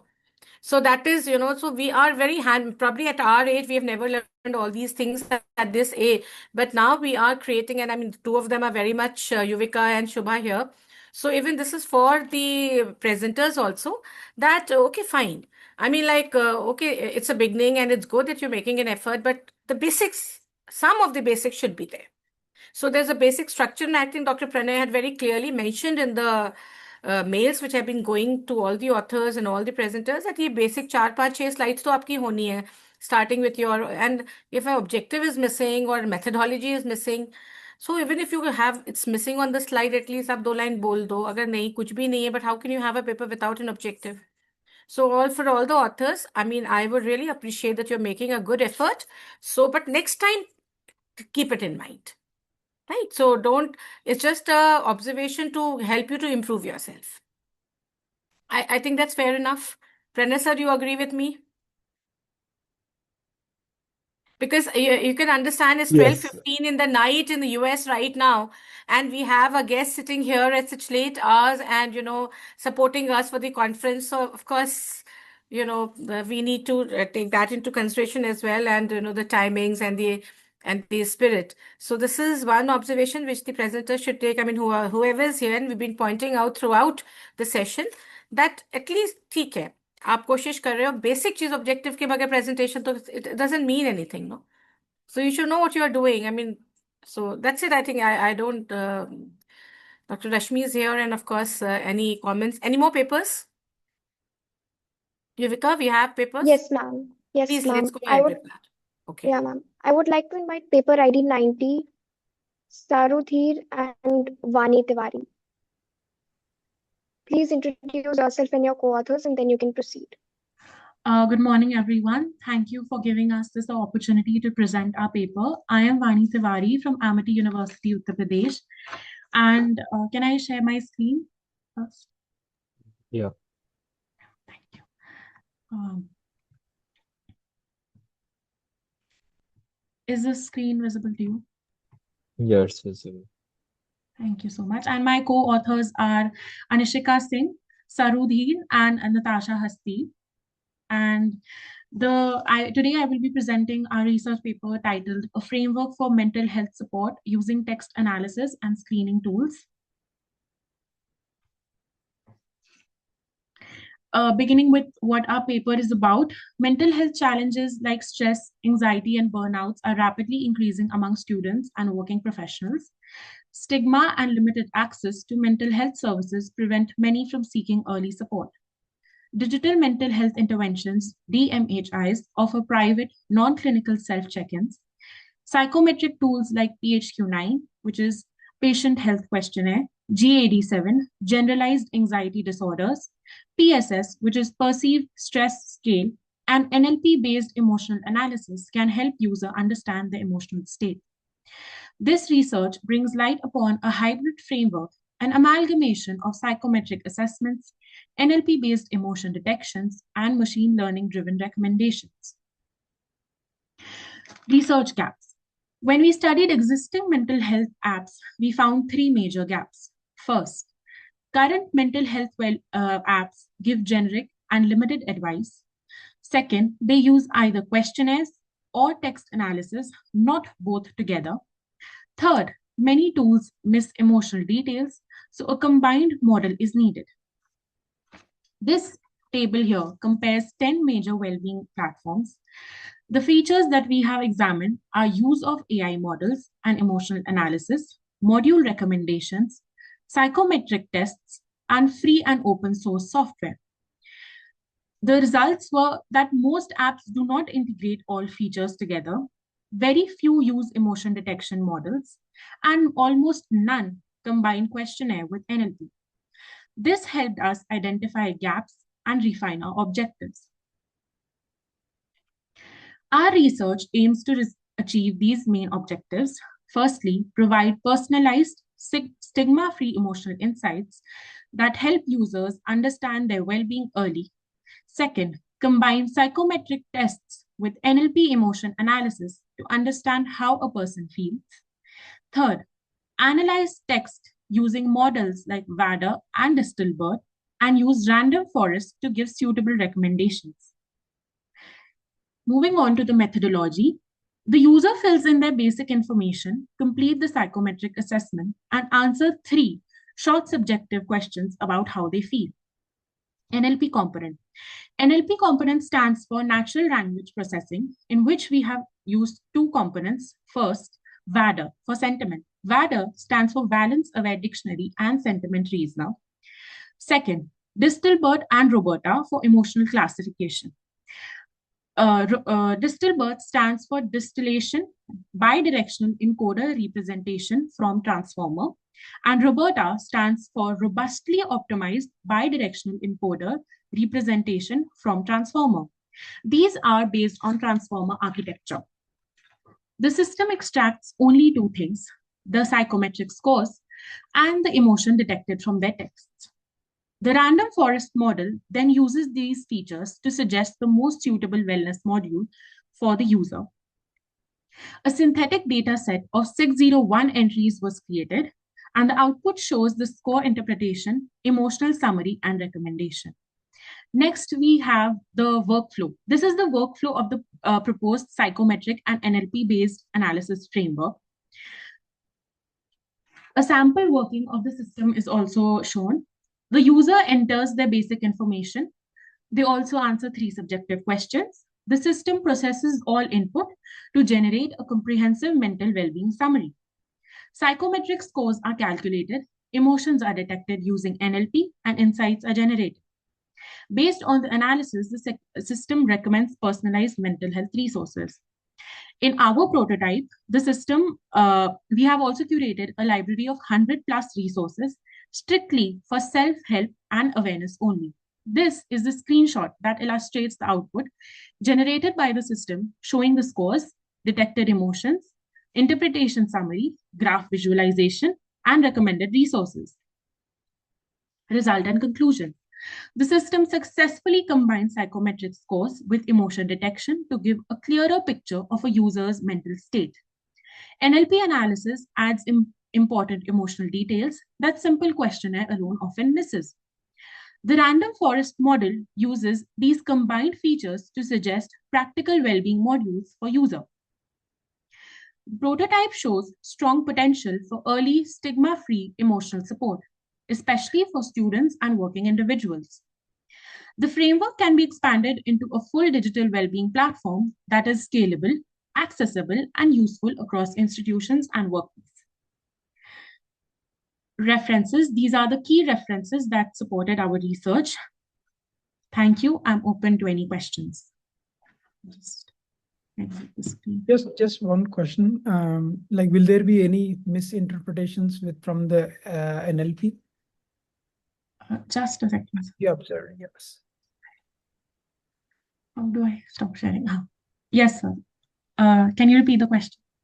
So I'm like, my question is, will there be like any, there can be misinterpretations from NLP, right? So that Yes. can be a limitation, right? Like, do you research like how we can overcome that? Thank you for the question, sir. Yes, one of the limitation NLP has is the misinterpretation. For example, if a user has sarcastically entered a sentence about their emotional state, and NLP are unable to detect all of these things right now.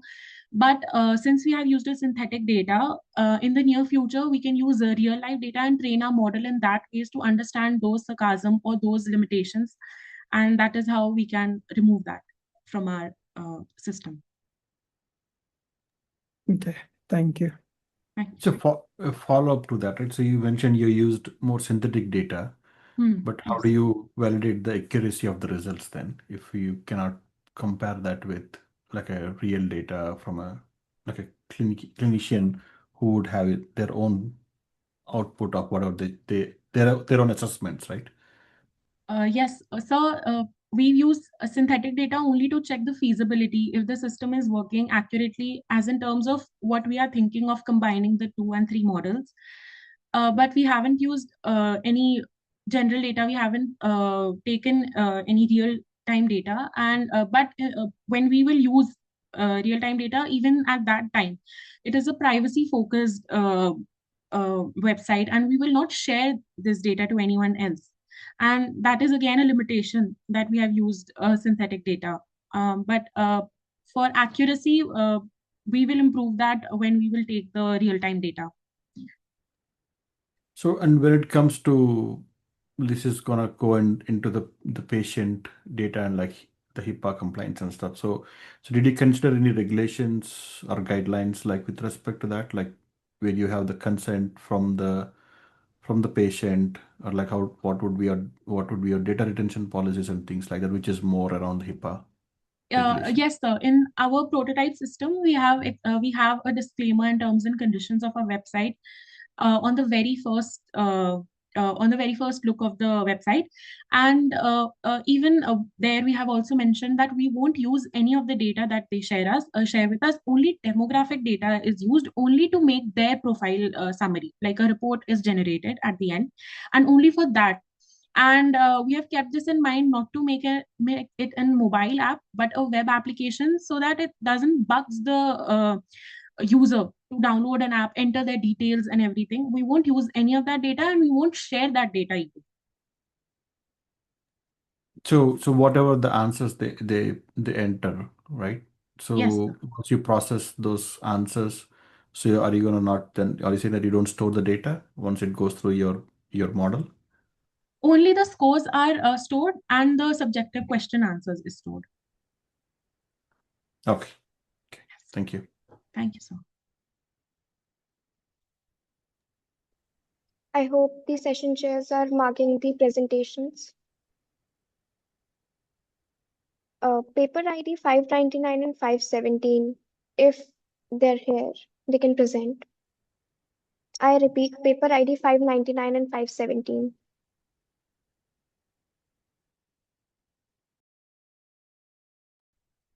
Let's wait for 5-10 minutes. Okay, ma'am.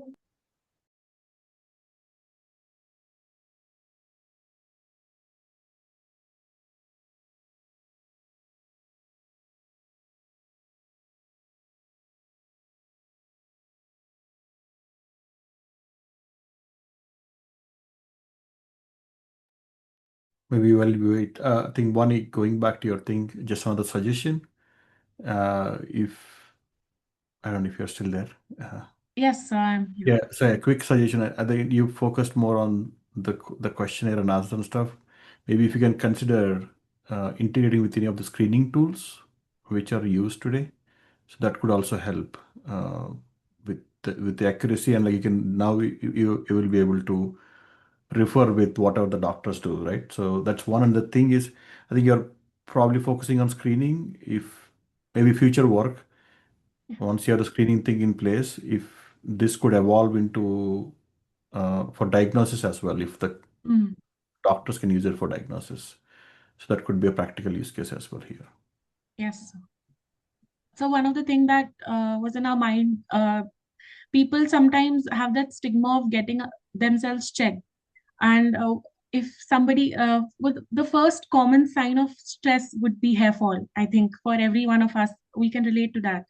And to, give ourselves some kind of awareness, this website is majorly based on that, so that you are aware of your situation, and you should go to psychologists and psychiatrists to help with these kind of situations. Okay. Thank Pranay, you. are you there? I'm sorry. You were saying something? Sorry, no.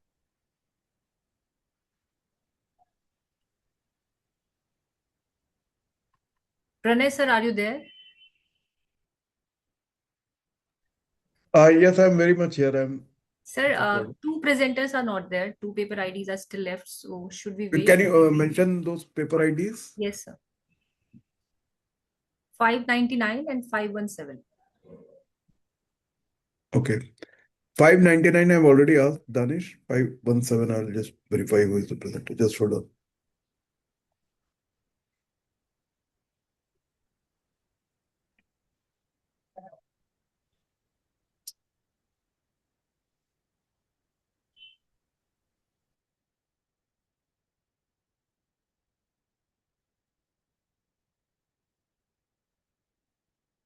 Do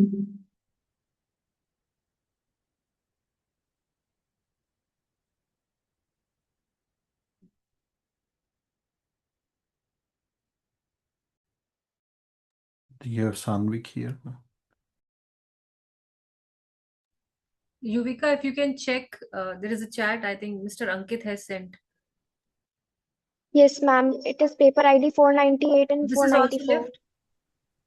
Ma'am, this is not in our track. This is not on our track. Okay. I think Yes, you have ma'am. 517 Anyone more to go? Yuvika and Shubh? No, ma'am. Only paper ID 599 and 517 are left. So I Pranay think sir, what do we do? sorry, 517. yeah. I think 517 is here. Yes, ma'am. 599 I'm just. So 599 is the only paper which is left, isn't it? All right, so we can have this last one. Okay, ma'am. Yeah, please go ahead. Your paper ID 517, right, Sanvik? Yeah, that's my paper ID. Okay. So you can start presenting. You can introduce yourself and your co-authors, and then you can proceed. Okay, let me give me 1 second. I'll just open the PPT. Yeah, sure.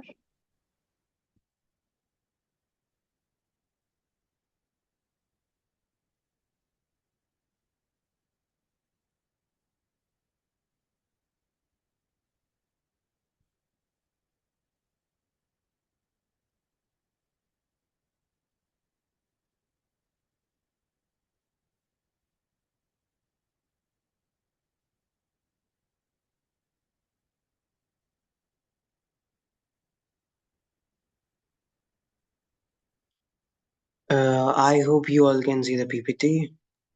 Yes.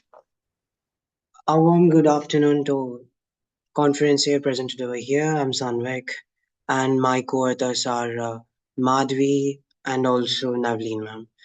And I'm here to present this presentation. The topic is about AI for influencers, how generative AI becomes the new voice of Gen Z investing. I'm Sanvik.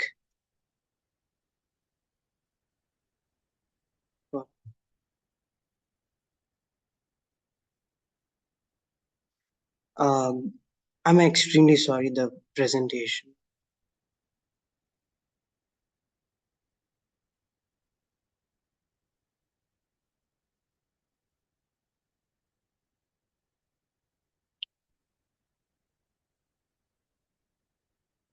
We have created an creative title here. It's called as Crypto Sapiens into the Financial Cosmos. Once advice whispered is been written in algorithms. This is a kind of a Gen Z figure that's been confused about the advices which it needs to choose, whether it needs to choose the social media advices or the traditional advices. Let's dive into this. Introduction. Right now, the in generative AI has been totally automated. Advice once taken from the traditional advisors like the financial consultants and all, now it's been generated in few seconds. This research paper focuses on the core problems and the research gaps, like lack of regulatory body, how Gen Z is uncertain about financial literacy, and how the dynamics are shaping. This is the digital currencies and the assets, how Gen Z are interested into. This is one of the uh, digital asset. It's called as brain rot asset, which is also traded on some kind of exchanges. It's represented by the ticker called as ROT. And this is the Shiba coin. This is the third largest traded cryptocurrency. Objectives of the study: analyze the trust dynamics of the Gen Z and how they are considering AI versus traditional human advisors. Evaluate the misinformation as we have taken different reports. That's how we're gonna evaluate it, and how what kind of position are these financial influencers are in. Research methodology: we have approached a descriptive and comparative design. We have taken the secondary data as our source to compare it. Here we have taken the Deloitte report and the AFM report. Deloitte report has 1,200 individuals which has been represented in this data given by the Deloitte, and the AFM report has 1,200 and 1,024 individuals that been represented, which is specifically exposure to misinformation and social media reliability. Research methodology analysis framework: first we have data sourced from Deloitte and AFM reports. Then we have prepared the data, we have converted in, and we have took the numeric counts. Then we went into comparative analysis like the tabular representation versus the misinformation. Then we come to the conclusion like the statistical validation like a chi-square technique which we use, whether these two last ones are independent or they are actually related or not. And this is a figure which we call it as Clay Queen. What do you think she prefers? A social media which is just one click right away, or the traditional financial influencers, which will be like a high amount of wait times, presentation, I mean, appointments. It's a lengthy process. So obviously, she's gonna go with the social media. What happens if we go with the social media? This is what happens. Like this is the finding number one. Gen Z trust and engagement with the AI-driven financial content. We derived it from the Deloitte. We prepared this graph based on the data which we had among the 1,200 individuals. 62% trust the AI-generated financial advice, and 41% worry about AI and financial or misinformation what they are having from social media. The whole graph represents that there is a trust paradox between a Gen Z and AI. They still doubts it, they still want to use it, but they still doubt it because there is a lot of misinformation going on. This is about how this is the finding number two, digital dependency creates a literacy gap. So Gen Z investors invest 42% in the stocks, 68% of them save regularly, 48% of them rely on social media, and still, so many of them encountered the misinformation. Gen Z still want to use the social media, but they are highly likely to be exposed to the misinformation. Finding number three, it's about how misinformation risk. This graph shows about this is a cross-tabular graph which we prepared, and it says that 4 times more likely misinformation happens to the people who trust social media more than professional advisors. This is also one of the graphs which we compared. This is a Deloitte and this is the AFM report. In Deloitte, it's about the trust versus non-trust. There's 1,200 individuals. Among them, 456 individuals do not trust it, AI financial advisors, and 744 people, which is a huge percentage, which is like 62% of them trust the AI financial advice. And AFM report suggests that 39% of them were exposed to the misinformation, and 61% of them are not exposed to the misinformation. This is a misinformation graph, we call it a pie chart, whatever. And in that social media users, n equals to 492, and figure P 6b n equals to 263 users. Here, how many people are been misled and how many people are not being misled has been represented. Here it says that n equals to 728, because when we add both of these numbers, we'll get a figure called as 728. So how we are using the 728 number and we are calculating the chi-square dependency, whether they are actually linked or not. First, to calculate the chi-square calculations, we need to find the value of E. E equals to row total into column total divided by grand total. For example, here the column total is 492 and it's multiplied by column total, which is like 122, divided by the total, which is like 728. Then we get a figure called as 82.42. So this is one of the example. This is social media plus misled. And that's how we calculated for 4 different possibilities. That's how we got the value of E. Then we put this E value into this chi-square calculation. Here, one of the example we have put observation, which is 382. Expected E value, as we have already calculated, we just took the expected value, we just put them into the formulas. We got all these values of the different four possibilities. Then what we have done is we have added all this. Then we have added all these four possibilities. Total we got it as a 34.10. So this is a chi-square calculation we got it. Then we took as a degrees of freedom. Here we have actually two tables. So we took 2 minus 1. Therefore it's a 2. This indicates that there is a different link between them. That's why this is like individual. We are concluding that, and we also took the Cramer's equation, which is like it comes in a linear algebra. As far as it's concerned, we have took this 34.10 divided by 728. You don't have to read all that. Don't read out the calculations. Of course, we can Okay. see it. And Okay. all right. So I think just quickly you can finish because there's a lot of questions I want to ask you. Okay, sure. No worries about that. And I think this is the last slide. There's one more one, that's all. This is a conceptual framework. This is a theoretical backbone of this whole research paper. Generative AI plus social media dynamics, how trust is influencing the Gen Z financial behavior.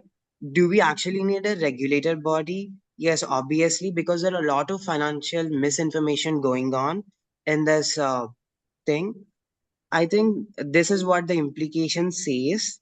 There is a lot of transparency we need because there is a regulatory body that needs to see what kind of transparency and the gaps which All is right. being All happening. right. Thank you. Okay. So my quick question to you. Okay. You can just finish your conclusions and recommendations. Sure. As we conclude this, Gen Z is highly accessing information via social media over the traditional financial influencers. That's what we concluded. All right. So can you take me forward back to your slide where you're talking about the data source? Sure, ma'am. Let Is me this one? understand this. Your data source are 2 reports. Yes, we have 2 reports. We have So combined they it are, into that means all these calculations that you're talking about, have you done it yourself? Or it is you've taken outsourced it from the reports? No, there are different reports. We have combined it, all of them. Then we have derived No, but using you know, you different have, because formulas. see, you have your reports. This is not, you've not corrected from the date, no website, nothing, no source. You have collected, they're already published reports. One is a Deloitte report, Because, other is a AFM report. So yes, basically, it's like a literature survey only, no? I mean, there are reports which and all this mathematical calculations that you're talking about. Can you just take to the next slide, please? Because these are, I mean, all this analysis, I'm sure, has been done by Deloitte. These are not your key insights. They are, you're talking about key insights from Deloitte. Okay, next, please move forward. These are figures you have outsourced from the Deloitte report. no, we haven't outsourced these figures. There's a literacy survey done. We have made these figures from the नहीं data. तो आप We ये क्या haven't आपने ये researched figures it. आपने बनाए हैं ये इनसाइट्स आप डेलॉइट की डाल रहे हैं what have you done I हाँ, want to understand I mean I don't know maybe sure. I'm just trying to figure out कि आपका सोर्स ही 2 रिपोर्ट्स हैं पब्लिश रिपोर्ट्स हैं which are talking on this topic Yes, ma'am. so now from where did you get this data source that you are talking about here that The you data this sources graph are आपने जो directly generate from किया the है reports. कहाँ We से have generate किया combined आपने ये them. Graph आपके Ma'am, पास we have आपने made those कुछ graphs. सर्वे किया था खुद सर्वे किया है कोई We haven't made our own survey. We have so this is a explicitly. Deloitte survey na you're talking about Yeah, we are talking about the Deloitte survey and also so the AFM. Deloitte We are survey है तो linking them. We are linking them. This has not been linked in those surveys. We are linking them. क्या link कर रहे हो बेटा I'm trying to understand that I mean I'm really because you know insights are from Deloitte please move on to the next slide these are not your findings I mean you're writing finding 1 2 3 these are already published reports Ma'am, aren't those they are published reports, but we have made the graphs. These are graphs are not present in those reports. but it's a plan it's a you know like the data is from a published report Yeah, definitely the data is from the published report. so just adding a graph doesn't mean that it becomes your data and your work We have I don't stated know that. maybe I'm wrong Dr. Rashmi are you there Yes, I'm there. Yeah, Dr. Rashmi, the session chairs, I don't understand that the data source is a completely published report. One thing I'm And not clear findings about. they can't be your findings. These are the findings of this is what have you done. I mean, 2 reports you have taken. So it's a literature survey. No, ma'am. Basically, Just let me add to what he has mentioned. He said that there are two reports, reports, huh? and It's not a comparative. he got the raw data from those reports. Okay, Yeah. and he actually made the questionnaire, or I don't know the scales about the How can you? I don't know. Do you get raw data from the reports?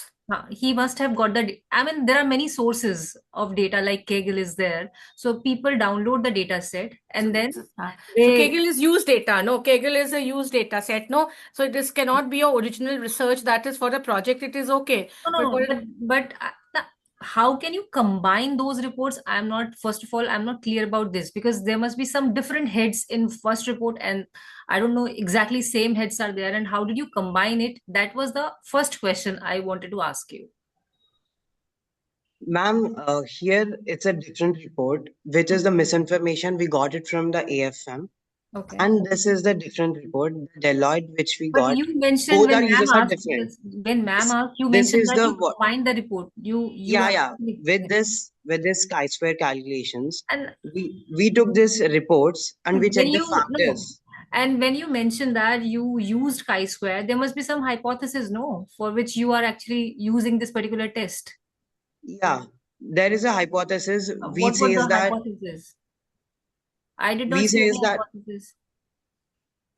ma'am, after the calculation of the report, we come into the conclusion that's No, a 3.4 factor. you being a researcher should be neutral. You cannot say that after the calculation of the chi-square, you will try to give the conclusion. You would have made it, I mean, you would have developed the hypothesis first, and you have the data, you analyze the data, and this is the interpretation of the data. Getting my point? I'm not commenting on the reports or the raw data. My question is very basic, related to research methodology. Like you are mentioning the chi-square test. What are you testing? The raw data which we have took it from. Okay, fine, the Do raw you data is get there, raw but where are data? the I doubt hypotheses? you get raw data from Deloitte and all. They're published reports. I've never seen them giving raw data. I mean, they use those data to publish their Well, own raw reports. data means there must be thousands of columns, and he must have extracted some information But from it's that not particular. My available on co-author public has domain. I don't extracted think so. some of them. But It's then like I'm not very it's clear like a about it. secondary data. Yes. People do use it, secondary data. Not every time we go to the go and collect the first hand data. People use secondary data. I mean, I'm okay with that also, but the thing is that you use these tests, I'm not getting any kind of conclusion you are trying to make it. It's like you've used this particular test, but for what you have used, what are the hypotheses, what it conveys, I'm not clear about that. And how did you combine the data? That is also a big question. You cannot combine the data of Deloitte with the data of आपकी another. Methodology क्या है? आप जो ये सब अभी and में दिखा रहे हैं, ये सब आपकी मेथोडोलॉजी में होता है ना? कुछ मेंशन अपनी मेथोडोलॉजी आप दिखाइए. Show your methodology. Beta, please try to understand. We are trying to be a little strict with you because I know that this is you've It's done. okay, You've ma'am. tried to do a good work, and don't feel disappointed. But please understand It's that if you go, these are questions which are the panel may ask you, and you need to address questions. आपकी क्या methodology है? आपकी क्या यहाँ पर आपने We have gone through the 4 different steps to come into the final conclusion. First methodology we have used at the data sourcing, as we have limited amount of time to prove our analysis. That's not We have gone with methodology, this of course. report. Okay, I just have one question. Just give me very simple answer. This is a simple question, deserves a simple answer. The question is, why do we use chi-square? Yeah, now you can just answer To that. check the compatibility of both of the different things we are comparing are actually independent or not independent to their nature. This is a test of association. Yeah. Kind of I mean, association you are that's what looking I for. That rephrase is it. what I did not understand. Getting my point? Yeah. Now you're talking comparative analysis, cross tabulation. Cross tabulation is nothing. It's just a percentage. Okay, Yes. fine. Anyway, What we please had. understand that there are some gaps that you need to address. And you're making good efforts, Sanvik, and I don't want to discourage you, but I'm just trying to point out that, I mean, when you take reports as your data source, there are a lot of questions because there are already findings which have been done by them. So if you're just adding one more thing, it's basically a literature survey. That will be a part Ma'am, of this is literature what survey. the report says. And This is you a can report. add on something. Okay, fine, you've done a literature survey because as you do your bibliometric analysis, or sometimes you do your, maybe there's value addition from the already published reports that you've taken, and you add on to something.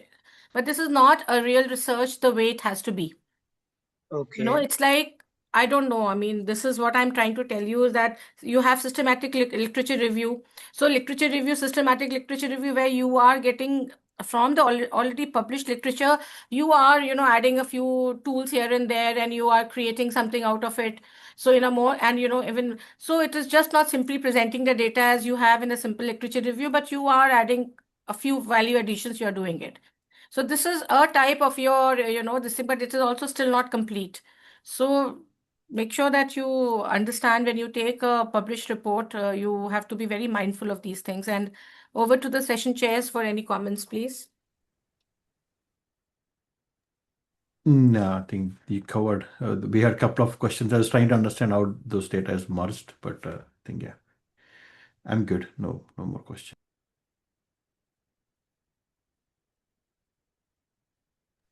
Yuvika, anyone is there? I mean, I think two No, paper ma'am. IDs are still left. Yes, ma'am, but they're not present. Okay, I think Is this it is two or is it only 599 one? and 177, if I'm not wrong. Yes, ma'am. Yes, ma'am. So this is 599 and 177. This No, I announced. think did we? Yes, sir. No, I thought Or have we we have. completed 177? I think we did complete 177. The person did not have any objectives or anything, or could not explain. Maybe. Okay, No, okay. sir, that was No. paper ID 171. And then he came Okay. again to present. Yeah. So once 177 was done or not? Then I think it was No, done. ma'am. No? No, ma'am. 171 was done. 177 was not done. What is the name of the person? If we can recall 177, what is Yeah. the paper Cannot, type? yeah. Just a minute, ma'am.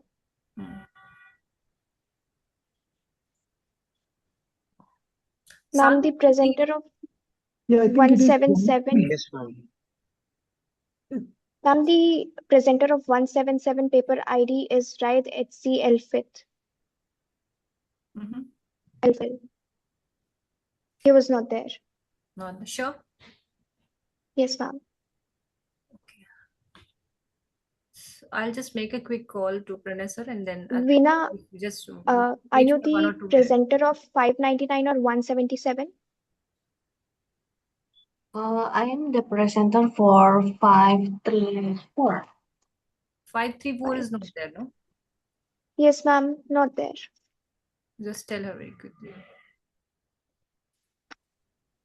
You're not there in our track, Veena. You'll have to You've join joined another meeting. wrong track. Yeah. Yeah.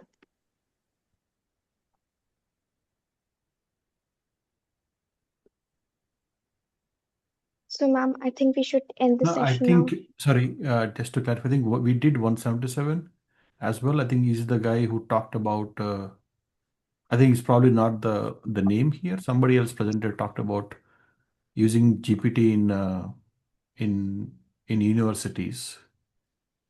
So that For was paper ID 171. That was paper no, ID 171. 171 is the emotional intelligence through cultural lens, right? That is different. Oh, okay. So just a minute. Let me check. Yeah, I think we did cover 177. I think only thing pending is 599. Vijay, what do you have on your side and in your Yeah, tracking? it's the same, Sitaram. Okay. Okay, so yeah, sure. So we're just left with 599 paper ID, and he's not present here. Okay, fine. Okay, so ma'am, should we end this session? Okay, so I extend my gratitude and, I really want to thank all the session chairs on behalf of Amity University. And thank you so much. Thank you. Thank you Thank so you. much for providing the opportunity. Thanks. Thank you. So with immense gratitude and pride, we would like to take this opportunity to express our heartfelt thanks to our visionary leader and an extraordinary pioneer, our founder president Sir Shri Ashok K. Chauhan ji, and our chancellor Sir Shri Atul Chauhan ji, and Chancellor Amity University Additional President Dr. Asim Chauhan ji. Your unwavering commitment to excellence in education, your relentless pursuit of innovation, and your visionary leadership have transformed Amity University into a global beacon of learning, growth, and transformation. We are honored to extend our heartfelt gratitude to our dynamic leader and an inspiring mentor and a guiding force behind the success of this international conference, our esteemed Group Vice Chancellor, Professor Dr. Gurinder Singh Sir. Thank you, sir, for your steadfast commitment to academic excellence, and your strategic vision have been instrumental in shaping Amity University into a world-class institution. Let us take a moment to express our collective gratitude with a resounding round of applause for IEEE, Dr. Yanbu, and A staff for being the cornerstone of technological innovation and knowledge dissemination for this successful conference. I extend my deepest appreciation to our session chairs, Sitaram Srivastavai and Vijayasai Munduru, for their insightful guidance throughout the session. Your expertise and thoughtful moderation have elevated the discussion and enriched our understanding. We are truly grateful for your time and dedication. Further, I would like to take a moment to extend our heartfelt gratitude to all the presenters who shared their valuable insights and expertise with us today. Each of you brought a unique perspective that added immense value to this conference. I would like to thank our faculty coordinator, Dr. Rashmi Mani ma'am, for her meticulous planning and seamless execution. Your tireless efforts in organizing every aspect of this conference and ensuring its academic excellence was deeply appreciated. A special thanks to our IT team, whose technical expertise and round-to-the-clock support ensure that everything will run smoothly, both on-site and online. Last but not the least, we would like to thank the admin team and support staff. Your unwavering dedication and hard work in managing facilities and all the operational aspects is commendable. Thanks to Dr. Namita Sahai as well. You forgot to mention, but I must mention it. Yeah, thank you, ma'am. Yes, ma'am. And in the end, I would like to say thanks to our student coordinators team, whose energy, enthusiasm, and teamwork made this conference a success. As we conclude this conference, it is only fitting to express our deepest gratitude to the institution that made it all possible, Amity University. Thank you. Okay, thank you, guys. Thank you. Thank you.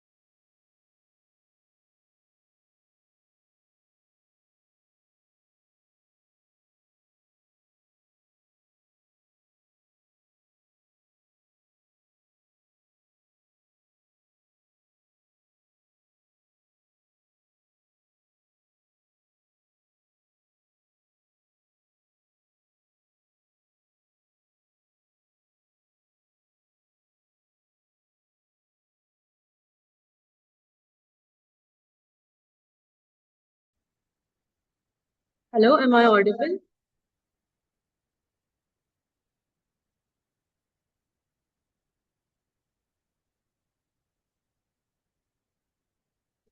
Good afternoon, ladies and gentlemen, honorable guests, respected dignitaries, esteemed academicians, industry experts, distinguished researchers, and dear students.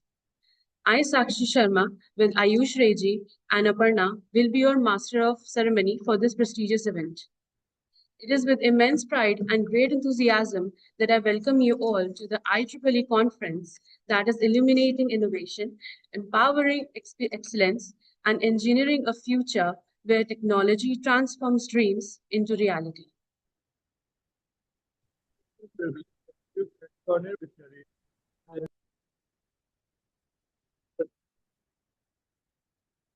In education, academic excellence, innovation, and global internationally, deep compute of life and empower the opportunity. Ayush, could you please raise your voice? We can't hear you.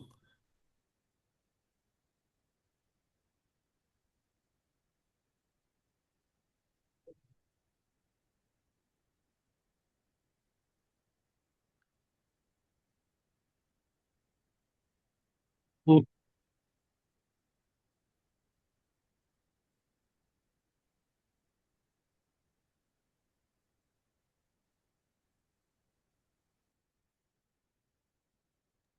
Oh.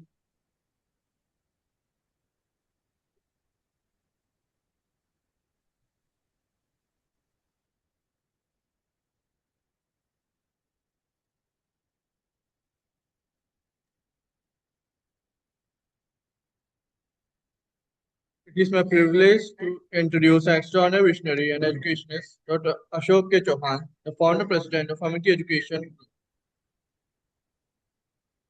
A pioneer in redefining education in India, Dr. Chauhan has dedicated his life to fostering academic excellence, innovation, and holistic development for students. Under his leadership, Amity has become a global institution with campuses across India and internationally, known for blending cutting-edge research with a deep commitment to nurturing talent. His relentless pursuit of thousands to achieve their dreams and contribute to society. Dr. Chauhan's vision is not just about education but also about nation building, as he inspires us all with his passion for creating leaders of tomorrow. Ladies and gentlemen, please join me in welcoming a true luminary, Dr. Ashok K. Chauhan. An exceptional leader, Dr. Atul K. Chauhan, the Chancellor of Amity University and the driving force behind one of India's leading education groups. With a deep commitment to fostering innovation, academic excellence, and global collaboration, Dr. Chauhan has transformed Amity into a globally recognized institution, empowering thousands of students to achieve their dreams. Under his leadership, Amity has established a presence in multiple countries, setting benchmarks in research, innovation, and holistic education. His relentless pursuit of quality and dedication to preparing students for a rapidly evolving world has not only enriched academia but also made Amity a hub for nurturing future leaders. Please join me in welcoming a true pioneer of education. Dr. Aseem Chauhan is a visionary leader dedicated to building global competitive educational ecosystems that seamlessly integrate research, innovation, entrepreneurship, and international collaboration. His work emphasizes expanding access to quality education, strengthening institutional infrastructure, and preparing learners for emerging technological and societal needs. He is a strong advocate for youth entrepreneurship. He has played a key role in nurturing technology-driven startups through the Amity Innovation Incubator. We are honored to welcome him today. Mahendra ji आ गए? Professor Dr. Gurinder Singh, Group Vice Chancellor of Amity University and Director General of Amity Institution, brings over 27 years of expertise in institution building, teaching, research, consultancy, and industry. A distinguished academician in international business, he also doctorated in the field and is an alumnus of the Indian Institute of Foreign Trade, where he graduated with top honors. As the youngest founder pro-vice chancellor of Amity University, the founder director general of Amity International Business School, Dr. Singh has been pivotal in establishing Amity campuses globally, including in London, the USA, Singapore, Mauritius, and Tashkent. Internationally recognized as a top 2% scientist of the world, scholar, and institution builder, he is celebrated as a management expert, writer, trainer, and a mentor deeply admired by students. With great excitement and anticipation that now we have the privilege of introducing our esteemed session chairs for today's conference. These individuals are not just leaders in their respective fields, but also a unique blend of expertise, wisdom, and ability to guide us through complex discussions with precision and clarity. Today, we are fortunate to have them with us, ready to navigate through the wealth of knowledge and ideas that will be shared in the coming hours. Our first session chair is Dr. Effie Latifianti, who is a faculty member in the Department of Industrial and Systems Engineering at the Institute Technology Sepuluh November in Indonesia, with extensive academic and applied research experience in data science, reliability engineering, and industrial systems.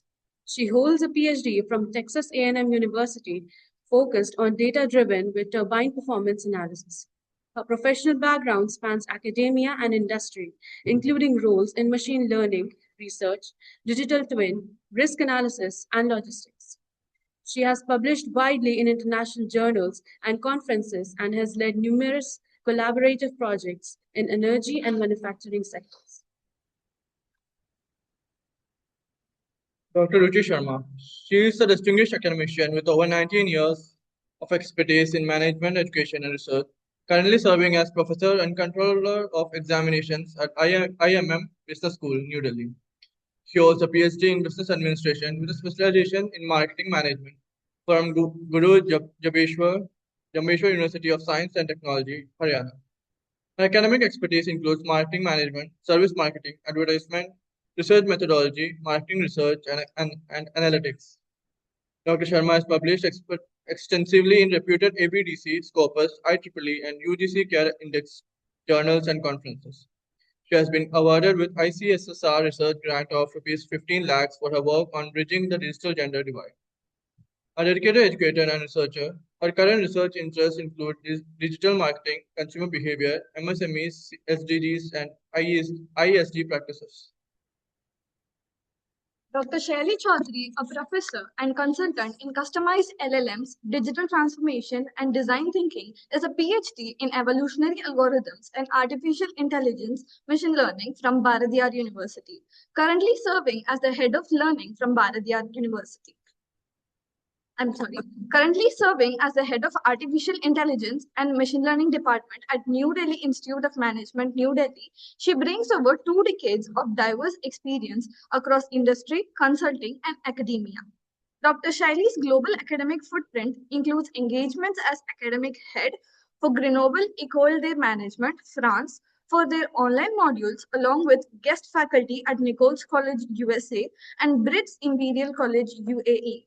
Additionally, she serves as an advisory board member for digital banking and business units, reflecting her influence in AI-driven strategy formulation across industries. Beginning her professional journey at HCL Infosystems, Dr. Shaili transitioned into academia, focusing on her expertise in AI-driven digital transformation, ethical AI, and design thinking. She has a deep proficiency in artificial intelligence, machine learning, robotic process automation, big data analytics, and predictive analytics, making her a sought-after advisor and consultant for organizations embracing AI-led innovations. A prolific researcher and author, Dr. Shaili has published extensively in peer-reviewed journals and is the author of the book, Big Data Analytics Using Artificial Intelligence Technologies, published by Wiley. As a professor, she aims to impart technology-blended management, education, equipping young minds with the skills to leverage data-driven decision-making for impactful and strategic business transformations. They are the silent architects of our journey today, shaping the flow of conversation, encouraging insightful debates, and ensuring that every voice is heard. respected, and valued. They are not only our facilitators, but our guides, making sure that we extract the maximum value from every speaker and every moment in the session. Please join us in extending a warm welcome to our session chairs who are here to ensure that we not only leave with knowledge, but with inspiration to take the next step forward in our respective paths. Let us look forward to their leadership and expertise as we dive into today's discussion. Now, before we dive into the discussion, I would like to introduce about Amity University. Amity University is a globally recognized institution known for its commitment to excellence in education and innovation. With a strong focus on holistic development, it offers a wide range of undergraduate, postgraduate, and doctoral programs across disciplines like engineering, management, sciences, and humanities. The university boasts state-of-the-art infrastructure, experienced faculty, and a vibrant campus life, fostering creativity and leadership among students. Emphasizing research and industry collaboration, Amity provides opportunities for internships, global exposure, and skill development. Its dedication to nurturing talent has earned it a reputation as the leading center for academic and professional growth in India and beyond. Amity University and its collaborations with IEEE Amity University is a leading private institution in India, renowned for its excellence in education, research, and innovation. With a global presence and state of life in an art infrastructure, Amity is committed to fostering a culture of academic rigor and interdisciplinary learning. Its collaboration with IEEE Institute of Electrical and Electronics Engineers, a premier organization for technological advancement, reflects this commitment. Together, they aim to enhance research, innovation, acknowledged dissemination in engineering, technology, and related fields. About IEEE, Ayush will elaborate. Now let me introduce IEEE. IEEE is the world's largest professional organization dedicated to advancing technology for the benefit of humanity. With over 400,000 members in more than 160 countries, IEEE provides a platform for engineers, scientists, and professionals to collaborate, innovate, and contribute to technological advancements.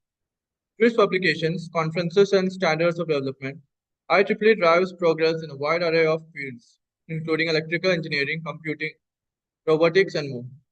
Its partnership with academic institutions like Amity University ensures the seamless integration of industry expertise and academic excellence. We are also pleased to announce that we will be organizing another IEEE conference, ICI PTM 2026, scheduled to be held on 19 February 2026. Now, before we begin the session, I would like to briefly outline the presentation guidelines for our presenters. Each paper is assigned a total of 10 minutes, where each presenter will be given 7 minutes, followed by a Q&A session of 3 minutes. I repeat, each paper is assigned a total of 10 minutes, where each presenter will be given 7 minutes for presentation and a Q&A session, which will be of 3 minutes. Please keep these time limits in mind when presenting your presentation. Presenting authors are requested to be ready for this session 10 minutes before the scheduled start of the respective session, allowing the session chair to verify the attendance of the presenting authors. We recommend that any one of the author conduct the entire presentation adhering to the previously mentioned time limits. And please note that the papers which are not presented will not be sent to the IEEE Explore for publication. The certificate for the presentation will be given to the presenter only and will be given to the presenter only and if they present, and it will be mailed to the corresponding author. Now, starting with the presentations, I'd like to invite our first presenter, ID 137, paper title, Fighting Digital Ad Fraud, the Role of AI and ML. Presenter, Bikash Dev Chura. Yes, ma'am. I can share my screen. Yes, please.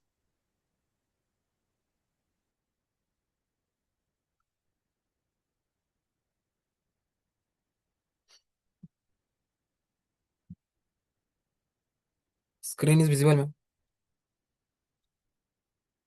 Screen is visible, ma'am. Yes, we can see. Thank you, ma'am. My paper ID is 137.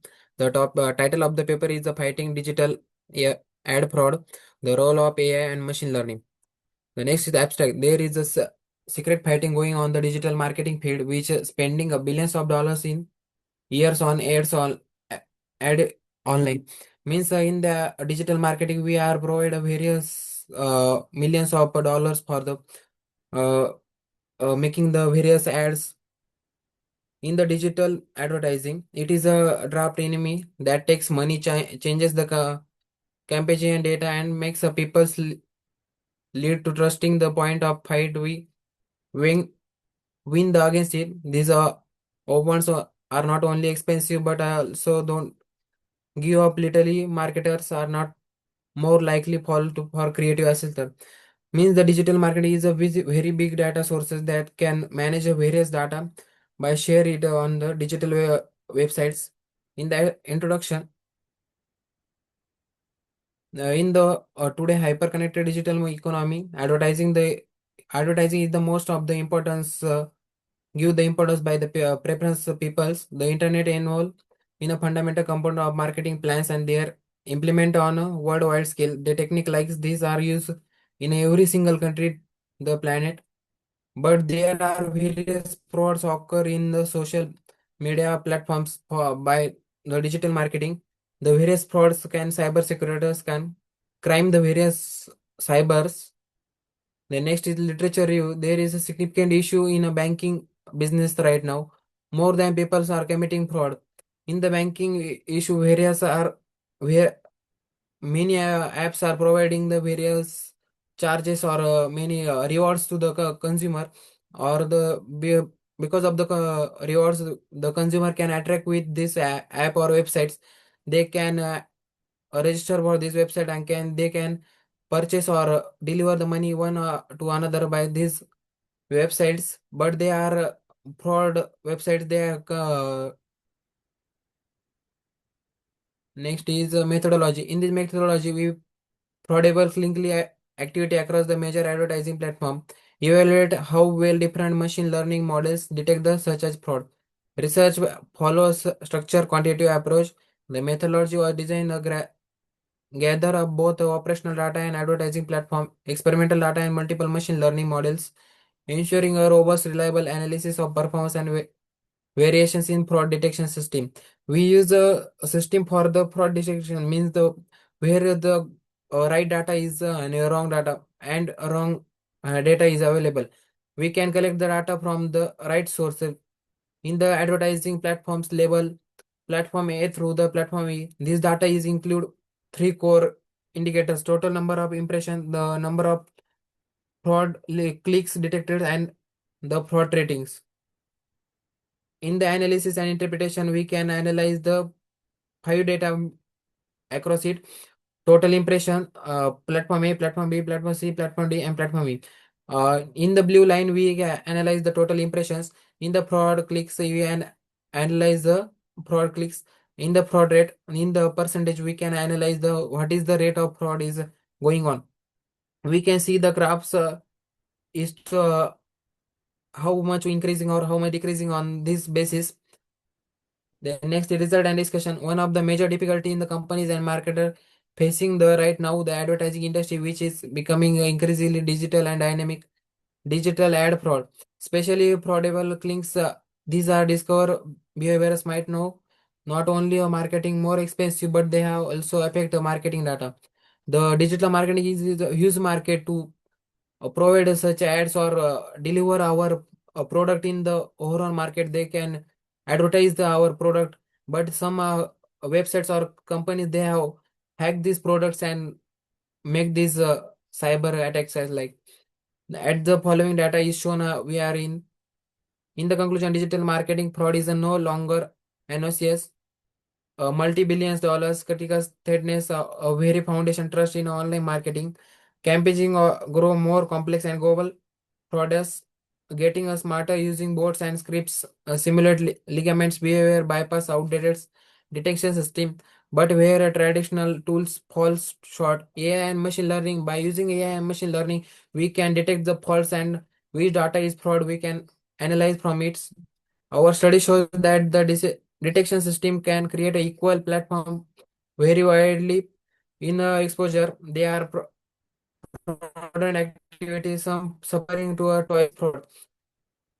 These are references. Thank you.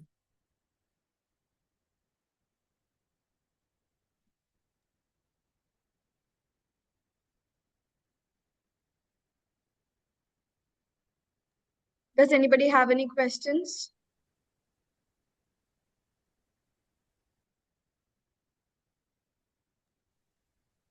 Yeah, can you just explain the methodology through which you captured this data set? Am I Ma'am, audible? yes, ma'am. We are currently working on it.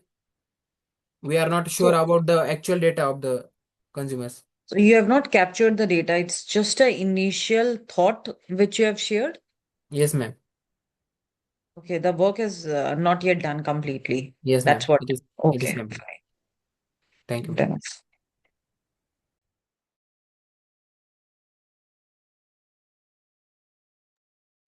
Does anybody have any other question? Okay, now moving on to the next presenter, I call paper ID 136, Impact of Demographic Variables on Attitudes, Norms, and Behavioral Control in Health Product Buying. Yes, ma'am. Yes. Presenter, Nas Gorovara.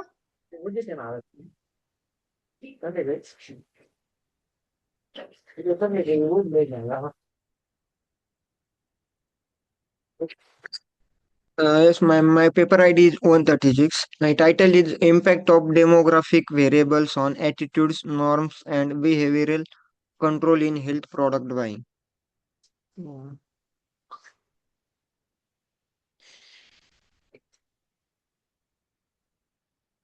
Abstract people are making more and more specific and personal decisions about want to purchase a health and wellness trend grow more popular, especially in the health product industries. Like a different product of the health and wellness of the our day-to-day life. The health product industry in the fantastic example of this. When you have purchased anything health related to health product, you shouldn't only focus about the brand name and the price anymore. Sorry. And the price anymore. So on the other hand, the physiological and social element are becoming more and more essential. So this includes what a person believes, how Thank they you. feel about social pressure, and how much control they think they have over their own behavior or or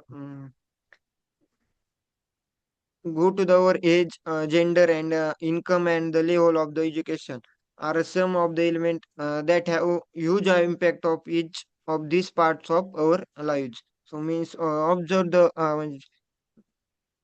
our age, gender, like purchasing the any product. The main purpose of this research is to examine attentivity, attentively and at how demographic characters impact people's through emotions and behavior when they purchase health related accessories. Going to the introduction. So in today's consumer driven health marketplace, so the price and the availability used to be the sole things that affects people choices. So means the like branded product, the price is also more of this branded product, but that in the no longer the case.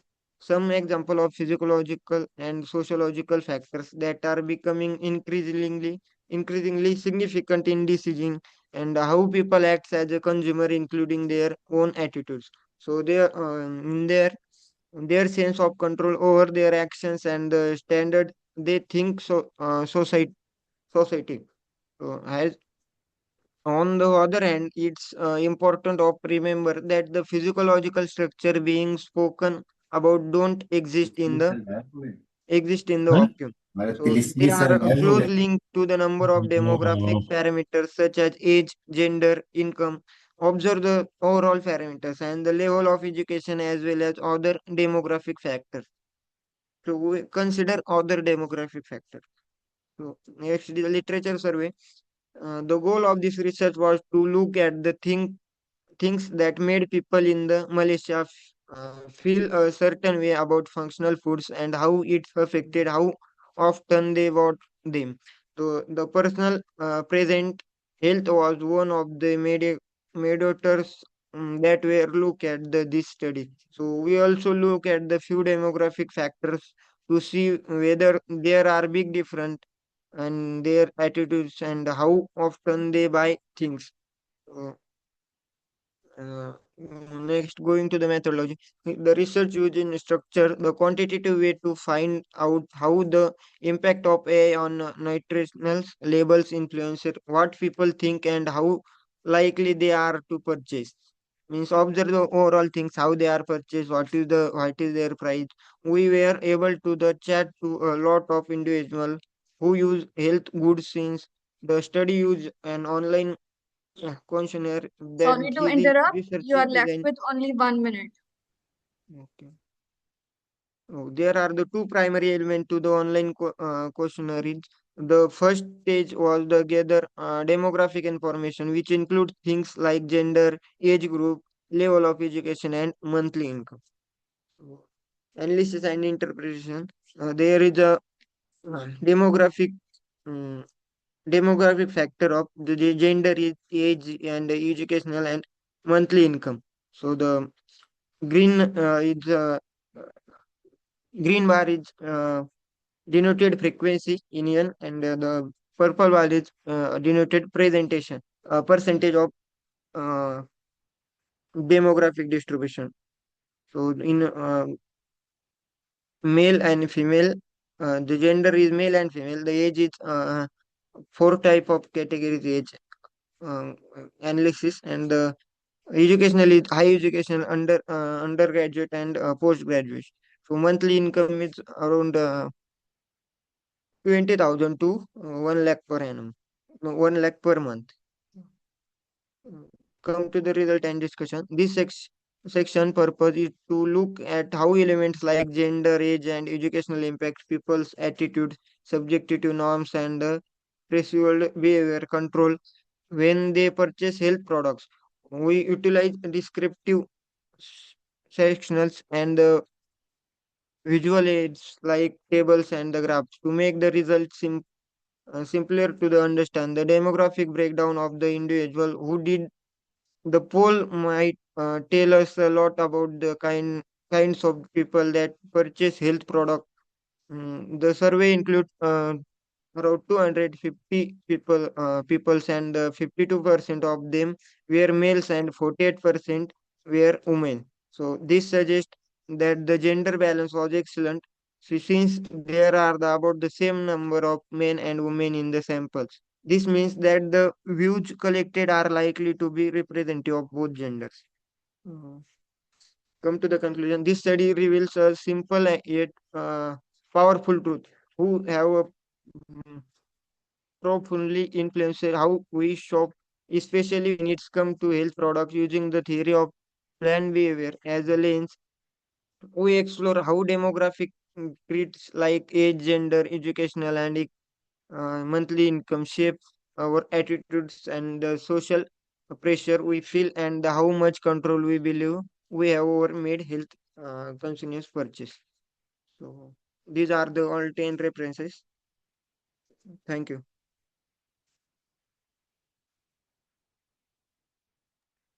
Does anyone have any questions?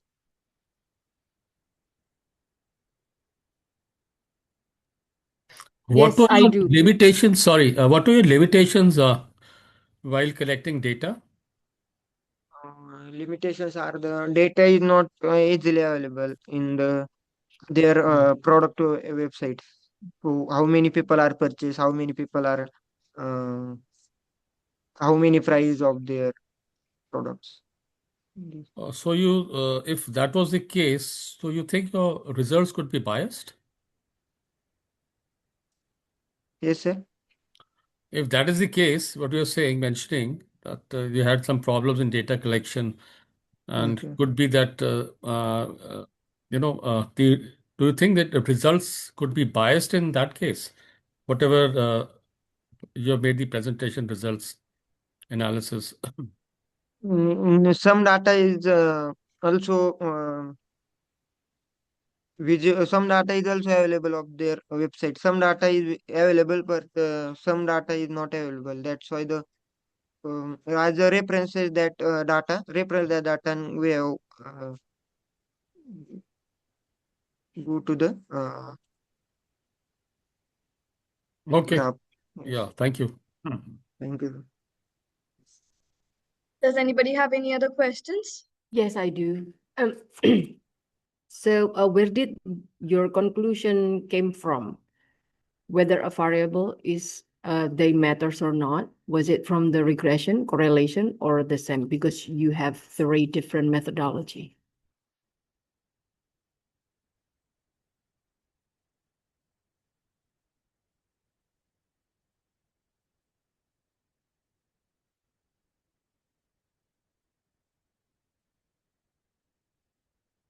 Hello?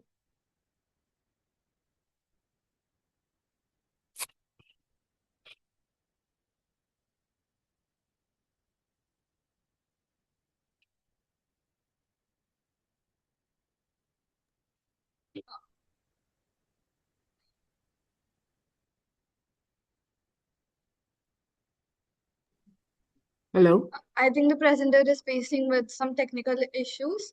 Okay. I'm sorry, ma'am. Can we move on to the next presenter? Okay, now moving on. I call paper ID 174. Paper presenter Venus Claver Denon.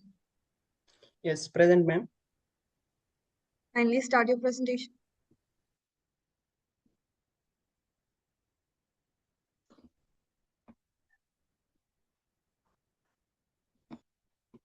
My paper ID is 174. The title of my presentation is The Engineering the Nurturing Diversity for the Job Satisfaction Towards the Transformative Change. Let's talk about the abstract of the paper. The phrase work-life balance refers to the strategies for striking a balance between one's personal and professional lives. It is challenging to find the time for work-life balance because of the expectation and obligation of the workplace. In light of this, the current study was conducted as certain how the working woman combines their personal and professional lives. 100 professional women who work in Chennai, India, make a sample. A careful crafted questionnaires was used to gather the data from the respondent. The finding of the analysis indicate that the working woman experience organizational dissatisfaction and work-family conflict. The factor influencing the woman's work-life balance in Chennai, Tamil Nadu, are main subject of these empirical studies. 200 women are surveyed using the exploratory research design and primary data approach. Let's talk about introduction part. For the variety of the important reasons, employees today are particularly vulnerable to the work-life imbalance in their professional and personal life. In order to address this disparity between the workers' professional and personal life, human resource managers are putting a lot of efforts into these areas. Due to the variety of the work-related stress and the time constraint, employees are not spending quality time with their families.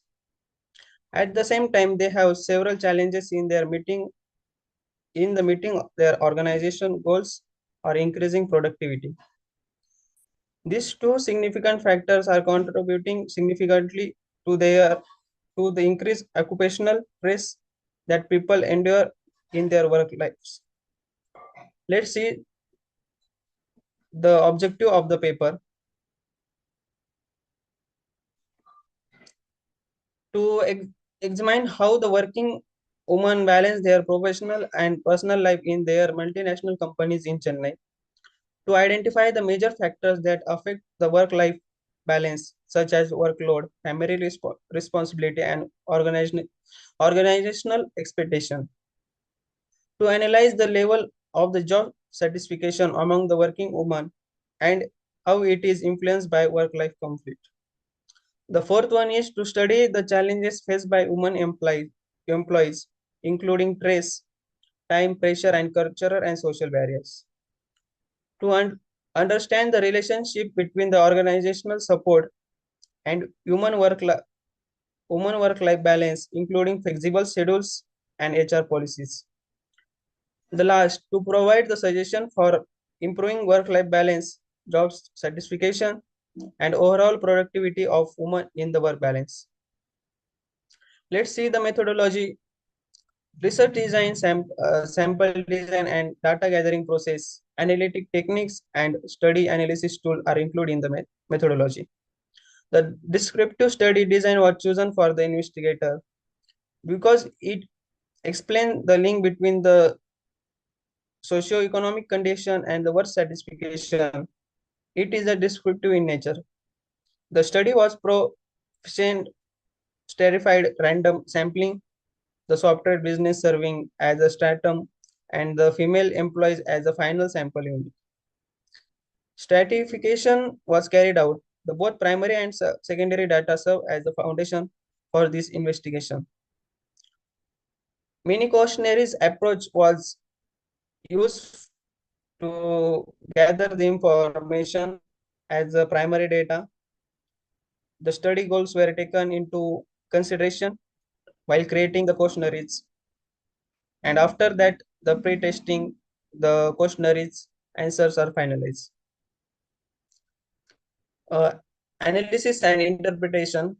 Many of the mechanisms that contribute to the success of the international companies are thought to depend heavily on the female personnel. It also undeniable the economic activity will increase if the women are and their labor are used to their potential. Women should be able to exercise their human rights if they are essential to the successful implementation of the globalization. By changing the economic models, the global support, human must be given the respect they deserve for the contributing in the working society. Business think that the women contribute unique traits to the job, such as the patience, inventiveness, and the devotions. The most difficult role that women who choose the occupation play is not only about the work, but also about the striking a balance between the family and employment. Let's talk about the result and discussion part. A multinational company with the special reference to the Chennai city investigate how multinational company woman feels about their jobs and family. Job disruption may affect the woman health, jobs, happiness, and the work productivity. Good work-life balance, support to corporate practices, flexible scheduling may decrease the negative effects. Cultural and social barrier may alter the Chennai woman job experience. International companies, women must be overcome this challenge to boost the employment satisfaction and productivity. In the conclusion part, the context in which the family and the work domain function in the given settings might have an impact on the work-family structure. Women in different nations may have different work schedules, employment descriptions, and the work time. Therefore, it seems that the demand of the job and family duties vary depending on the context. In one context, something that is deemed difficult could not be a view as a significant or demanding in other. Peoples from diverse cultural origins having varying perspective on the responsibility of the work and families. Furthermore, regardless of their work position, women continue to play a major part in the household duties. Current social structure which places women in the lower position both at the home and at the work has altered in order to promote Your time's up. Work family balance and to the question gender relation. These are the references which are used Thank you. Does anybody have any questions? Yes, please. How do you define nurturing diversity in an organizational context as opposed to the traditional definition? Sir, means we have done the analysis of the many research works which are already done.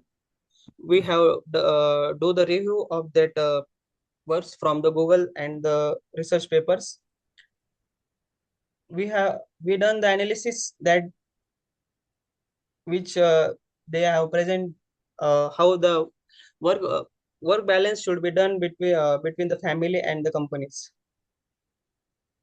Okay, and the last conclusion which you showed us that the women societal structure at present is both low at the home, at the workplace as well as in the home structure, right? Which you I think so concluded. Yes.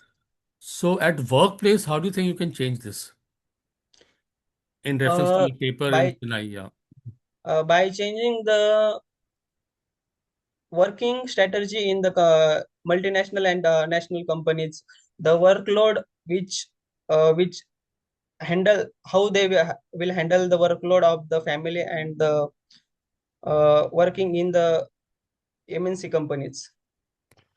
No, don't talk about family now, sir. At workplace, how do you change this? What are your Means recommendations? sir, not now I kind not able to answer this question, but we do work on that. Okay, thank you. Yes, thank you. Does anybody have any questions? Okay, now moving on, I call paper ID 450, presenter Rio Liman.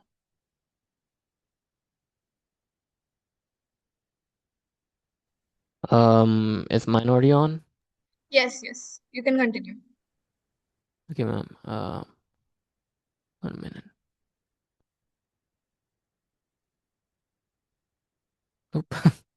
Okay, so good afternoon, everybody. My name is Rio, and for today's session, I'm gonna be representing my research team in explaining or kind of presenting our kind of results for our research paper with the name of Analyzing User Acceptance and Behavioral Intention Towards AI Chatbots in Indonesia, with me Rio as a presenter and the paper ID of 450. So there are going to be 8 topics that are going to be kind of like talked about. First one being abstract, the second is introduction, the third is gaps, the fourth is objectives, the fifth is methodology, the sixth is results, the seventh is findings, and the last is of course conclusion and implications. We're just going to start with the abstract.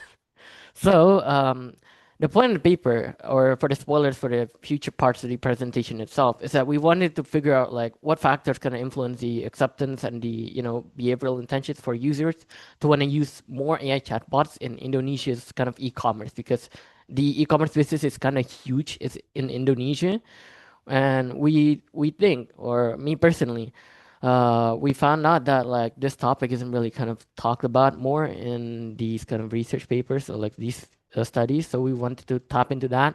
We tried to figure out what factors there are, and also we tried to figure out which factors matter or not towards the acceptance. And hopefully for this paper, we also aim to kind of develop a more effective kind of way for people to be able to engage in chatbots or to experience them itself. So for the introduction, as simple as it, originally we just wanted to figure out how AI could be helpful for more future topics and stuff like that. We wanted to figure out like how AI could help in many different industries, but we tried to kind of lower it down to be so that we only figure things out for AI and chatbots specifically in these e-commerce platforms, because it could help with like enhancing customer experiences.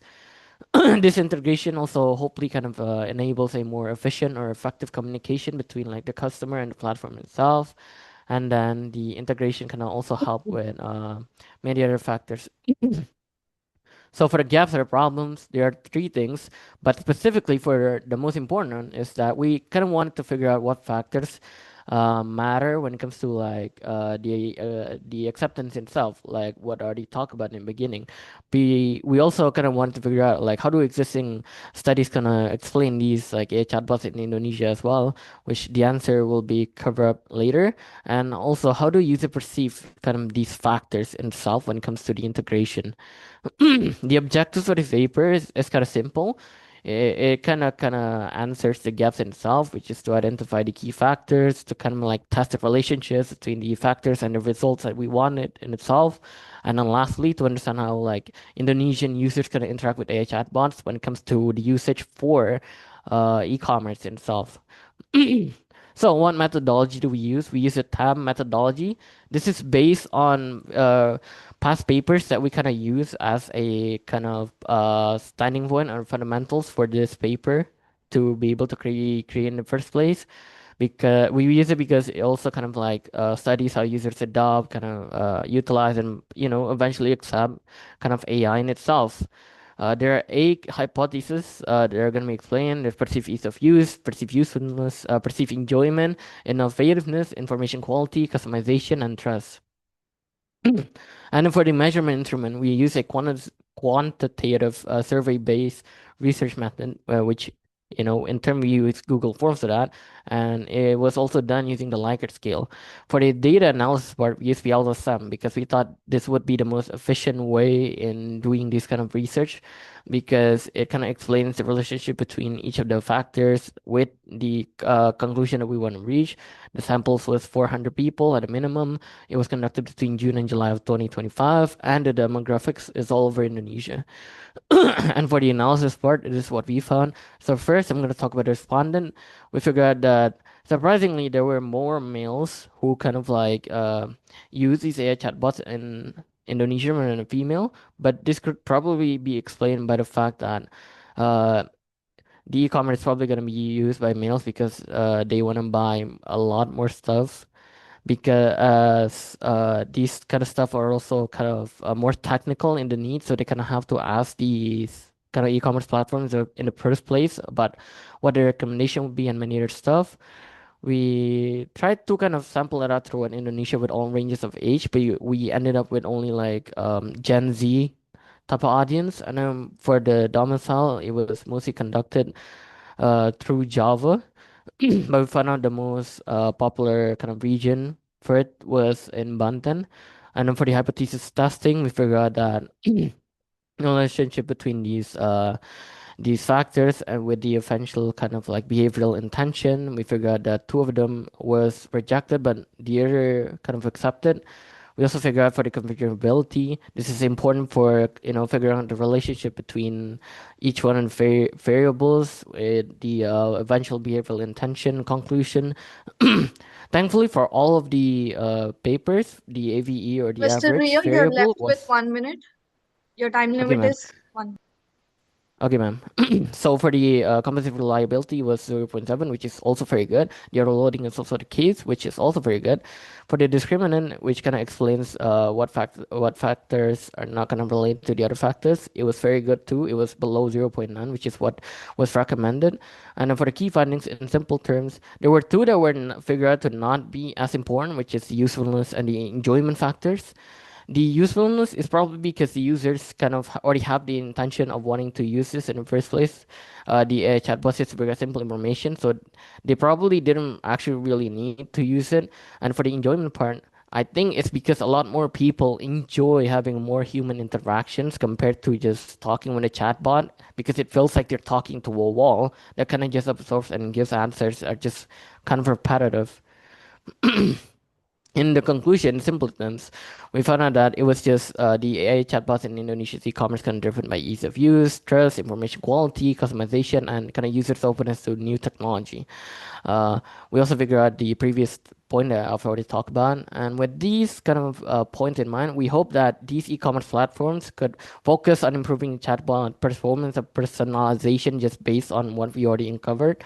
For the implications, the limitations that we found is that we were kind of limited in the ranges of age because it was only Gen Z, but we want to figure out all over Indonesia with all ranges of age from 1 to maybe 64 and many others. The location was also limited to only Java with the other regions in Indonesia, and there were kind of generalization of AI chatbots between different e-commerce because we only concluded that these AI chatbots were used by these companies and not kind of the specific chatbots that were kind of used by these companies itself, because they probably have like specific ones for each one of them, and maybe they're all kind of different in the configurations of the chatbots itself. For future research, we kind of hope that this could be fixed, the limitations could be improved and many others for both ours and for maybe future researchers.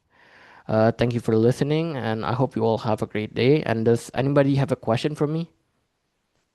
Yes, I do. So how did you find these respondents, 400 of them? Are they targeted, or like you are in specific community to get them? Oh, we kind of do a broad testing on this. We kind of use because the audience is Indonesian. Like as you know, Indonesia is a huge region, so we decided to use social media. But we also kind of got help with some of our friends because we have a decent amount of friends who could maybe share these kind of the Google Forms to maybe other friends or family, etc. Okay, So so that's where social we got media. most. Yeah, some of it. Thank you. Okay. Anybody else? Was there any quantitative feedback also? Could you repeat that, ma'am? Was it just a quantitative research, or was there a qualitative also? We technically did a kind of qualitative research. We kind of also did a qualitative base, but we thought that the research should be more concluded in the quantitative method. But we do spread a little bit of the qualitative method in the kind of conclusion in the paper in itself. But for this presentation specifically, I've focused more on the quantitative kind of survey-based research method because it was the most that we kind of use for the entirety of the paper.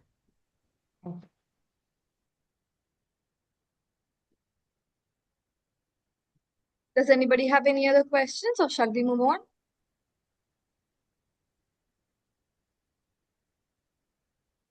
Okay, so moving on. I call paper ID 655 Ishita Gupta. Hello. Yes, give me 1 second. Let me share my screen.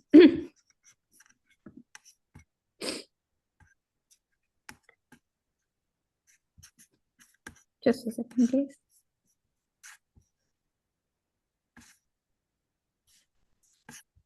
For some reason, it's not allowing me to share. Is there a special setting? There is no such thing, ma'am. You can present. It's grayed out for me.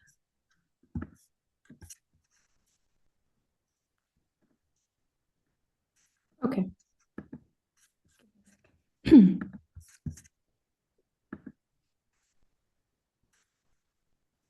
Can you see my screen now?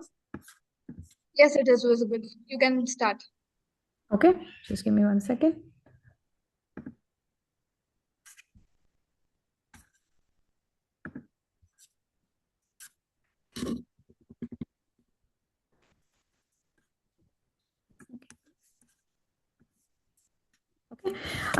Good morning, everyone. My name is Ishita, and today I'll be presenting my paper that's titled Unified Analytics at Scale. And I'll touch upon harmonization, testing, governance for digital teams that are considered basic pillars for unified analytics. In this work, I'll explore how organizations can move from having fragmented, inconsistent data practices to a more unified, trustworthy, and scalable analytics ecosystem, a foundation that's necessary in the modern digital transformation initiatives, and specifically in today's age and era.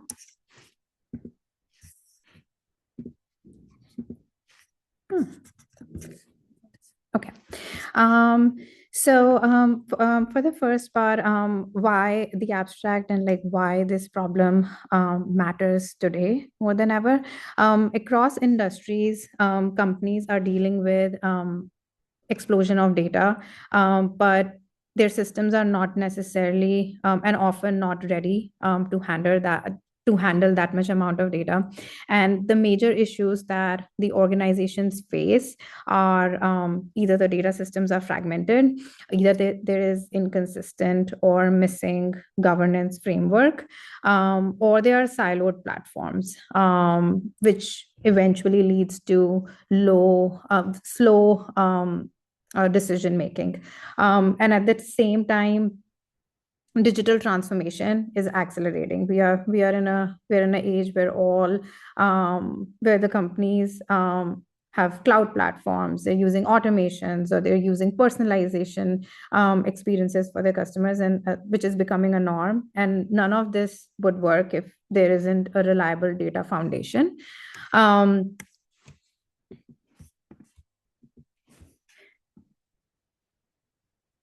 What data governance means today. Historically, data governance meant database administration or schema management.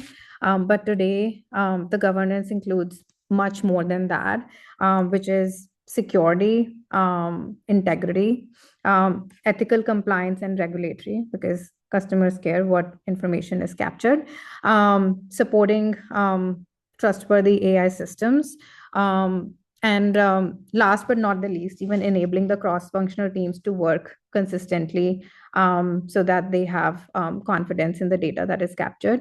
So that being said, governance is no longer a policy function, but rather a strategic enabler for this transformation.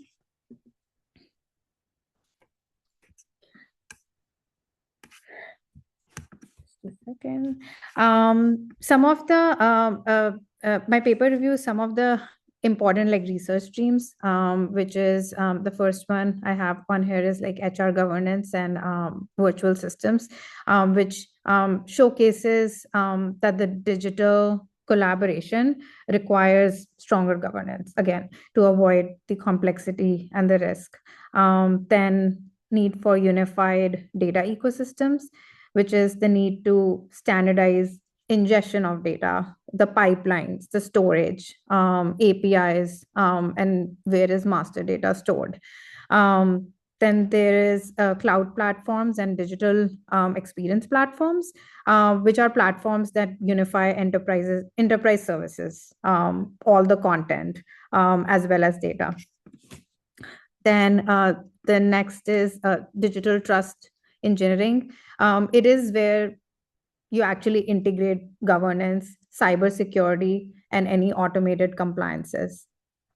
And last but not the least is employee-centered transformation, reminding everyone that transformation succeeds only when culture and people would align with the technology. So for the empirical component, used a marketing campaign performance data set with over 200K rows across 2 years. And there are certain steps that are included, which is pre-processing, which is... Ms. Ishita, you're left with 1 minute. Kindly wrap it up. Okay, sorry. Pre-processing, which includes handling missing values, removing any noisy features, feature engineering, which is building hierarchical structures, dimensionality reduction, which is simplifying without losing important information. For modeling, there were 3 models that I used: logistic regression, random forest, and gradient boosting. And for validation, it's a 80-20 train test split. In terms of results, across all the metrics, among the 3 models, the gradient boosting performed the best with the accuracy of 0.931. And some of the key predictors that were identified are like ad spend, click-through rate, and conversion rate, which has the strongest effect on performance and revenue anywhere and everywhere. And for the channel insights, Search ads had the highest ROI. Social and influencers performed also well because of engagement. Email always remained cost effective, and display ads delivered visibility, but not necessarily with a higher ROI as search ads. And then I'll just quickly go over the also the correlation the correlation insight that we saw, that ad spend is directly related to revenue. Click-through rate is directly related to conversions. Impressions of content is directly related to clicks. And the duration of campaign is directly related to revenue. These were some of the correlation metrics. And then in terms of conclusion, I think the journey towards I'll just come to conclusion quickly. The journey like towards unified analytics is not necessarily it's not optional at all. I think the organizations that build integrated systems will have a better ecosystem to gain visibility, making faster and accurate decisions within the organization, building reliable foundation for any future transformations, come up with product innovations, and just holistically like have better competitive advantages like over organizations that don't necessarily have a unified analytics system, enterprise analytics system. And that is all from my end.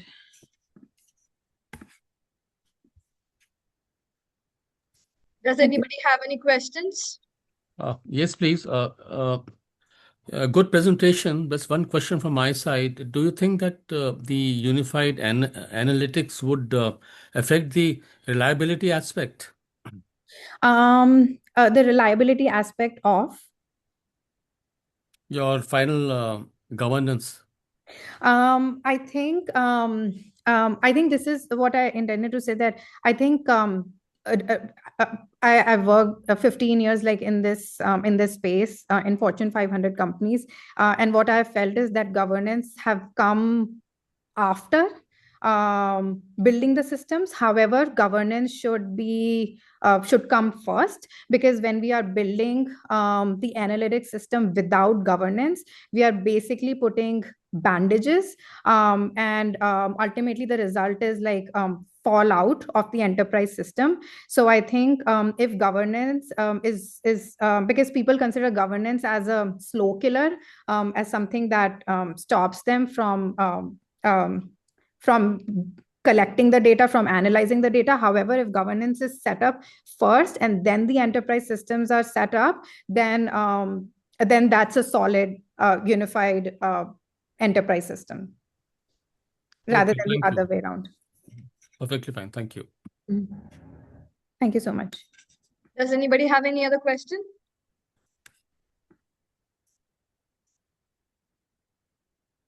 Okay, moving on. I call paper ID 158.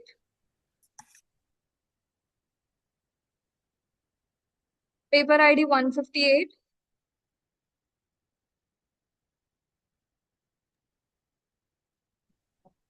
Yes, ma'am. I will exchange the schedule with the 158. Oh,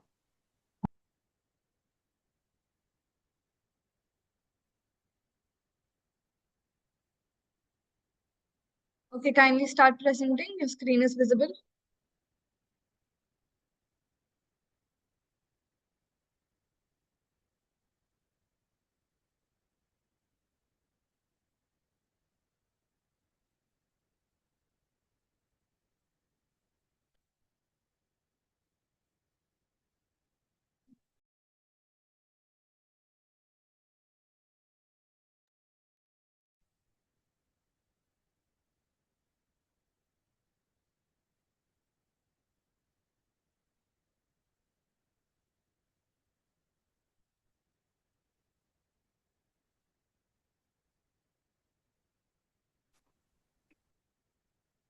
Okay. Exploring factor of influence EA adoption, accounting and auditing practice. introduction rapid in technology advantage advance have group segment change of fields such as accounting and auditing when the advance of AI routine task can you be automated with amount of data can be analyzed efficiency and strategic decision can be made with greater accuracy. EA is also expand to predictive analysis for the detection and client communication, including the use of EA technology for reporting writing.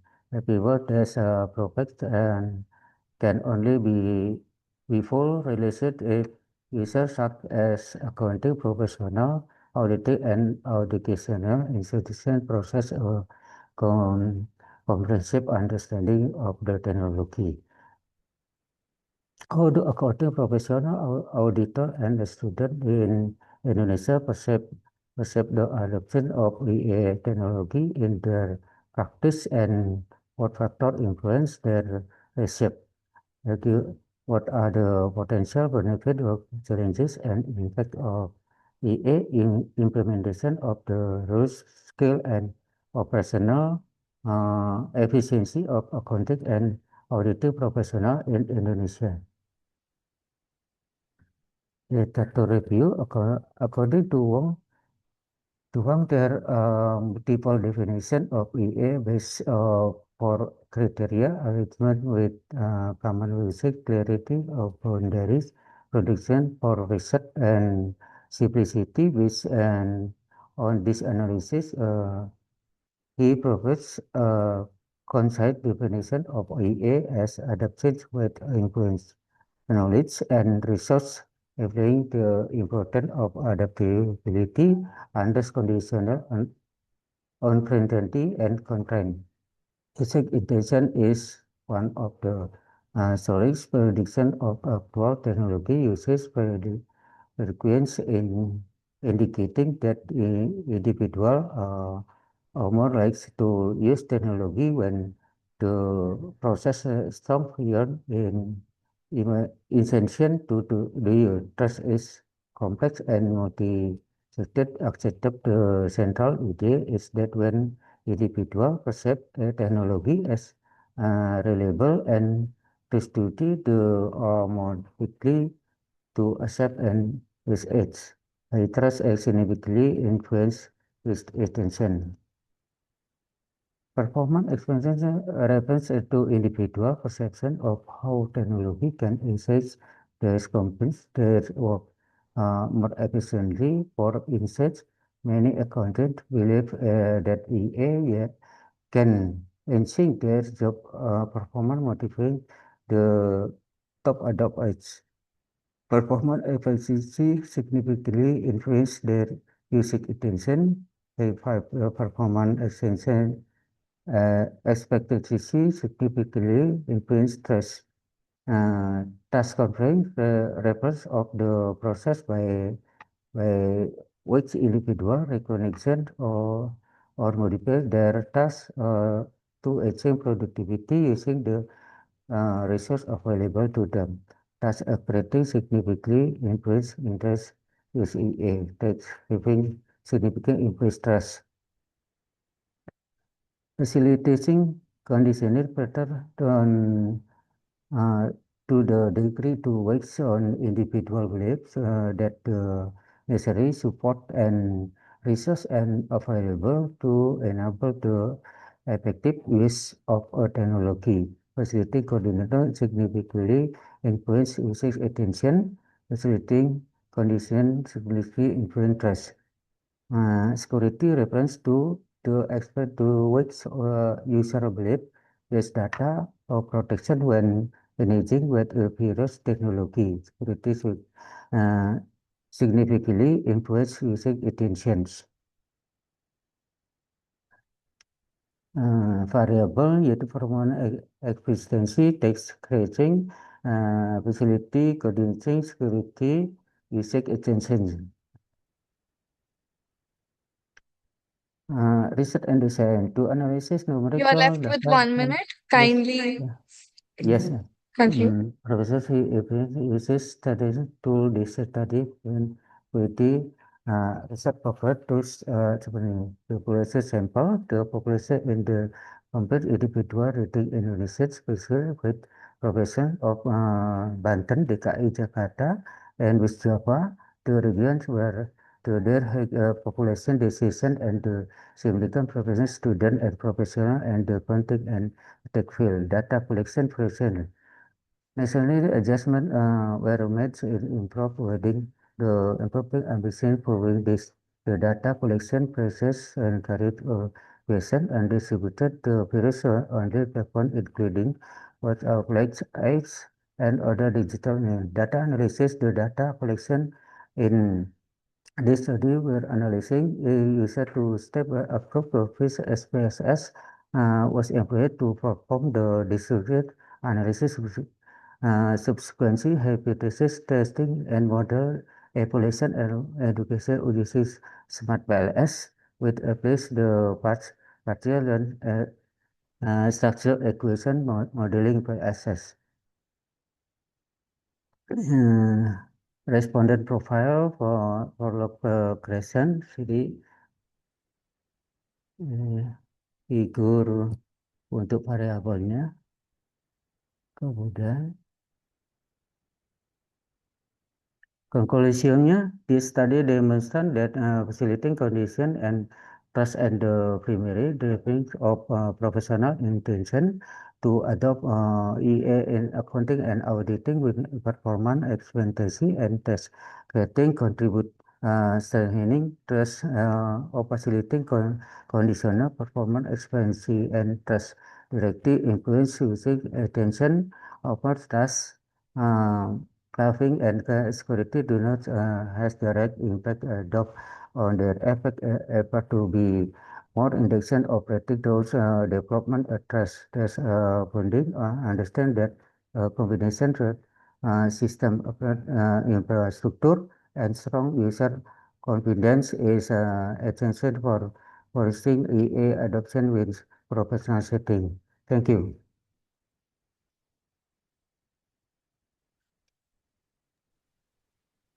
Does anybody have any questions?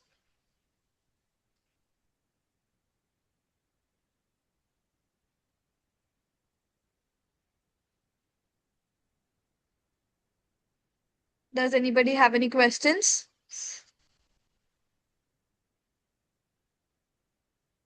Okay, moving on. I call paper ID 158, Exploring Factors Influencing AI Adoption in Accounting and Auditing Practices. Yes, sir. Okay, next paper is 654, Smart Rehab, AI Telehealth and Measuring Success in Home PT. Are you Hi. here? Yes, I'm here. Good morning, everybody. Let's kindly start your presentation. I cannot share the screen because the other person hasn't stopped sharing their screen yet. Paper ID 158, kindly stop sharing your screen.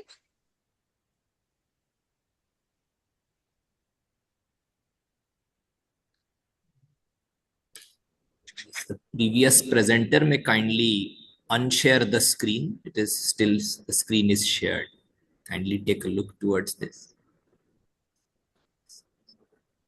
Coordinators, kindly remove them from the meeting for the time being. Unpin.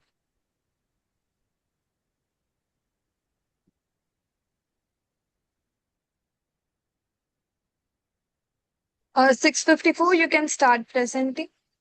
Are you able to see? Yes, yes. Okay, perfect. Good morning, everyone. My paper ID is 654, and I'm presenting Smart Rehab, AI Telehealth and Measuring Success in Home Health Physical Therapy. We have a global crisis for the rehabilitation. 2.5 billion people worldwide need the services. We are just not simply able to fulfill those services, and that's where the AI and the telehealth comes in the picture, which can help us serve those populations who need rehabilitation services post accidents or disability or chronic conditions. We have critical challenges as far as the long-term therapy goes, because once the patient is discharged from the hospital or from the inpatient rehab, there's really no continuation of care, and that's where the AI and the telehealth can play a major role. So what AI can help us do is virtual consultations. During the time of COVID, there was no in-person therapies going on, and physical therapists and occupational therapists were doing virtual consultations. So AI can actually power us tailor treatment plans according to the patient's condition, and we can also do the remote monitoring through it. So it has a good promise. AI has a good promise because it of course processes complex data as faster than humans. It delivers the tailor-made interventions, tailor-made exercise programs, and it continuously learns and relearns and improves itself. So it's always progressing in the right direction. And also it will help us with digital monitoring and increase accessibility via telerehabilitation. The more important things are the barriers. It's because ethical concerns like patient data, because we have to kind of share this data to improve. So that is one of the main ethical concerns. Then there are other problems like black box problems. How did AI get to the decision making, the decision that it made, how it came to that conclusion? That is another problem. And then, this AI tools, how do we train the current healthcare workers to kind of use them and bring them in their practice without actually disturbing the current workflow scenario. So the AI healthcare market opportunity is huge. It's very scalable. It's going to be 188 billion market by year 2030. So in this study, this is a very small study, we took 30 participants with the rotator cuff shoulder injury, and we studied them in clinic for about 19.7 hours. And then they had monitors that they took home and did the exercise, and we got the data from there. And that's how we collected our data set. There were 30 patients with the shoulder injury. They used the Huawei watch, smartwatches in the clinics and also at home when they did the unsupervised exercises. And then we processed this data asynchronously, consistent with 50 Hertz time steps, applied the sliding window segmentation with 10-second windows and 50 step size. And these data were analyzed over 90 statistical features and across accelerometer, gyroscope, and magnetometer channels. And it also extracted deep features from fully convolutional network penultimate layers. And then the model validation, 5-fold cross-validation assessed algorithms performance, dividing data set per research participant with representations from every exercise class they took. So these are the sensor data capturing movement patterns on accelerometer, gyroscope, and magnetometer. So 10 statistical features were calculated on each axis across the three sensors, totaling over 90 features. The gyroscope readings shows higher absolute energy and kurtosis than the accelerometer data, indicating activity patterns during exercises. It also features the median absolute energy, standard deviation, variance skewness, and kurtosis, the other factors that were considered. So we analyzed the data with the deep learning versus the machine learning. Findings, deep learning models like CNN and the LSTM required significantly longer training time, but they were more accurate than the traditional machine learning models like the random forest and XGBoost. However, the additional computational cost delivered superior accuracy and classification performance for physiotherapy exercise recognition, like the movement were recognized more accurately in the deep learning versus the traditional machine learning. So this is like the CNN achieves superior performance, about 93.6, and then the F1 score was also 92.4. So we did like the 5 different types of exercises The model demonstrated consistently high precision, recall, and the F1 score on all the 5 exercises we did. And the most accurate or the recall was on the pendulum exercises, which was above 89%. So from this, we can see if we combine both the features, the statistical and the deep features, we do the combined approach, it gives us more accuracy over just doing one versus the other.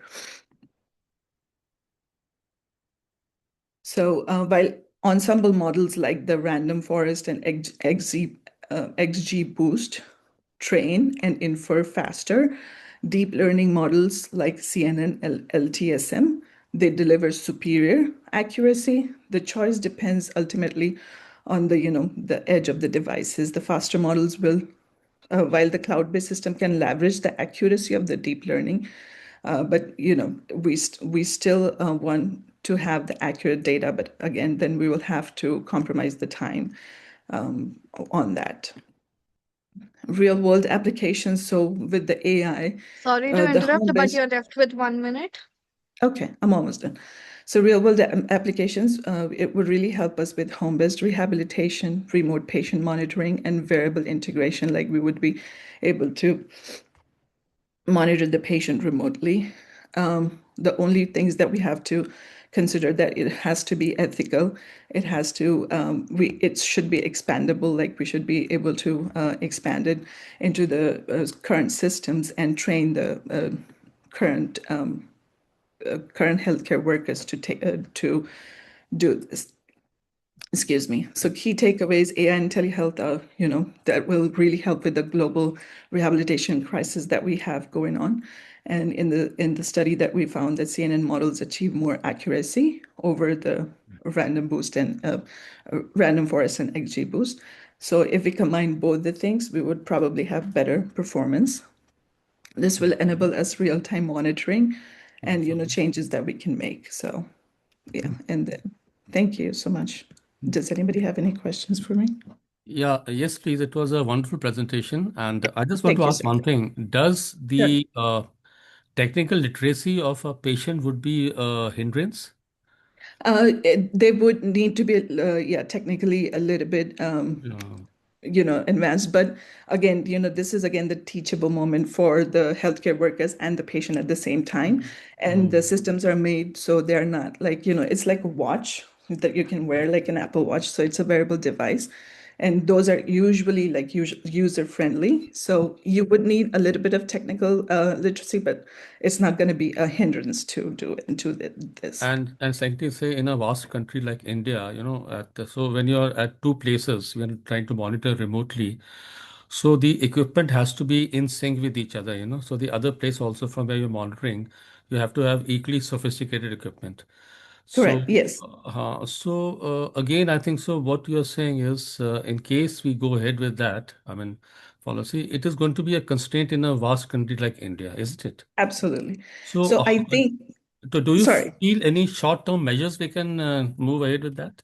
Yeah, so I think in a vast country like India, as you said, both the gadgets have to be on the same plane, but we can probably do like data collection after. So like if the patient is coming, say weekly or twice weekly, we can collect the data at that time and analyze it and work towards that. Of course, it's going to be like a time-consuming process. It's not going to be Yes. at that time, but at least it will help get the help across, and we won't have to wait until something that happens if you know what I mean.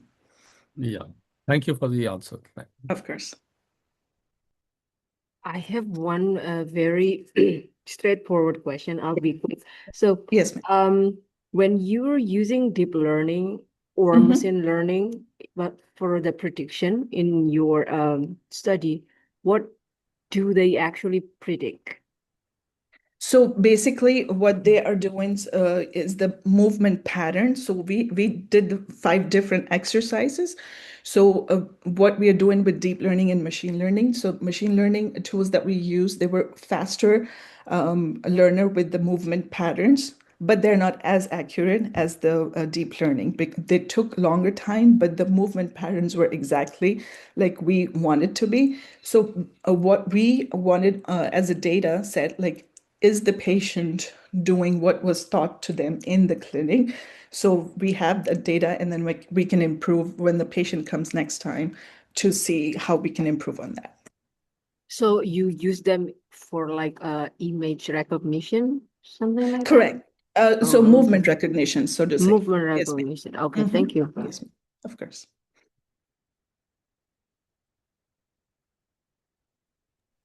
Does anybody have any other question?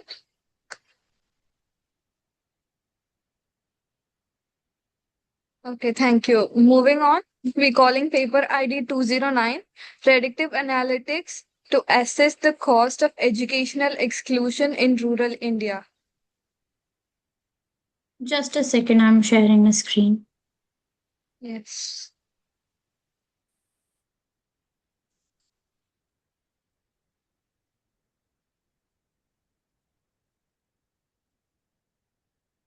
Is my screen visible? Yes, it is visible. You can start. Okay. And make it full screen. Yes. Yep. Yes, this is fine now. Okay. So I sincerely believe that every child excluded from education is not a statistics but a lost future. With that vision, I would like to present the paper ID 209 titled Predictive Analytics to Assess the Cost of Educational Exclusion in Rural India. Considering that education is widely recognized as a fundamental human right, unfortunately, in rural India, it still faces structural inequalities in education access, resulting in high socioeconomic and opportunity cost. The study analyzes the cost of education exclusion by focusing on the impact of policy gaps, structural inequalities, and systematic challenges. As inequality and discrimination can't be measured with numerical terms, human capital theory, which views education as an investment in skills, enhancing productivity and growth, has been critiqued for overemphasizing financial return while neglecting socio-cultural realities, especially in the case of developing countries like India, where our education outcome is deeply shaped by unemployment, discrimination, and low quality education. We have opted for a mixed method of qualitative household survey. Quantitative household survey and qualitative sarpanch interviews. We have collected the data from rural villages across UP, Uttarakhand, Haryana, Rajasthan, and Himachal Pradesh. Our survey variables included income, school distance, gender, caste, digital access, expenditure, and retention. And to analyze the collected data, we have used descriptive statistics for pattern identification and chi-square test for association between categorical variables. This helped us to identify the significant difference from the observed frequencies in the categorical data. We identified that the key barriers in rural India are economic hardships, education cost, income with households of income less than 10,000, the rate was 71% of dropouts. 71% of households earning less than 10,000 rupees a month considered withdrawal from schools, whereas this number reduces to only 25% in the cases of households earning more than 20,000 a month. And unfortunately, there's still a deeply rooted gender bias to a certain extent that girls are not allowed to go to school. However, this barrier doesn't limit over here. The lack of infrastructure, the lack of separate toilets for women in schools, and the distance of school and the house raises safety concern and reinforces deeply rooted patriarchal norms and safety concerns. leading to a very less number of female students in schools. And caste also plays a barrier upon admissions in schools, that the SC/ST have lower attendance rate as compared to general and OBC categories in schools. This ensures that there's a urgent need for anti-discriminatory support from the government. And distance.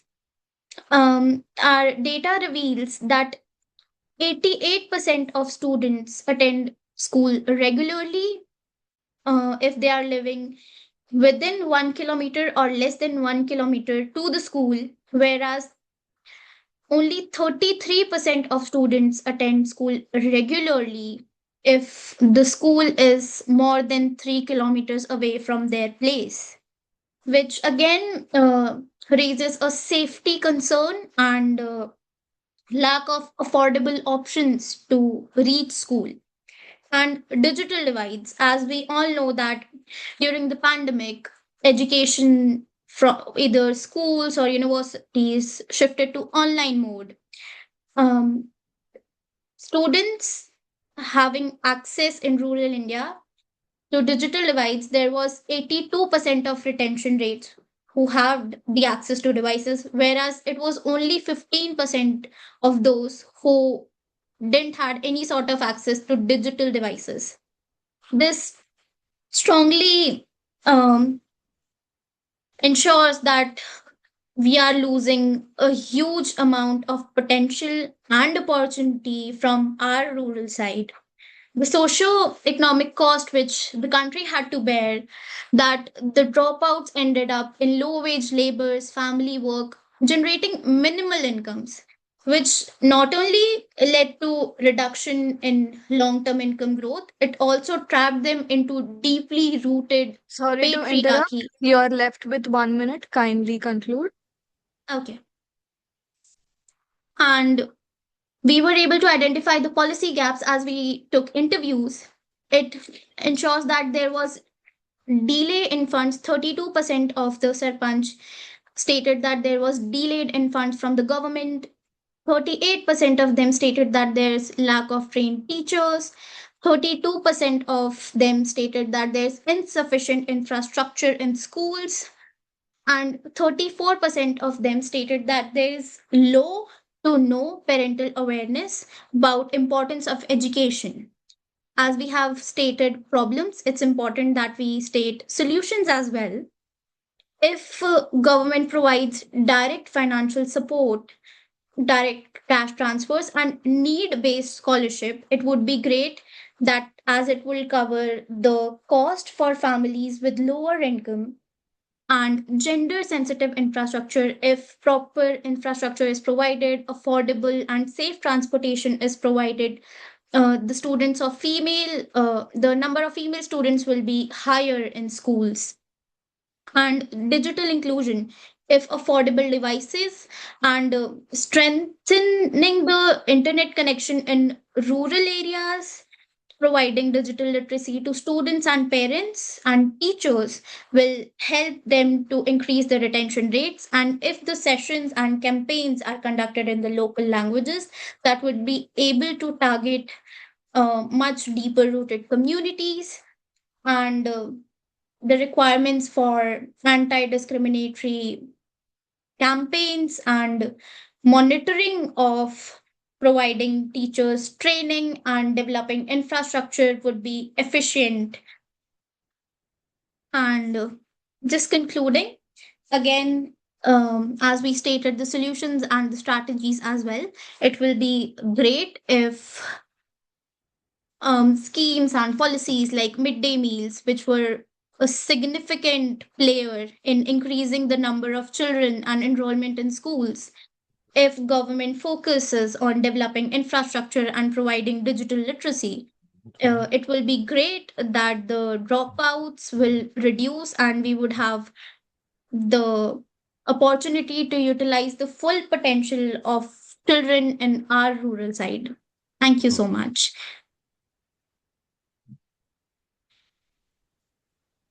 Does anybody have any questions? Yes, please. Thank you for a lovely presentation.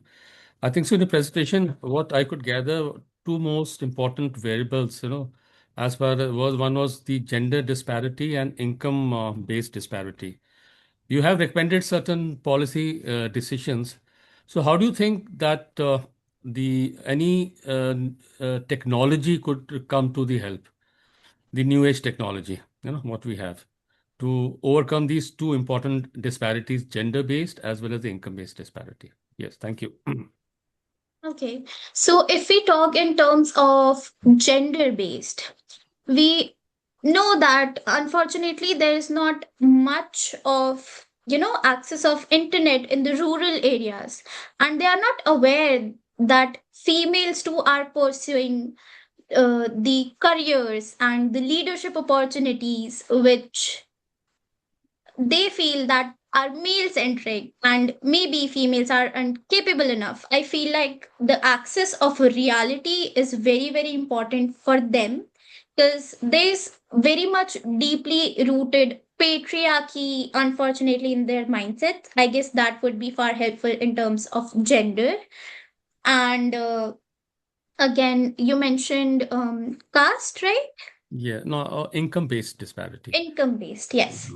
So I feel like as our survey suggested, that households aren't actually really aware about the policies made by the government for them, for their benefit. I feel if you aren't aware, you're not even there to actually grab the opportunity. So I feel programs can be run again in local languages. If they can actually go to these villages and provide them assistance, provide them the information about the policies, the schemes they can claim as per their requirements, as per the categories. I guess that would be helpful for them to grab opportunities and get need-based scholarships, because government is providing funds, government is putting efforts, there is policy, just the gap is of awareness. Thank you. Thank you. Does anyone have any more questions? Okay, thank you. Moving on.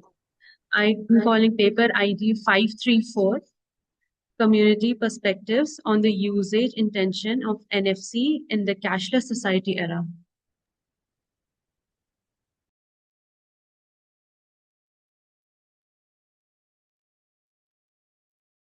Give me a minute, ma'am. I'm sharing my screen. Okay, yes, it's visible.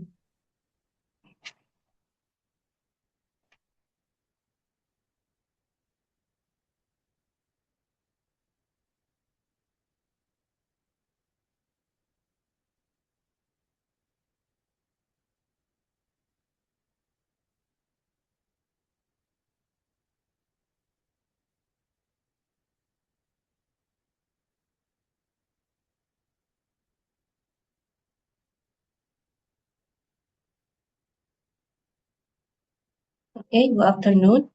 My name is Vina, and I am represent my team.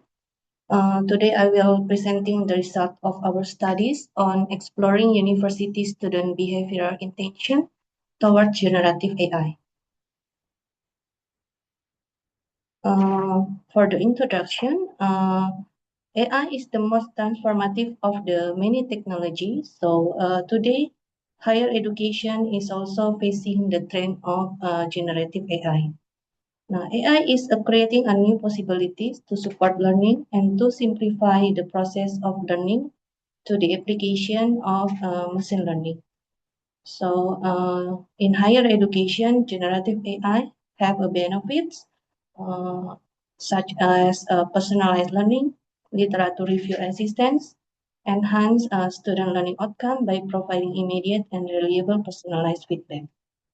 Besides the benefits, there are also a challenge, such as ethical concern, include potential misuse, over-reliance, plagiarism, and threat to academic integrity. So based on this trend, it is important to conduct research on the application of generative AI in higher education. For the research objective, the purpose of this study is to explore the motivation that drives students to use generative AI in the learning context and to understand its impact on the quality of learning, academic integrity, and institutional policy. And we want to identify the factors that influence students' intention to use AI-based technology. We think that this serves as a basis for understanding a more appropriate approach to supporting innovative, ethical, and sustainable teaching and learning. This is our research framework.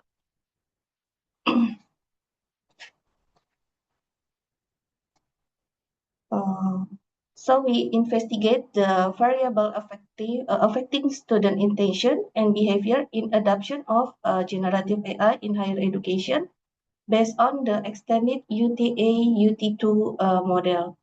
We want to know the relationship between the variable and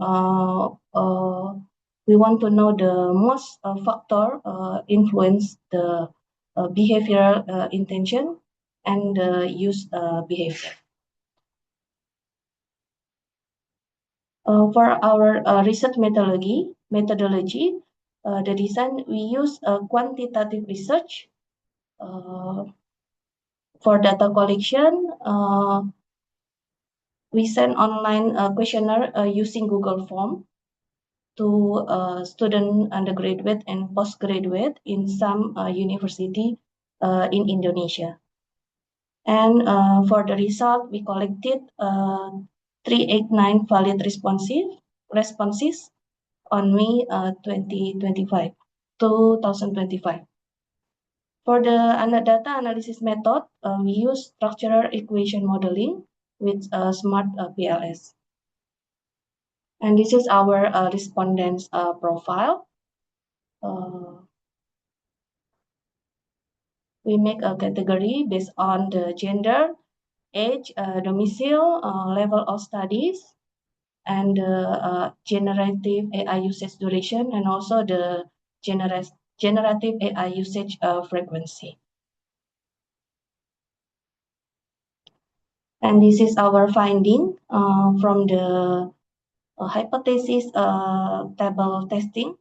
We can see that behavior intention as a predictor of use behavior is significant, and performance expectancy, habit, and price value strongly significant to behavior intention, while behavior intention with habit and trust impact usage. Conversely, the other descriptive construct like privacy, social influence, and hedonic motivation have no discernible impact on usage intention.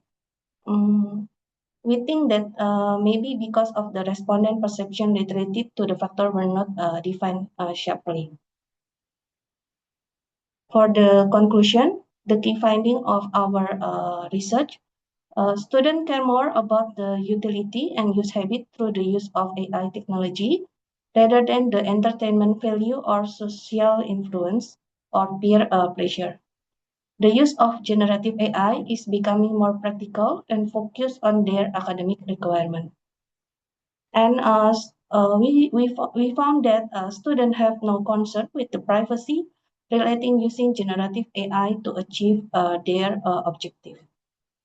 For the implication, higher education institution, I highly encourage developing comprehensive guidelines and policy regarding generative AI usage that incorporate issue of ethics, trust, and sustainability on use of technology in learning. And for recommendation, educate students on ethical AI usage and establish institutional guidelines for generative AI integration in learning process. So we think we cannot forbid the student to use the AI in the learning process, but we can educate them to use it correctly. For the limitation of this research, first, limited scope of respondents. We think future studies should consider more heterogeneous participant in educational background, geographical experience, and experience with AI. We have limitation also from the collected data because all the data were obtained from a questionnaire with self-report, and we use a cross-sectional research, so it is incidental. We think that longitudinal research may provide more insight into how students' attitude and usage of generative AI technology evolve over the longer term. I think that's all for my presentation. Thank you.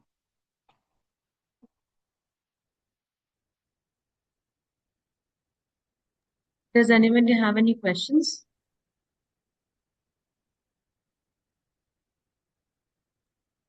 All right. Moving on, I would like to call paper ID 518, a hybrid supervised learning method based on fuzzy logic for predicting prostate cancer. Yes, madam.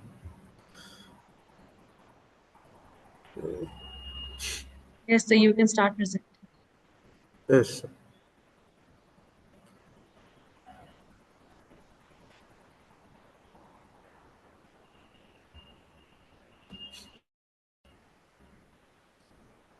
Am I visible, madam? My screen is visible? No, not Hello? yet. Yes, it is.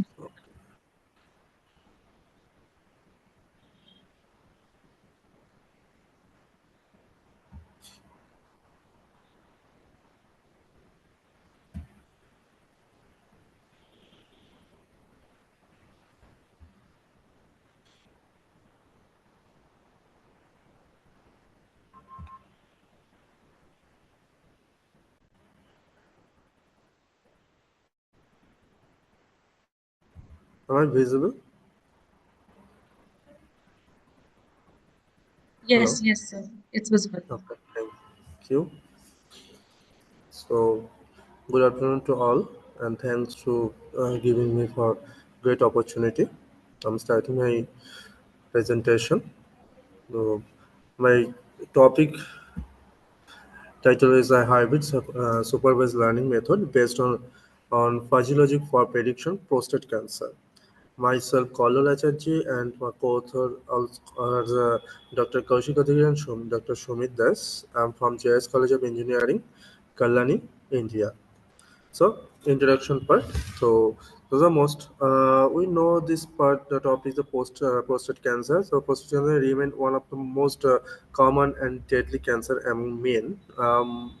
Most probably black men are affected this cancer, and early detection is very crucial. So, this is a treatment for PSA testing often. So, I decided to a hybrid model approach combining fuzzy logic with supervised machine learning better handle this data. So after literature review, some find some gaps. So fixed fuzzy threshold, the currently system lack adaptability, unauthorized multimodal data, and limited hybrid models, and poor integrity. So after this motivation, first of all, I'm telling this motivation part. So actually, my father is also suffering from for this cancer. So I know all very much hospitality and this the PCPSA testing, MRI testing. So my objective is that to develop hybrid intelligent diagnostic model to incorporate fuzzy logic for handling included the clinical data, the pre-processor control, clean and normalize the data set, the train evaluation model, and obviously trying to concept the k-fold validation. So this is my methodology part. The process system, the user input the data and gathered the data for the purpose of prostate cancer, obviously. So now the collect the data from Kaggle prostatecancer.csv file, and this is then data preparation and pre-processing part. The raw data is removed from the there, and missing data is removed. Then we use the fuzzy logic system, so for hybrid purpose. So I'm showing this fuzzy logic system. We use the Mamdani fuzzy interface, so where input very x1, x2, x3 dot x in process, and then is the most probably input variables. Then fudgification is also then the steps convert the input and fuzzy value using membership function. So it's where trying to show the membership function low, medium, high, and try to show some example. The low range 0 to 4, medium range is 3 to 10, and also high is 8 to 20 plus. Risk, obviously. There's also membership function, the mu low x is equal to so where A, B, C, A, B, and C the represent the A is the represent starting point, B is represent the peak point, and C also represent the ending point where and this also the membership Mamdani verification. So we're trying to first here first picture, first image is the topmost left picture, the age membership function where trying to show young, middle, old age person, and the second is top right is trying to showing that the PSA membership function, the low risk, medium risk, and high risk also PSA level, and the left bottom image shows that display fuzzy sets were bottom left risk membership function based on function. So the low, medium, high of low, moderate, and high is target categories the fuzzy rules outcomes. And the last fourth bottom is right images shows that aggregated fuzzy output where illustrates the combined fuzzy output after applying if and then rules. Right person the slide trying to show the if and then also, and then we're trying to after fuzzification, defuzzification type model select, and then the k fold. The k value I give the k value is equal to 5, and for better repetition, 1 to 5 fold data set and better accuracy. Then and trying to split and evaluate data after fuzzification. Here is the random forest SVM logistic regression KNN XBoost decision tree and everywhere is also the fuzzy after fuzzification and baseline also this almost same parameter where the random forest is a very high accuracy, and XGBoost also the XGBoost and KNN. Then so I'm trying to show this plot and baseline and fuzzification. And after this, some key findings: the fuzzy logic enhanceability, tree-based model, Excel, and clean decision support. Also hybrid model there. And for the limitation of my paper is limited data set size, and also is a single model, is not a multimodal. I'm trying to my next paper is a multimodal data set, and fuzzy logic apply from the on selected opportunity selected features where the fuzzy logic based preprocessing was demonstrate preliminary single feature on the PSA level. Okay, applying classifications only subset feature may limit or overall effective There is a no hypermeter optimization. So models were trained with basic and default and minimal impact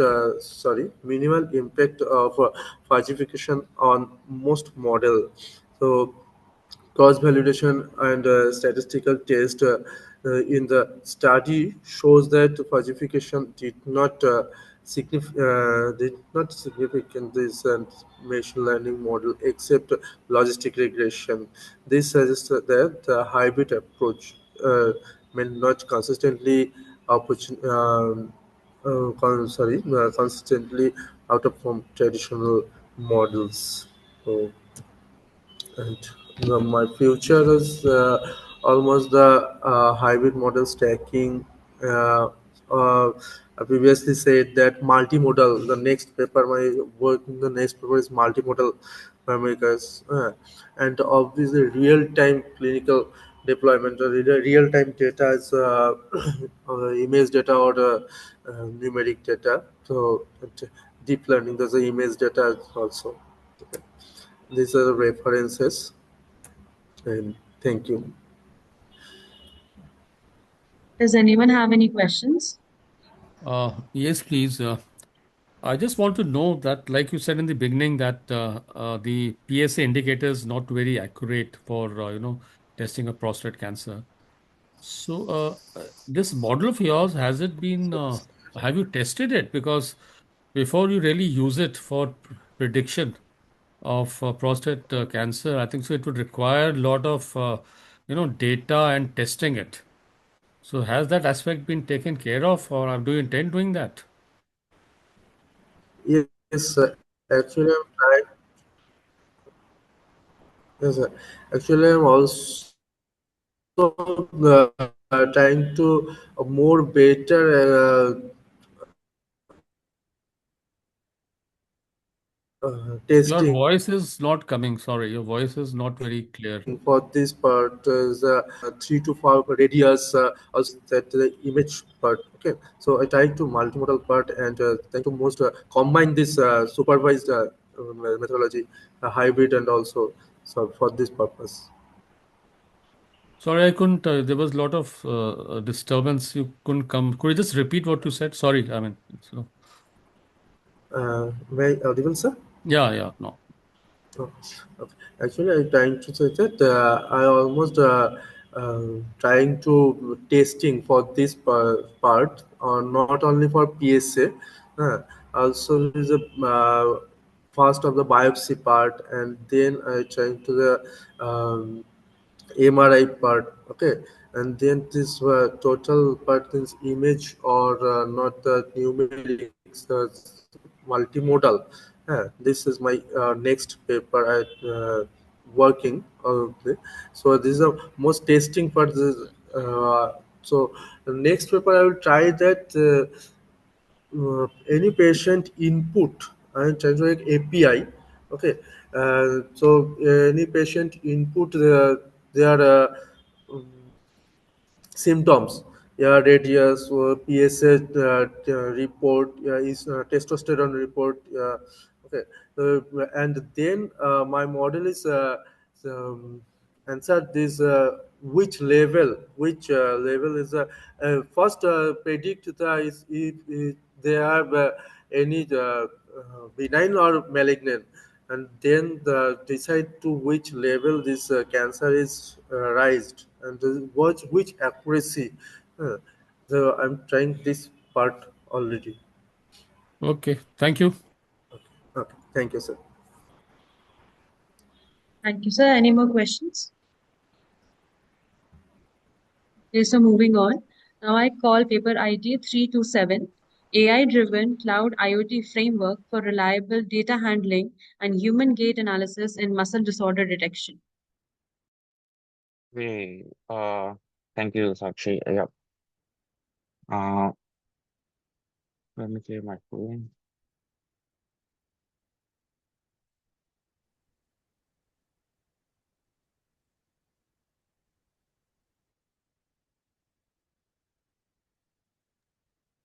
Yes, so your Yeah. screen is visible. You can start. Mhm. Okay. So this is like good morning. Thanks for everyone for joining this session and giving me this opportunity.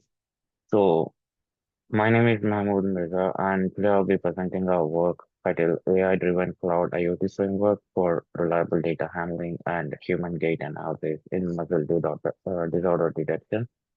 So this research focuses on combining smartphone-based motion sensing and cloud and blockchain-based data management and a dynamic fuzzy deep neural network for early detection of gait abnormalities associated with muscle disorders. So coming to the introduction part, yeah. So muscle disorders and neuromuscular abnormalities significantly affect human Yeah, mobility. kindly bring it to presentation mode. Okay. Yeah. Is it visible now? Hello? Yes, it is. Go ahead. Yeah. Yeah. Okay. So yeah. So traditional gait analysis relies on the lab environments, specialized sensors and expensive equipment, which are like not accessible for continuous monitoring. This work aims to solve those limitations by using smartphone built-in sensors coupled with cloud computing and secure data handling. Our goal is to build a non-invasive, scalable, intelligent framework for continuous gait assessment. So coming to the existing gaps here, so current systems still several limitations. Most gait analysis solutions rely on controlled laboratory setups, limiting them from being used in everyday life. Machine learning models exist, but they often fail when data becomes noisy or uncertain. There is also no proper integration of cloud storage, real-time IoT data acquisition, and blockchain-based security in single end-to-end framework. So the major gap includes like lack of real-world data collection, poor security, weak accuracy in noisy conditions, and no unified architecture. So these are the limitations motivated for our proposed framework. When it comes to the objectives, yeah. So this study has four main objectives. First, to collect the gait data using regular smartphones without requiring any wearable sensors. Second, to use blockchain-based cloud storage for secure, tamper-proof data handling. And third, to apply a dynamic fuzzy deep neural network for accurating the gait classification. And finally, to validate the system using both smartphone recordings and Kaggle datasets. So altogether, the object is to create a secure, intelligent cloud support data analysis system. So this is the proposed framework diagram. This slide shows the overall architecture of our system. We start with our motion data captured from smartphones using accelerometers and gyroscopes. This data is sent to a blockchain layer where hashing and timestamping take place to ensure integrity. The cloud layer handles storage, encryption, and model execution. Next, pre-processing converts raw motion signals into structured gait cycles. So finally, the dynamic fuzzy deep neural network interprets the biochemical and neuromuscular patterns to classify gait as normal or pathological. This end-to-end pipeline enables secure, flexible, and intelligent gait analysis. So these are the data sets. Here we describe the data sets used in the experiments. Our system uses a combination of smartphone collected gait signals along with publicly available Kaggle data sets. The data includes hip and knee joint movements, gait angles, neuromuscular signals, and simulated muscular contraction patterns. Pre-processing methods such as denoising, segmentation, and normalization were used to prepare the data for training. This diverse dataset allowed the model to generalize across different individuals and conditions. So, yeah. So a key novelty of our work is the integration of blockchain. Medical data needs to be secure, tamper-proof, and transparent. Um, our method uses blockchain for hashing each gate record, storing metadata, verifying transactions, and ensure that once data is saved, it can't be altered. Smart contracts control who can access the data. This provides strong reliability and privacy, especially for important for healthcare applications. So the network is dynamic fuzzy deep neural network. This is the center for methodology. Traditional neural networks struggle with ambiguous or noisy signals. To handle this, we integrated fuzzy logic into the network, which enables the model to interpret uncertainty in gate variations. The network uses multiple membership functions to evaluate how strongly a feature belongs to certain gate categories. This hybrid fuzzy deep architecture Sorry results to in better interrupt, sir, accuracy. but you have 1 Mhm. minute left, so please try to conclude. Yeah, sure. Let me show you some results. In this experiment, we compared the accuracy of standard ANN versus DFDNN. For hip joints, ANN achieves 96 to 97 accuracy, while DFDN reaches about 98 to 99. These are again the same experiments. There are four experiments happened. These are the results for the second, third, and fourth. So when it comes to the conclusion, so the key findings are smartphone-based data collection is reliable and convenient. Second, blockchain-based cloud storage ensures strong security and data integrity. The network which we use improves classification accuracy regarding across all joints and datasets. So yeah, the implications are like, it supports telemedicine, remote gate screening. Framework has strong clinical and technological implications. This is from technical perspective. The framework definitely enables us secure. To conclude, this study successfully integrates IoT-based gate sensing, blockchain-based secure storage, and a dynamic fuzzy deep neural network for accurate gate classifications. It results as 4% higher than traditional ANN methods. Future work includes like adding edge AI capabilities, performing clinical trials, and integrating wearable devices for deeper biomechanical analysis. So yeah, thank you so much. Thank you, sir. Do we have any questions?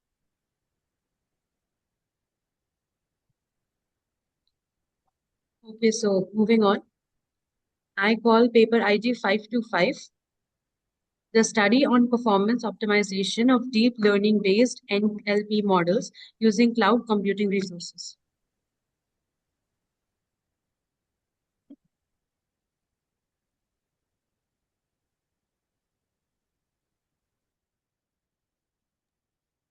Paper ID 525, are you Yes, there? ma'am. Yes, ma'am. Actually, I'm not able to share the screen. I don't have the option to share entire screen. They are like not able.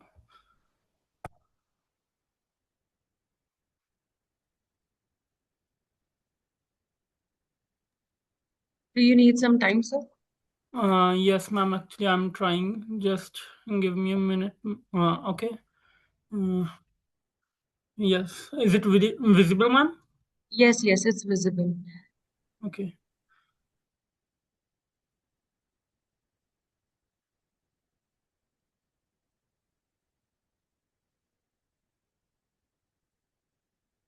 Good morning, good afternoon, everyone. I'm just presenting our paper titled "The Study on Performance Optimization of Deep Learning."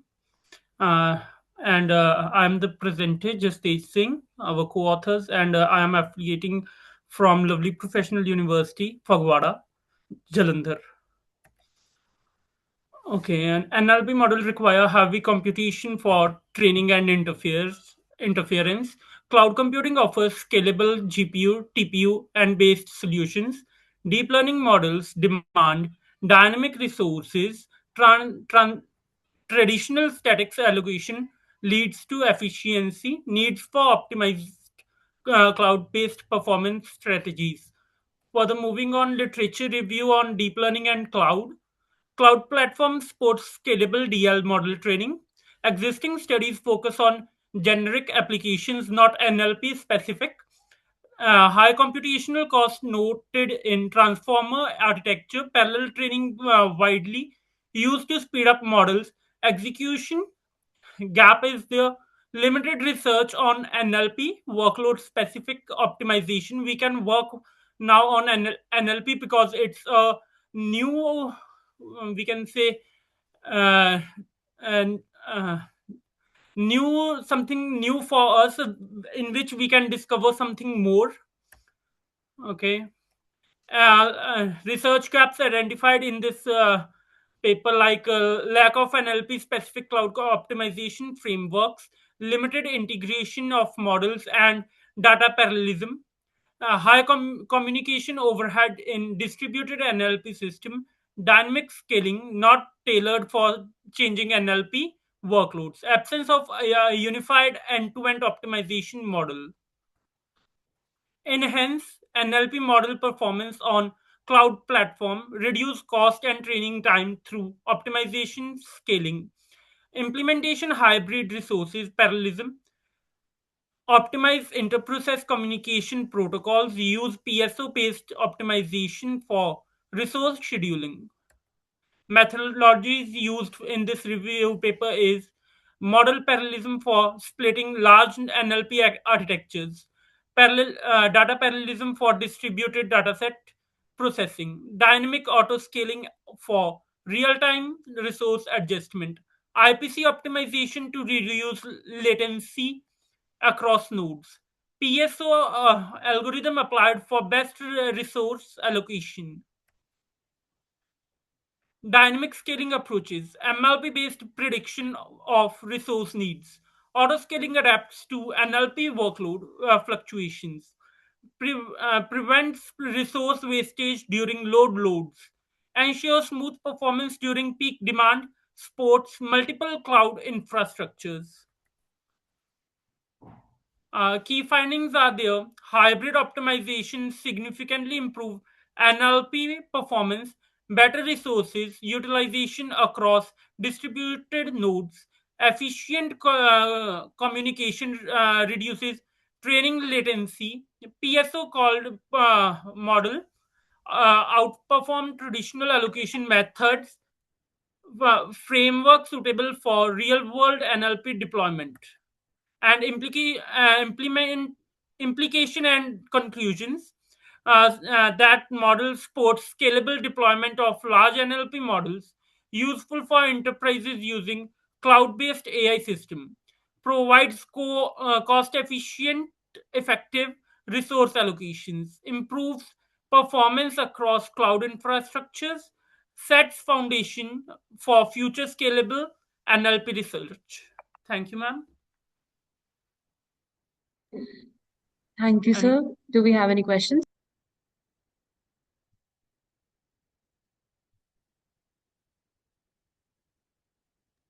Okay, moving on. Now I call paper ID 584, Smart Water Pollution Monitoring and Control using Cyber Physical System and Machine Learning. Yes, ma'am, let me share my screen.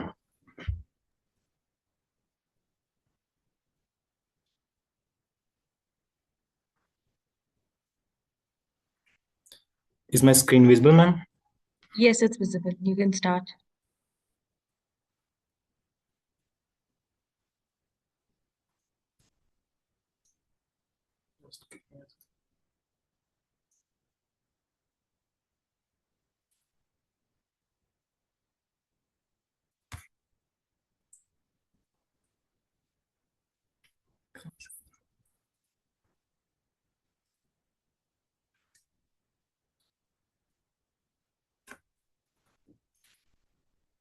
Okay, so good evening, everyone. I'm presenting our research on a smart water pollution monitoring and control system using a cyber physical system and machine learning.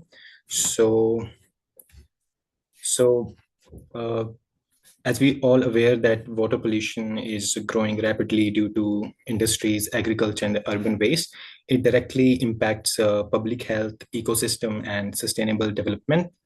So traditional monitoring is slow and manual, so we need early, accurate, real-time detection. Our solution is a CPS-based system where IoT sensors monitor water quality continuously. Machine learning predicts pollution, and automated actions help control contamination. And in literature survey, So cyber physical systems have been used in water distribution and wastewater management, but they still suffer from missing data and limited automation. And machine learning is also used, but again, mostly for prediction, not for end-to-end control. So the gap in literature are clear. Current system only monitor, don't handle missing sensor data well, and lack integrated CPS and ML actuators. Now, the challenges in our research were that there are 4 major challenges that motivated our work. The first one is data scarcity, which means that failure of sensors, sensor requiring maintenance and can't be densely deployed everywhere. So data is often incomplete. Second, model generalization. A system that works in controlled environment often fails in real world because of the dynamic conditions that present in the real world situations. Third, early detection. Pollution usually spreads silently before reaching measurable limits, right? And finally, actionable insights. Most systems only show data but don't guide actions. Authorities need authentic data-driven recommendations. Now, the objectives of our study were to design a real-time water pollution monitoring system using CPS architecture, which stands for Cyber Physical System, to ensure data reliability in using tensor completion and sparse sensing, to build ML models that detect anomalies and predict the contamination events, and also to create a closed loop system that not only monitors but also triggers automatic control actions. And finally, to show how this system improves water quality management and supports proactive decision making. Now, the architecture of our system is the first IoT sensors collect pH, turbidity, DO, nitrates, and other parameters in real time. Second, the data is processed and structured. The third is tensor completion files in missing and faulty readings. The fourth one is machine learning models detects anomalies and predict pollution events in advance. Fifth, automated control actions are triggered, such as activating pumps or closing valves, right?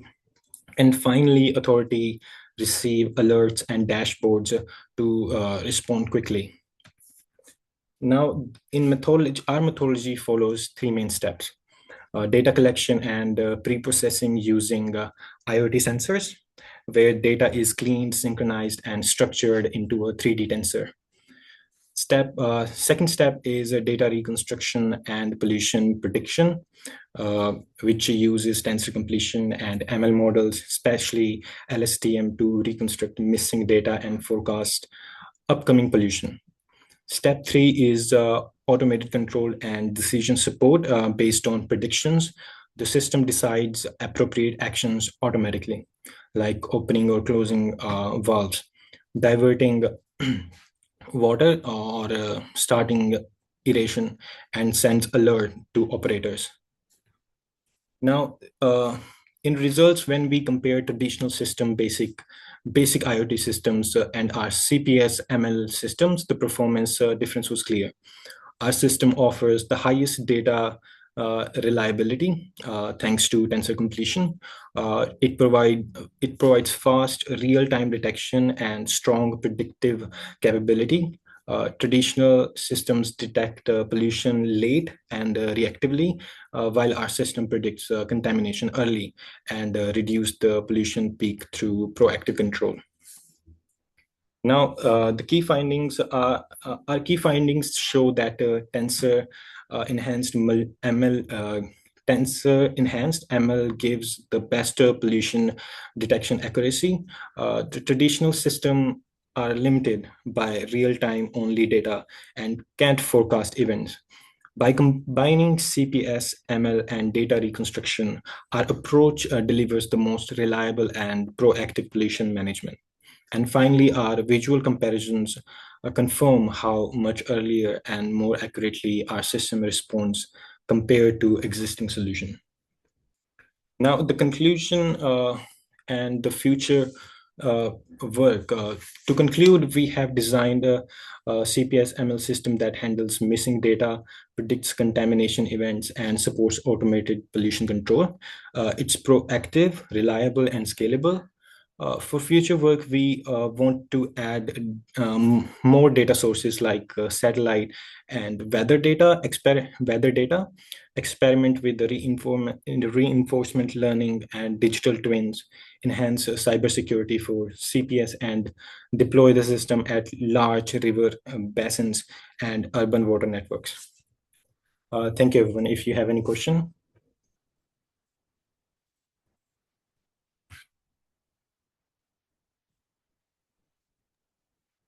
Okay, thank you. Moving on. I'm calling paper ID 541, AI-driven forecasting of construction cost index, a multi-feature fusion approach.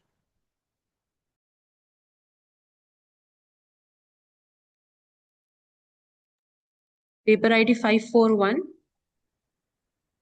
Yes, I'm just setting everything.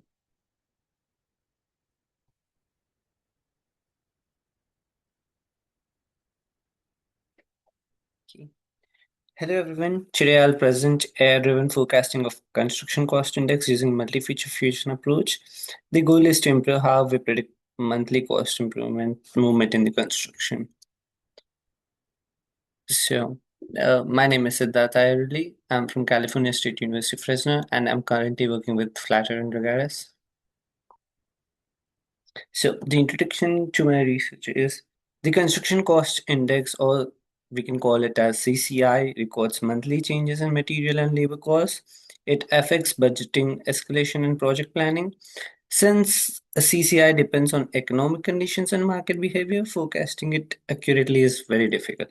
So my study uses an AI model that extracts important patterns from the data to produce better predictions.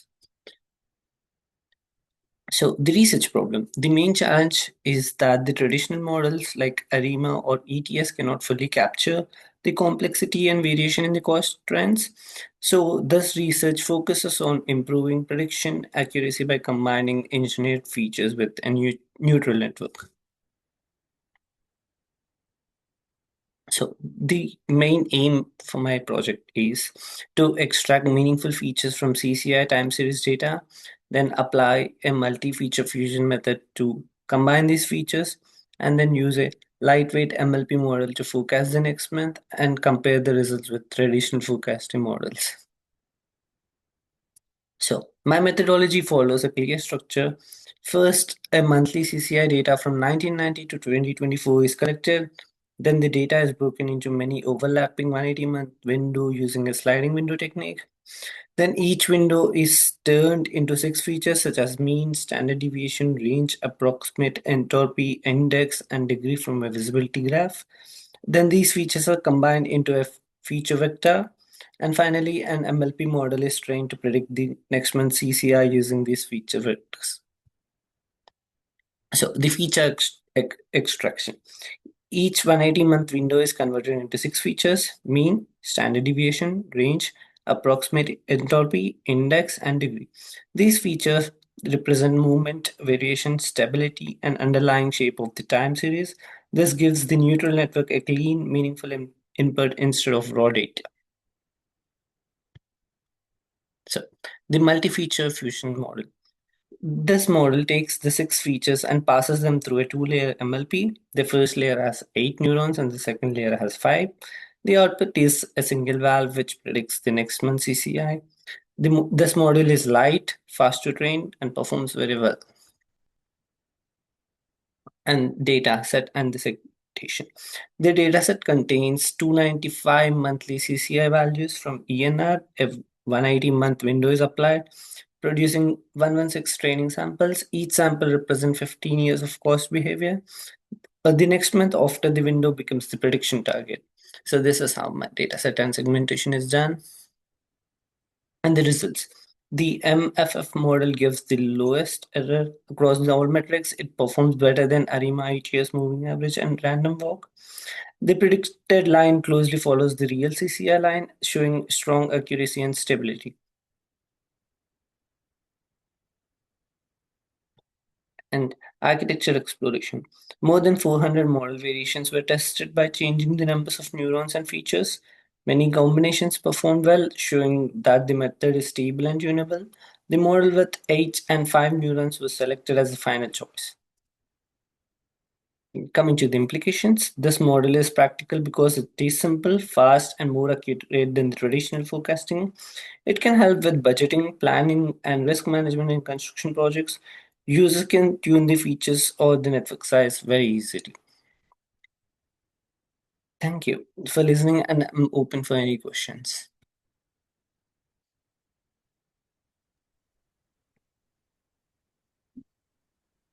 Does anyone have any questions?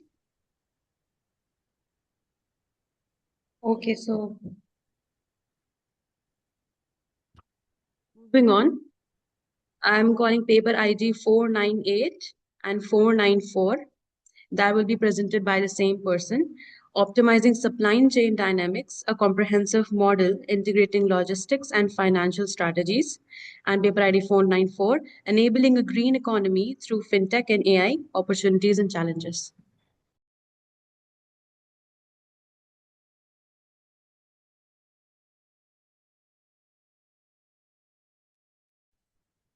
Hello, is my PPT visible?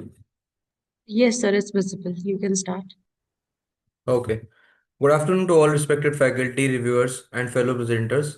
Today I am here to present my research titled Optimizing Supply Chain Dynamics, a comprehensive model integrating logistics and financial strategies. To begin, the motivation behind this study came from the major disruptions seen during the COVID-19 pandemic. The pandemic affected almost every element of global supply chain: logistics, transportation, demand supply balance, and manufacturing rhythm. Small and medium enterprises, especially those operating in nutrition supply supplement industry, were among the most impacted. One of the most important takeaways from this disruption was that supply chain performance is not only dependent on physical product movement but also heavily on the management of financial flows. Working capital, liquidity, and financial resilience became just as critical as transportation and distribution. While reviewing existing literature, a clear gap emerged. Most existing supply chain models focused heavily on material flow, inventory, warehouse production, and significantly less attention is given to how money moves within the same system. There is very limited work exploring interest rate implications, asset liability management, cash flow timing, and financial liquidity sustainability during crisis conditions.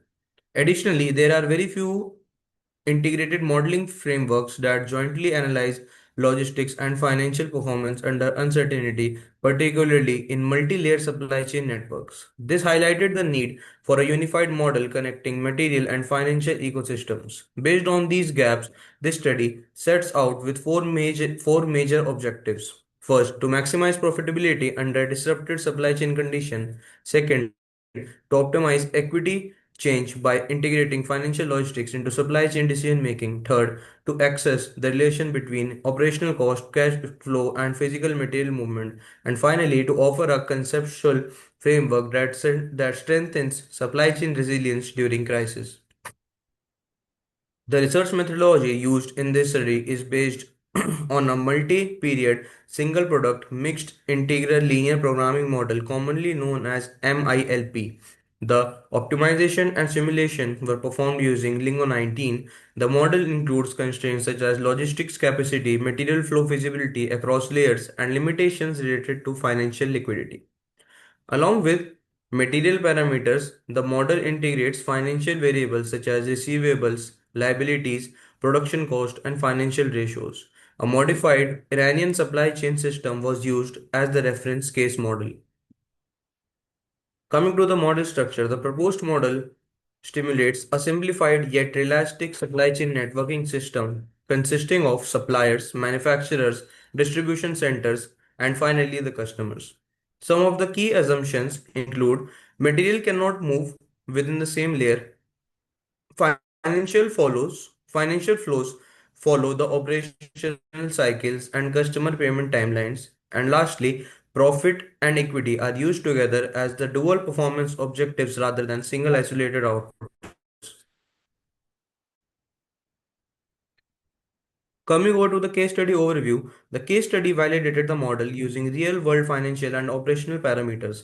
The testing conditions stimulated pandemic era disruptions and compared system stability in the presence and absence of financial planning. The analysis was observed between exogenous liquidity, meaning externally available finance and accounts receivable cycles. Supply chains stronger financial reserves demonstrated high resilience even when physical product movement was delayed. Another important insight that financial flows remained more stable than middle flow, meaning money faster and continuity during unstable market phases. Coming to the last slide, these are some of the implications for the industry. These findings carry in significant practical value.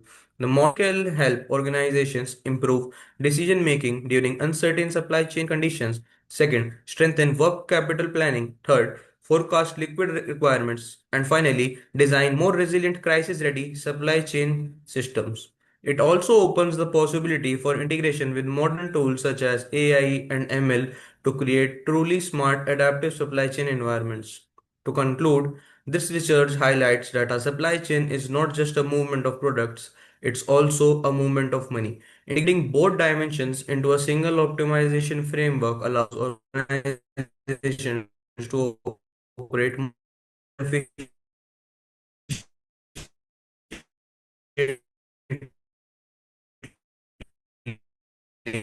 more strategically, and with much higher resilience during disruptions. Thank you for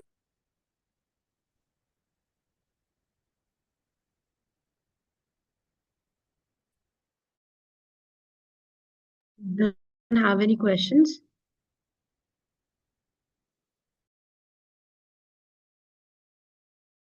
Shall I share the second PPT, ma'am? Yes, you may.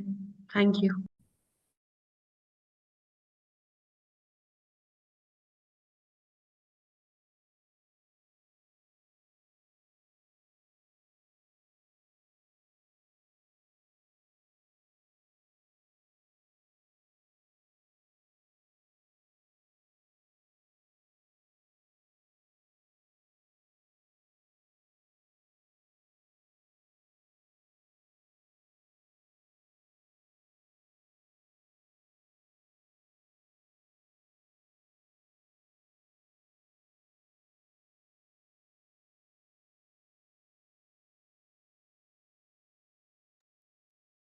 Sir, your mic is off.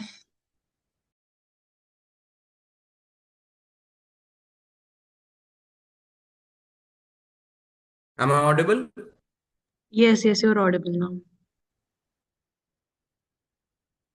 Okay. So moving on with the introduction, and green economy requires a balance of ecological, social, and economic priorities, but traditionally achieving this balance has been challenging. In recent years, rapid advancement in fintech and artificial intelligence have modernized financial systems and created new ways to support sustainable and green initiatives. Fintech solutions as green bonds, digital financial platforms, and impact-based investing focuses on how fintech and AI can together accelerate sustainable development, improve financial inclusion, and support a green economic transition. This research uses a mixed method approach combining PCA and ANOVA to analyze post-pandemic financial inclusion trends across Europe. While there is growing work in this field, several gaps remain. There is limited objective analysis on how fintech and AI jointly supports the sustainable development goals and financial inclusion. Secondly, there is a lack of empirical evidence on post-pandemic inclusion patterns across demographic clusters. Additionally, there is limited clarity on the enablers and barriers for adopting fintech and AI for sustainability. Finally, there is very little research connecting fintech, AI, Industry 4.0, and total quality management in the context of sustainability governance. Based on these gaps, this research aims to examine how fintech and AI contribute to a green economy transformation, analyze financial inclusion trends in Europe during, and after COVID-19 pandemic using PCA and ANOVA, explore barriers and enablers influencing technology adoption for sustainability, and finally build a conceptual framework connecting fintech, AI, and sustainable development. The data for this research was taken from the World Bank Global Findex database, focusing on several demographic variables such as income, gender, age, residence, education, and employment. PCA was used to reduce the complexity of the dataset and identify the most influential predictors of financial inclusion. ANOVA testing, along with post hoc Turkey test, helped examine demographic differences across pre-pandemic, pandemic, and post-pandemic periods.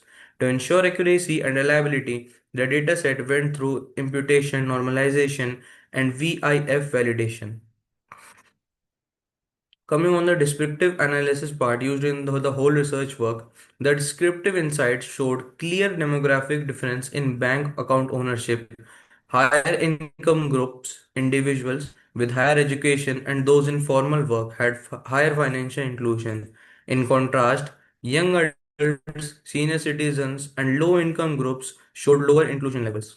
Based on these differences, the countries were grouped into three clusters from low inclusion to moderate and high inclusion regions. The primary barriers identified included low financial literacy, infrastructure gaps, regulatory fragmentation, and rural urban divides. The PCA results revealed that economic well being and education are the strongest predictors of financial inclusion, and digital maturity plays a major supporting role. While ANOVA confirmed significant variations between demographic groups across time periods, the post-pandemic phase saw a noticeable increase in digital banking and mobile financial activity, supporting all three hypotheses of the study.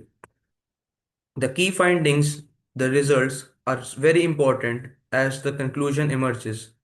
Fintech expands accessibility to funding and supports green and social impact projects. AI improves risk assessment and investment decision making in sustainability initiative. The pandemic acted as a catalyst accelerating digital banking adoption across Europe. The study also identifies three major drivers of financial inclusion, that is, income, education, and fintech infrastructure.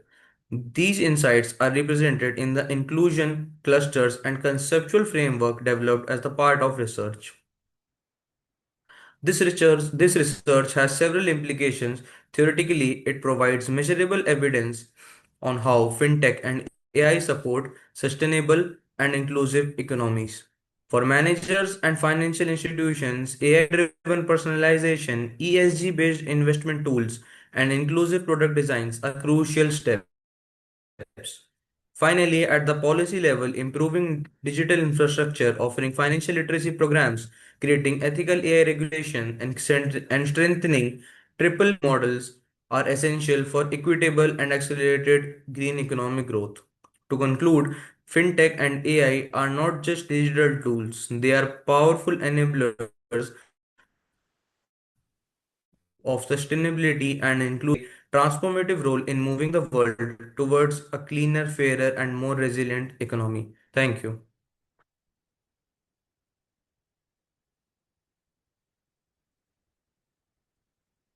Does anyone have any questions?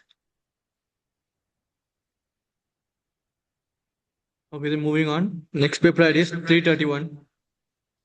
Hybrid deep learning and optimization model for financial risk reduction in letter of credit examination. Paper ID 331. Yeah, I'm here. I'm just sharing my screen. Just give me a minute. Okay. Hope my screen is visible. Yes, sir, it's visible. Yeah, perfect. Okay, just give me a minute. Okay. So let me introduce myself. I am Ashwin Budraju. Um, I am here to present this a paper, hybrid deep learning and optimization model for LC risk reduction. I chose this paper because I have a sheer expertise in the area of banking of 21 years of experience, and I'm an AI cloud architect for the Ford Motor Company, and I'm a senior IEEE member. So this is part of my work, and so here I'm trying to present this paper. So for everyone, so what exactly is this letter of credit? So letter of credit is a secure payment mechanism used in the international trades. So what exactly it will do is like it will protect both the buyer and the seller by ensuring that this payment is only made when all the requirement documents are properly and correctly submitted. So banks play a key role as intermediaries, and they are trying to help both the parties in reducing the trade risk on both the sides.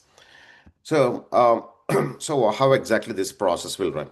So the process is pretty much very simple. There will be a sales agreement between the buyer and the seller. So buyer request this LC, from the issuer bank. Once the issuer bank sends the LC to the advisory bank, basically it is a communication between the two banks on the papers they are signed for. Okay, so seller ship the goods. Seller submits the required documents. Bank examine the documents. If everything is so fine, if the complaint is perfectly fine between both the parties, payment will released, and banks receive the money and claim the goods. So what is the problem here? What is the point of computers or the technology and here? Why should we have it here? So the process is very challenging. So basically, it is a time consuming. I don't, for a quick example, a small transaction between China and India, or China or USA, or any part of the world will take 3-4 days, the shipment, whereas the bank transactions will take more than a month, because there will be a lot of inconsistencies and financial exposures is there, and there is no proper load balancing of intelligent transactions will be there. So based on my experience and with respect to the computers and with respect to the AI, I'm here to propose this kind of a hybrid AI frameworks. So what exactly it will do? Uh, so basically, it will segment and classify and find out the anomaly detection using some technologies, AI technologies like UNet, GoogleNet, EFMO, DCNN. Uh, UNet is basically, it will read the documents and segment the documents, and GoogleNet, it classifies the documents.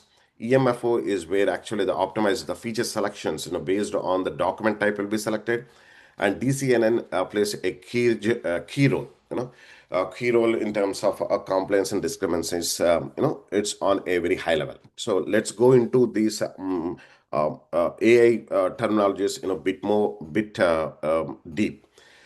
Okay, UI shaped segmentation. So performs pixel level, very granular level, optimization of these LC documents.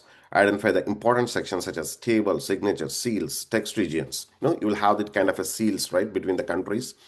Those will be identified, by identifying the critical zones, and it will completely reduce this kind of a visual noise that you see in the documents, and ensure the later models focus mostly important on the information later than the noise. And the second step in the process is Google net classification. So what exactly it will do is like it once the noise is reduced by the previous step UNet. So what it will try to do is like it will identify the document, whether it is an invoice, whether it is a bill of landing, it's a package list, or the certificate of origin, and it intercepts the architecture of the document, and it it will basically multiple scales it, make it ideal for the next level of LC document with the different kind of layouts and patterns. So basically what exactly it will do is like it will try to understand the regular document what we see, and it will try to put it in the layout which is easily understand by the next will come, it is called a flag materialistic optimization. So it will put this GoogleNet put it in the more readable format for the next step. And the next step is EMFO. Okay, so it is basically it's a core of the complete process, which is called the bio-inspired and optimization algorithm. It is something like the flocking behavior of the board. Inspired by the flocking behavior of the board. What it will do is like it will eliminate the redundant and low value information. Okay, and it will improve the model accuracy, speeds up the computation, and reduces the overfitting information. And basically it will extract the actual content from the documents. Okay, and next comes the DCNN, which is the Excuse me, sir. final. Sorry to interrupt, but you only have 1 minute left, so please try to conclude it in a minute. Sure. So the DCNN, DCNN is the final step, and where all the information processed from the previous steps. Basically, what it will do is like it will try to remove the anomalies, layout mismatches, incorrect data, and it basically what it will do is like it will take the decision. This is the key step of the complete process. So I'm just speeding it up. Okay, so this is the architecture on a quick high level. So we have the documents in the DCNN and the EFI, EVFMO, what we discussed, like the data pre-processing will be there and the transactions will be there, and we can have a cloud, and the cloud is directly connected to the banks. These days banks, everything is on cloud, right? So, everything will be so optimized. And, the data set, yeah, I can speak about it, I have very confident on this data set. So there is, and we use the original invoice, BL, COO, inference, and the packing list. The most data, basically, almost near data, which used as part of the transactions. We used data between Africa and India immigration. Sorry, India. What is it? Goods services, and Africa and USA and Mexico. We have three services. And the architecture pipeline, yeah, I explained previous slides. Okay, I don't want to go it again. So architecture pipeline. So I just want to speak about this document type performance highlights. So we see like the invoice accuracy improved by 2.3%, and the BL accuracy improved by 1.8%, and the certificate of origin improved by 2%, and we see a good kind of an operational impact. The fast documentation is done. So previously it will take 1 to 1.5 months. So now in the complete process after human evaluation is taking less than 7 days. Less than 7 days. So I will stop it here. Because I can keep on speaking on it, and our next steps are like we are trying to implement it by speaking to the nearest bank. That's it, guys. Thank you, sir. So anyone have any questions? Yeah, when you say discrepancy detection, what does it mean actually? Automated discrepancy detection. Okay, so what exactly automated discrepancies is like? It is comparing to the existing systems. So though I keep on saying manual process. So it is not that there are three kinds of process. One is the manual process, like the humans verify the documents, and the other one is like banks like JP Morgan Chase and Bank of America. They are using some kind of a system like the old Python coding, or not AI related stuff. Okay, so the old Python coding, or the rails of Ruby, using those techniques, they are trying to read the document through OCR. So what we did is like for sure the manual correction will be 99%, whereas we try to compare it with the existing systems with the AI models.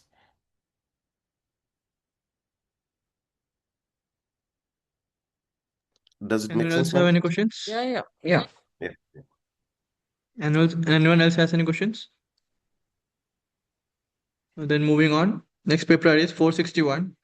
Deep Learning Framework for Overcrowding Detection and Stampede Mitigation.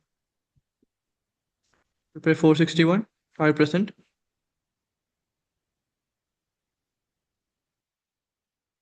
461. Then moving on, paper ID 672. AI automation techniques for optimized text scheduling and resource allocation in genomics data pipelines. Paper ID 672. I present paper 672. Moving on, paper 671. AI-driven personalities and consumer behavior, understanding how virtual influencers shape Gen Z's digital engagement. Paper 671. Are you present, paper 671? Moving forward, paper ID 653. Smart Yeah, infra. I'm present. Yes. Okay, sir. You are present. Okay, one second.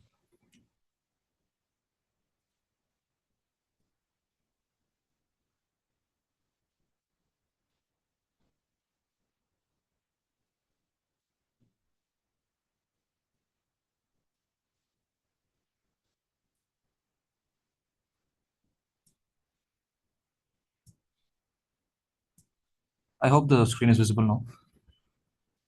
Yes, sir. Okay, all right.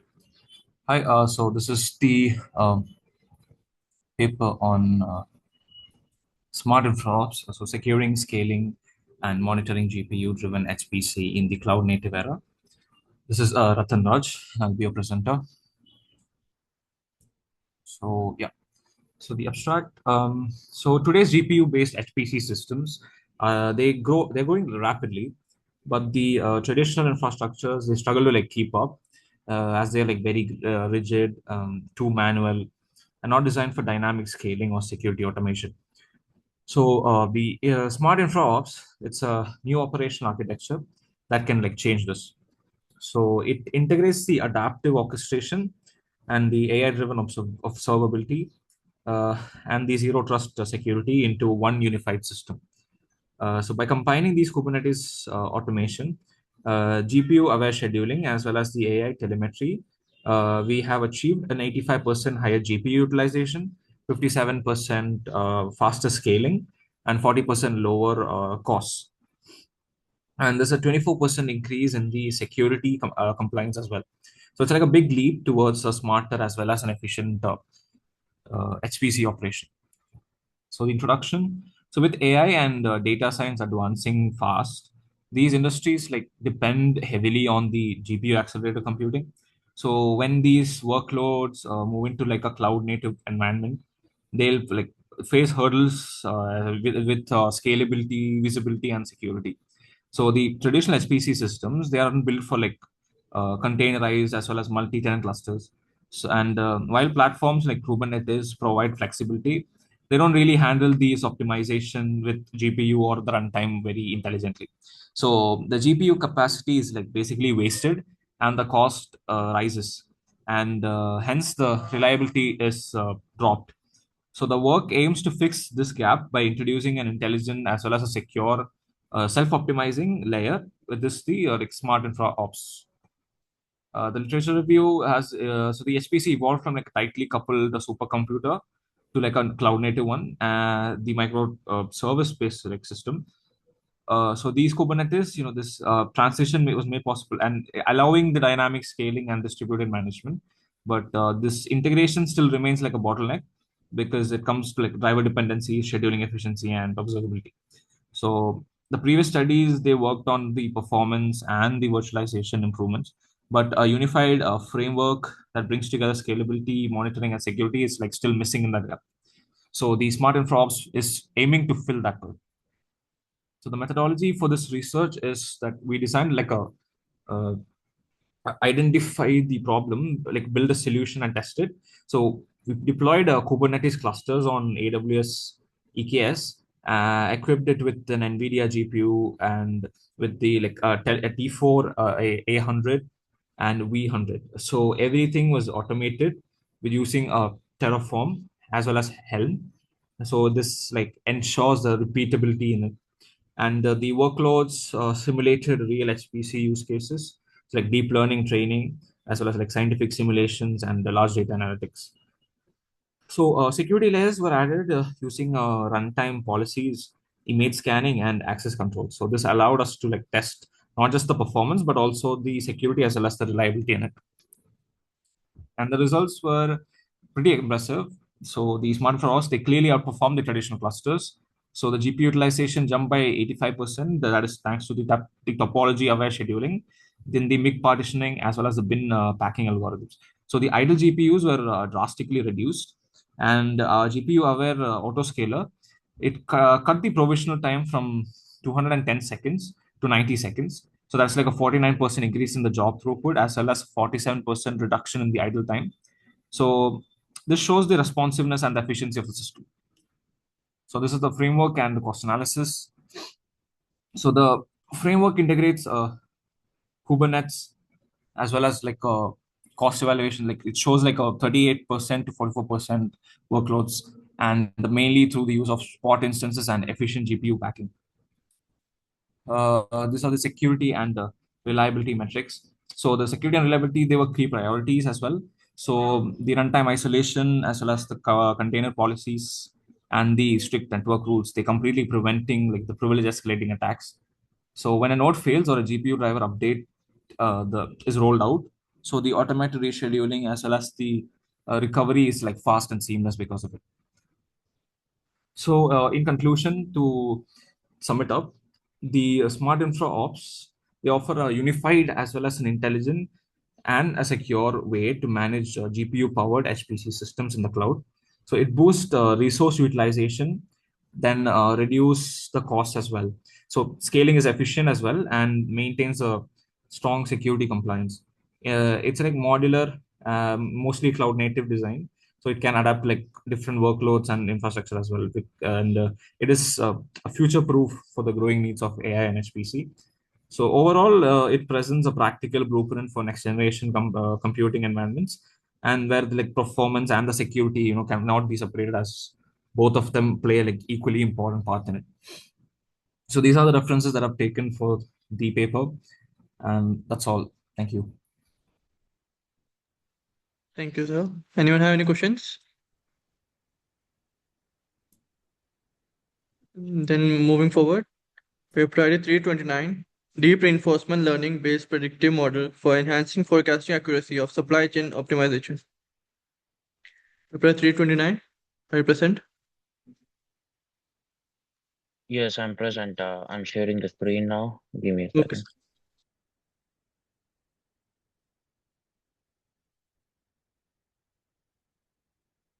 Hi, this is Mahmoud Mirza. So I'm presenting a research titled Deep Reinforcement Learning Based Predictive Model for Enhanced Forecasting Accuracy of Supply Chain Optimization. So the focus of this presentation is how advanced deep learning and reinforcement learning technique can significantly improve forecasting accuracy in highly volatile supply chain environments. Coming to the introduction and problem context. So the global adoption of photovoltaic panels is rising rapidly, creating a strong sense for efficient closed-loop supply chains to manage manufacturing, recycling, and end-of-life costing. So, however, CLFCs face major challenge: accurate prediction of both demand and commodity prices. These markets are extremely unpredictable. Demand shifts with policy changes and adoption rates. Commodity prices like silicon, silver, and copper fluctuate sharply. So traditional forecasting models fail to capture these patterns, causing poor procurement and inventory decisions. This motivated us to develop an intelligent learning-based predictive system.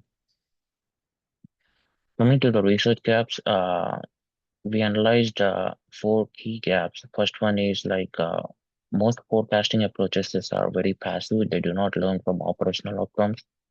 Secondly, feature extraction is usually shallow, missing hidden temporal patterns crucial for long-term forecasting. Third, existing approaches treat forecasting and operational decision-making as separate process. And finally, the last one is many studies focus narrowly on a single variable or only forward logistics. None provided a holistic forecasting system that covers demand plus multiple commodity prices together. So these are the gaps. So when it comes to research objectives, our research objectives are fourfold. We aim to develop a deep reinforcement learning based predictive model specifically tailored for photovoltaic CLSCs. Secondly, we incorporate advanced CNN architectures. And the third, the model, it should optimize the forecasting behavior through reward-based learning, allowing it to adapt to dynamic market environments. We validate the system using real monthly data, ensuring the improvements are measurable and statistically significant. methodology. So this is the methodology which we came up with. So this is the architecture for our framework. We start with real world monthly data that include demand, commodity prices, recycling rates, and inventory levels. Our CNN extracts deep hierarchical figures that capture both short-term and long-term dependencies. These abstracted figures combined with current market information, which are passed to DRL or agent. And when this information is passed, the agent includes all the relevant signals, its action, its for the next forecasted value, and the reward directly tied up with minimalizing the prediction error. So this creates a learning loop where the model continuously improves and it interacts with simulated supply chain environment. So this is the pictorial representation for this. Coming to the analysis, so we have evaluated the model using the extensive historical and price data from 1996 to 2002. The trend shows a strong upward movement in PV demand and cyclic behavior in the prices of materials like copper, aluminum, polymetal, PET, and flat glass. We trained and tested this model using Python, TensorFlow, and PyTorch on high-performance GPU setup. So these are the findings. This slide represents the 10-fold cross-validation accuracy levels. The baseline DRL model achieved an average accuracy of around 85%. Combine ResNet 50 with DRL raised this to about like around 93%. But the best performance came from DefensiveNet plus DRL, which achieved like around 96.34 accuracy. So this represents an improvement of more than like 11% over the baseline model. When it comes to the findings, the mean squared error dropped from 0.036 in the baseline model to 0.018 with our proposed framework, a 50% improvement. RMSE and MAE also showed major reductions. In terms of classification, like metrics used to evaluate turning points and trend direction, precision recall, and F measure all improved significantly. So higher recall indicates our model accurately captures critical market shifts, which is essential for procurement and operational planning. So this is the table. It shows our regression and classification metrics. These are the values for it. And implications. When it comes to the implications, these improvements have major practical implications. Accurate forecasting enables companies to perform proactive procurement, buying materials before price spikes occur. It prevents stockouts and overstocking, both of which carry significant cost penalties. From a substantial perspective, better predictions improve economic efficiency of recycling and closed-loop operations, which helps maintaining a healthy, environmentally responsible supply chain. In conclusion, the DefensiveNet plus DRL framework bridges predictive analysis, analytics, and operational decision-making, creating a unified, self-optimizing supply chain model.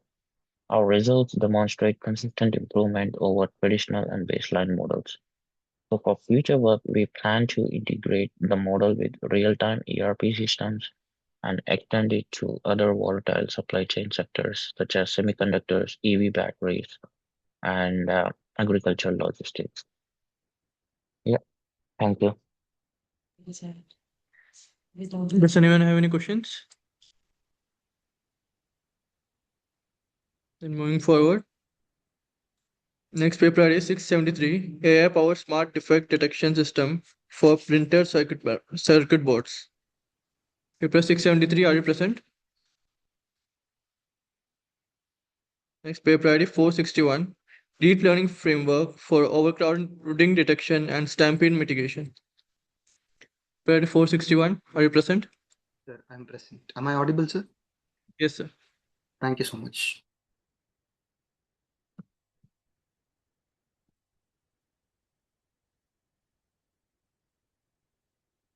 Is my screen visible? Yes, sir. Thank you so much. So, okay. So my project, good afternoon. My name is Dhanush, and my project is titled as Deep Learning Framework for Overcrowding Detection as well as Stampede Mitigation. So I'll just start with the introduction. So the main aim of this project is to prevent stampedes by analyzing crowd behavior automatically using an AI system. That's what we have proposed here. So India is a country, where a large amount of gatherings happen frequently for, religious festivals or sport rallies due to the extensive population and high density. In a lot of places you could see a lot of people forming a type of gang together, or like a huge crowd. For example, in India on June 5th there was a victory parade for a famous cricket team who won their first title in the cricket thing, and there was a parade. There was a victory parade, and about 5 to 7 people lost their lives due to overcrowding as well as stampedes, and about 32 people were severely injured. So this is what the main problem in most of the overcrowded countries and cities. So my project proposes a system to mitigate this problem. And so I would say that crowd accidents occur due to three main reasons. So those are, overcrowding, sudden directional movements, or panic behavior. And human operators cannot actually continuously monitor those thousands of people at the same time. We do not have a great infrastructure or so for that. So, and also the crowd movement can change within moments, because a crowd would be moving forward, and due to sudden panic, panic or erratic situations, crowd will be moving in all kind of direction, which would cause blowing, and they would just fall down, and in the worst case they would lose their lives. So that is where the need for automated system comes in. That is where our system actually comes in, to understand how it is actually happening and how to even mitigate the problem. So the proposed system, let's talk about this. The proposed system. So our system receives the input as a CCTV video. This can be done in real time as well as in pre-recorded videos also could be done. So using the YOLO V11, which is the you only look once. It's a type of deep learning model, and it's the version 11. It is used for object detection. We detect every person using this frame, and then we estimate the crowd density. We do this by measuring how close the bounding boxes are actually are. When a person is detected, they would be drawn by a bounding box. It's an evaluation matrix for the person is being detected. That is the thing. And after that, we would be using the Lucas Kennedy optical flow method for check the pattern of the crowd moving. Like I said, crowd would be moving forward, and they would be moving sideways or backwards suddenly due to some kind of situations, which can differ from situation to situation. So it is not possible to point out one thing. So we have the Lucas Kennedy optical flow method to actually capture the movement of the crowd. So these are the technologies which we have. And also I forget to mention the heat maps for visualizing the high density areas and the low density areas. I'll be explaining every technology in a deeper sense. So like I said, YOLO V11 is for object detection, and actually we use V11, the version 11, for a better accuracy and as well as a better precision rate, because we actually tried with YOLO V7 Tiny, which was not actually so accurate, and it was not easily running in my system, which is not a high-end system for these kind of projects. And also YOLO V11 uses a single neural network. It has bounding boxes around it. It gives a confidence score also. So we use the Sangai Tech dataset, which actually contains about 330,000 data of human head annotations. And also the next optical flow method, the Lucas Kennedy method. So after detecting the people, we need to understand how the crowd is actually moving. For this, we use the optical flow method, which actually calculates the pixel movement between the consecutive frames. That is what actually the the technical working of optical flow, the Lucas Kennedy method. So the main idea behind this actually is that between small time intervals, the movement of the point almost in the image must remain constant. If it is not constant, it seems there is a a different kind of movement, which could actually lead to a stampede or something like that. We can detect the normal forward flow of the the crowd, and people rushing towards one steady direction from their predominant direction, we could say that way. And actually these crowd surges are mathematically computed by the Lucas Kennedy, because it's a pre-computed module which is available in Python. It uses the movement direction and also the velocity for actually calculating the pattern difference between different frames. And also it is computationally lightweight, and it is more practical for real-time use. That is the reason we chose that. And next, the heat map generations. So once we have the person detection and density measurements, we convert it into a color-coded theme. We use the Seaborn as well as the Matplot library in the Python. We use those libraries. So in my project, the bluish green colors actually reflect the highly a dense region or highly crowded region, and the red colored signifies the low crowded or low people region. So this actually gives a very clear understanding of where the crowds are more and where they are less.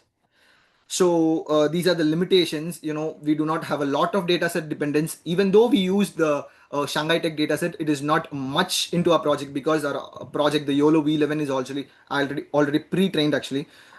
So existing models, as far as studied, as far as my study goes, it has poor performance in really dense crowds. In too dense crowds, it's not working. And also optical flow challenges. Many of the projects did not, it did good with all due respect, but it was not great at some aspects. And this is the actual workflow. This is how it's going to work. So first, as I said, input would be taken from the CCTV camera, and the YOLO V11 would be successfully detecting a large number of people with overlaps, and also the bounding boxes would be given for that. And the data density estimations would be taking place in the highly crowded regions as well as the low crowded regions, and movement patterns from the optical flow would be it would be signified, or it would be just detected. And the overall system actually would separate the zones from risk prone zones and low risk prone zones effectively. Yes, these are the results actually. I'm sorry for the clarity difference. It's actually different in the real time. While pasting it in PPT, it was it became like this. This is the original image, and this is the image with all the bounding boxes with overlaps. And then here the heat map is generated. So the bluish regions would signify the highly crowded regions, and the red color actually signifies where there are lesser people or even no peoples. And also this is the analysis graph. Excuse me, sir. Sorry to interrupt, but your time you have 1 minute left. 1 minute left. So please conclude in a minute. Okay. So this is a precision as well as the recall scores. And our system's future enhancement would be like using drones or IoT sensors for real-time deployment, and it also could give warning signals to prevent stampede-like situations, like giving an email or a alert to the police or the the represented person who is in charge of these things. And yeah, thank you so much for the opportunity. Thank you, sir. Does anyone have any questions? Moving forward, next paper is 524, Robust Speech Emotion Recognition for Mental Health Assessment and Empathetic HCI using Convolutional Neural Networks. Paper ID 524, are you present? Yes, sir. Okay, then start present.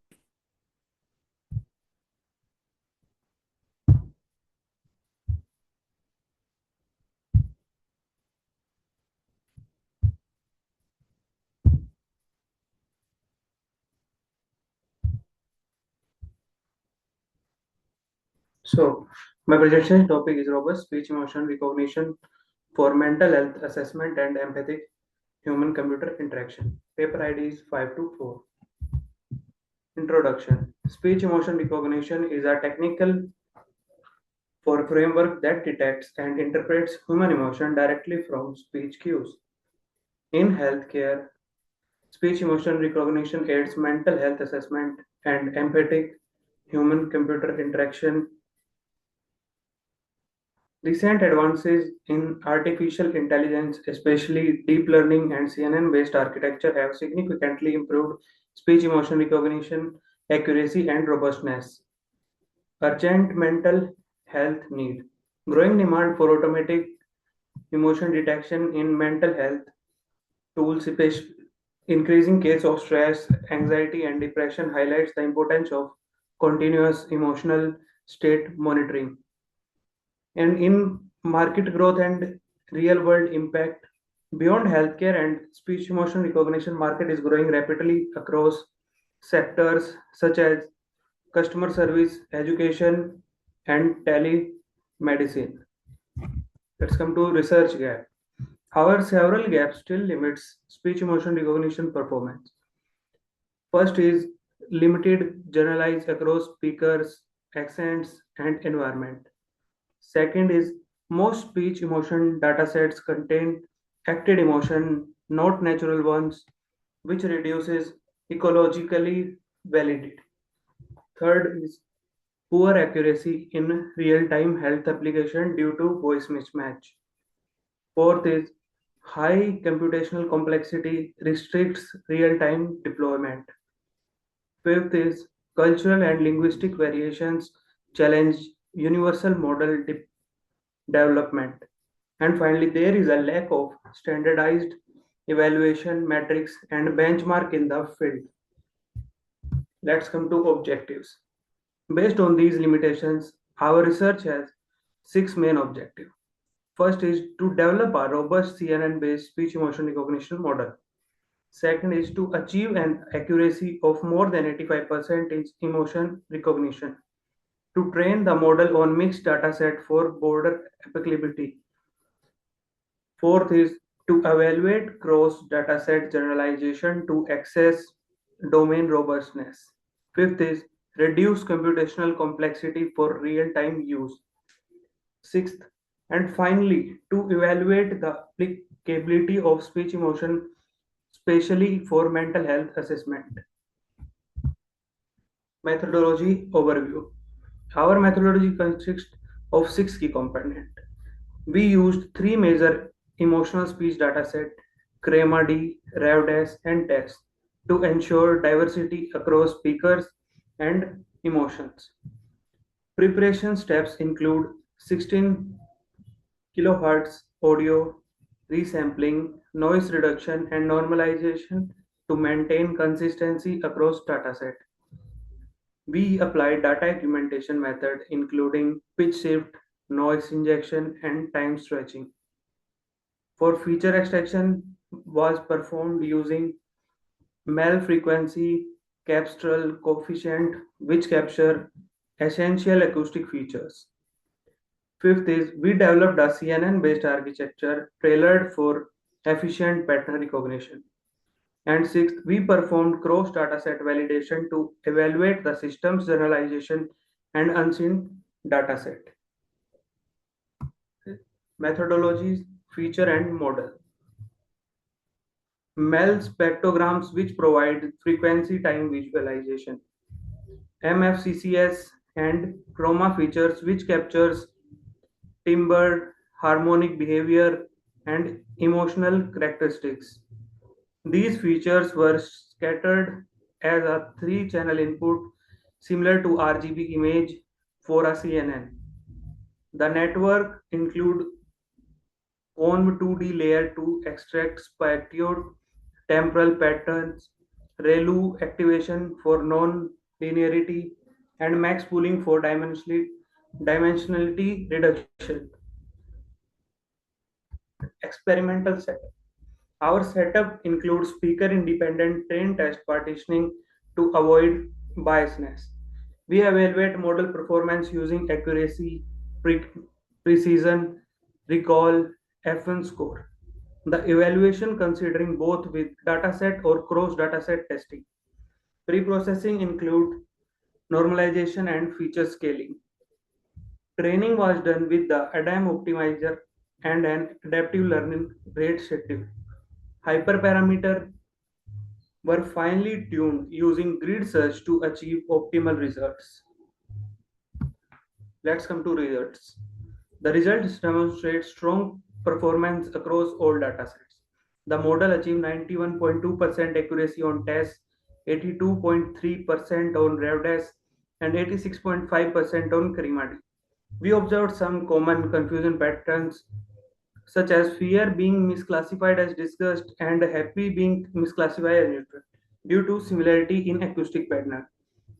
In cross dataset evaluation, accuracy drop is around to 76 to 80%, which reflects the effects of downshift. However, the F1 score across all dataset exceeded 85%, indicating balanced precision and recall. The model also maintained strong performance under speaker independent conditions, confirming generalization and robustness. Let's come to finding and implications.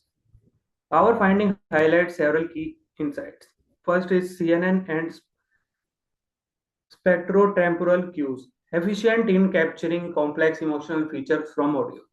Robust feature extraction demonstrates strong capability of detailed audio signals. Third is SER can serve as a non-invasive biomarker for mental health monitoring, supporting early detection and proactive well-being strategies.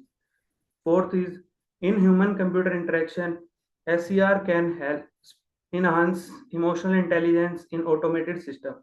And finally, these advancements support adaptive AI applications such as intelligent chatbot, virtual assistants, and telemedicine system. And let's come to conclusion and future works. In conclusion, the proposed CNN-based speech motion recognition model achieve high accuracy, balanced performance, and robust generalization. However, challenges remains due to the reliance on active dataset and the impact of domain shift. Future works will be focused on mitigation domain adaptation issues expanded to cross-lingual emotion recognition, integrating multimodal data such as facial and textual cues, and implementing strong ethical safeguards including privacy protection and fairness measures. These steps are essential for developing and deploying speech emotion recognition system responsible in real world healthcare and human computer applications. Thank you. Thank you. Anyone have any questions? 672 को बोला. Moving forward, paper 672, AI automation techniques for optimized scheduling and resource allocation in genomics data pipelines. Paper 672, are you present? Yeah, I'm here. Just give me 1 sec. I'm sharing my screen. Okay, sir.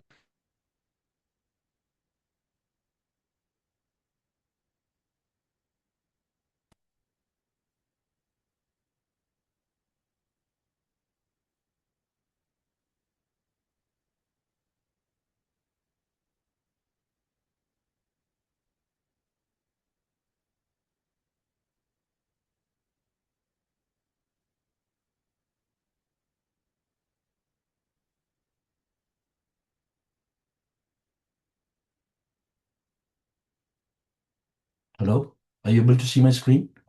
Yes, sir.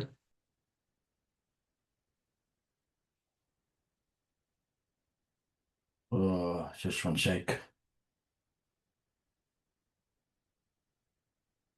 I'm not sure why I'm not able to click anything. Just give me 1 sec, please. I'm sorry. Okay, sir. Stop and share again.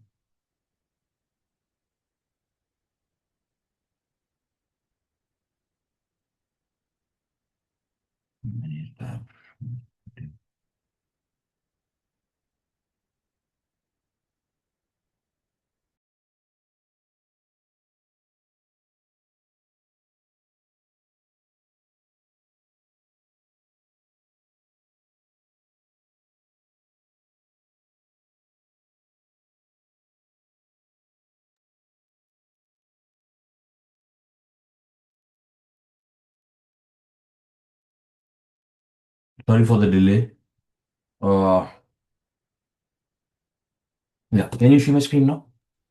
Sir. Yeah, everyone. Hi, good morning, good evening to everyone. I'm here to present my topic, AI automation techniques optimized for scheduling and resource allocation in genomics data pipelines. My paper ID is 672, and I'm here as a director from product development group in Lumina Inc. I'll briefly go as stated in the agenda. I'll briefly go over the topics like agenda, gaps, objectives, methodologies, findings, implications, and future. So, specifically focusing on the NGS, next generation sequencing. Basically, this is one of the fields in genomics, and primarily our company or My research is primarily focused on cancer research and healthcare. And one of the major things in this is the NGS workflow, where you take the patient sample, which we are studying for cancers. We detect or cancer or genetic disease testing. We extract the DNA. Then that DNA is taken into library prep for PCR amplification. It's sequenced where the indexes are assigned and the data is generated to further analyze it downstream. So this entire process is very complex and it takes sometimes like days to months to get the clinical report to identify if a patient is suffering from cancer or not. And if you see the step 4, which is further broken down into different 6-step process, from data acquisition, which comes from the sequencer, to pre-processing, alignment, downstream feedback interfaces. So this each of these steps produces huge amount of data per single sample, and certain times when we do this experiment, it's done for multiple samples. So you can imagine how complex and that large data set it would be as one part, and then you have to segregate the data.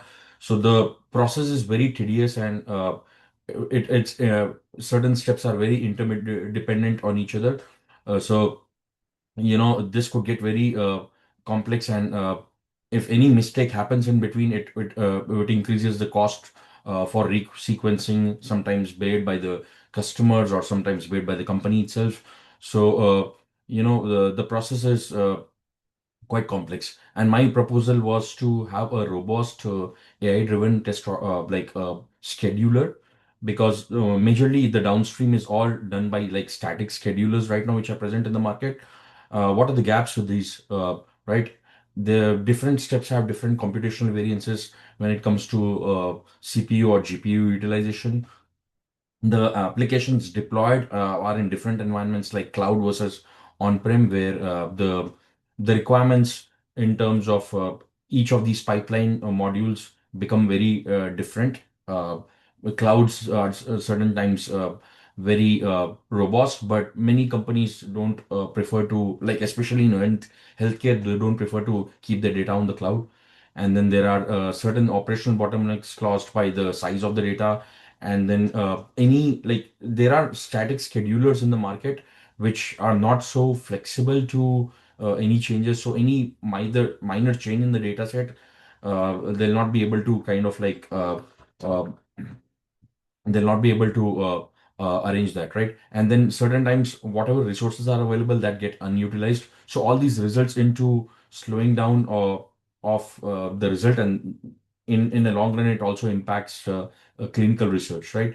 So the major objectives are, long story short, to cut it into a multi-model, modular, and a robust framework, such that the scheduling can happen with the help of artificial intelligence. It is also backed up by reinforcement learning and a mathematical concept called MDP, Markov decision process, which primarily consists of states, actions, reward function, and then it also has a discount factor, right? These are some of the aspects to consider, which were part of Markov decision, which will improve the efficiency of schedulers.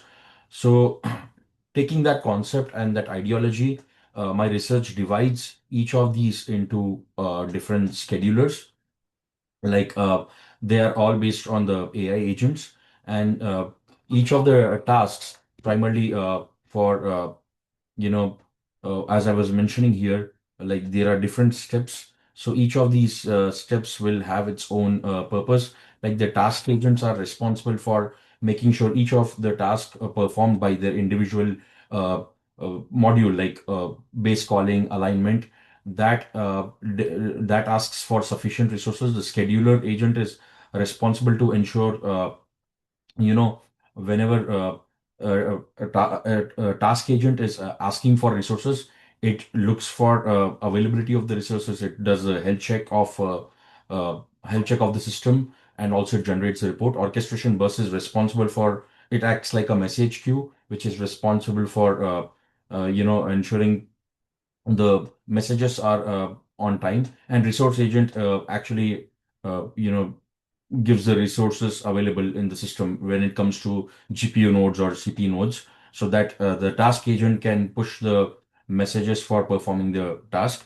And learning module is a background module, which learning module and feedback channels. These are the background modules which keep on continuously learning as part of the iterations. That's why it's like a reinforcement learning which has been adopted for this analysis. And looking at this module, this research, these are some of the numbers where compared to the static schedulers, which are the baseline schedulers, we have the comparison with the AI scheduler of my research. It saves almost 30% of the time in terms of completion of each of the tasks. The CPU utilization is also about 25%, and the GPU usage is about close to like 25%, right? And then implications and conclusions. The modular driven AI scheduler is very robust.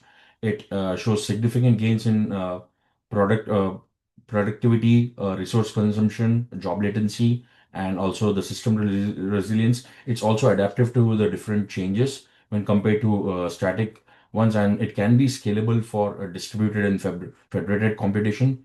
Whereas also it backed up by LLM and reinforcement learning, it has built-in extensibility, and it's very modular, such that it can also take care of quality control and mapping the reads to the reference genome. So those individual tasks, based on the new updates available in the market, uh, it will get it's scalable to that level. So in conclusion, I would say this framework has a potential to significantly speed up the clinical genomics process. And as I mentioned, in terms of the metrics here, it is very efficient. But the future scope is, we can expand it to the federated multi-lab orchestration, because this one was primarily focused on clinical genomics aspect, but it can be expanded for proteomics or metagenomics. Then these are the platforms we can actually focus on expanding beyond clinical genomics. And also it helps to one of the modules, the resource modules, as part of this this framework, has the capability to calculate the costs, which can actually be expanded to see how we can reduce the computational costs in the cloud. And since it's powered by LLM, primarily, my research was using Llama and GPT-5 frameworks. So that's what is, used to preserve the computation and federated analytics. Yeah. Thank you. That was my presentation. I'll stop sharing. Does anyone have any questions? Then moving forward, next paper ID is 671. AI-driven personalities and consumer behavior, understanding how virtual influencers shape Gen Z's digital engagement. Paper ID 671. Are you present? Yes. Am I audible? Yes, ma'am. Yeah, I'll share.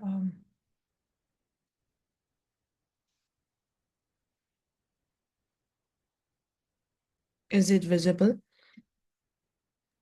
Yes, Hello? ma'am. Yes. Okay. Good evening, everyone. So my topic is AI-driven personalities and consumer behavior, understanding how virtual influencers shape Gen Z's digital engagement.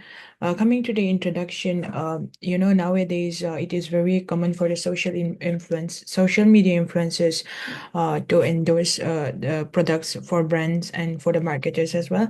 And then also at the same time, there is a growing influence in the virtual industry that has led to the new type of influencers, which is non-human influencers called virtual influencers. That is what we'll be talking about in this presentation. So basically, virtual influencers is an entity human-like or not autonomously controlled by artificial intelligence and visually represented as an interactive, real-time rendered being in a digital environment. They can be categorized into two base group based on their level of human likeness. Anime-like virtual influencers and human-like virtual influencers are there. Here I have given some of the examples. And also they have a advantage over the human influencers, like cost effective, and then they are not restricted by the disease or geography. And yeah, these are my research questions. How do the virtual influencers attributes impact user engagement, behavior adoption, and purchase intention? And then how do the parasocial interaction mediate the relationship between the virtual influencers attributes and the purchasing dynamics? And then how do the Gen Z perceive virtual influencers? This is my conceptual model. This was framed based on the SOR framework. Here we have virtual influencer attributes as a stimulus, and our mediating variable parasocial interaction is it comes under organisms, and responses are the outcomes: user engagement, behavior adoption, and purchase intention. And coming to the methodology, it is a quantitative study. And then we have a sample size of 751. And then we have a criteria of our sample, and then we have used a purposive sampling. Under that, we have three criteria. One is the respondent should be Gen Z, and then they should be an active Instagram user, and then should aware of virtual influencers. And then for all the construct, we use a 5-point Likert scales. And then we have used the SEM for data analysis. And then this is a summary of measurement model. We have the factor loadings, AVE, CR, and Cronberg alpha. And then here you can see, it is in an acceptable range.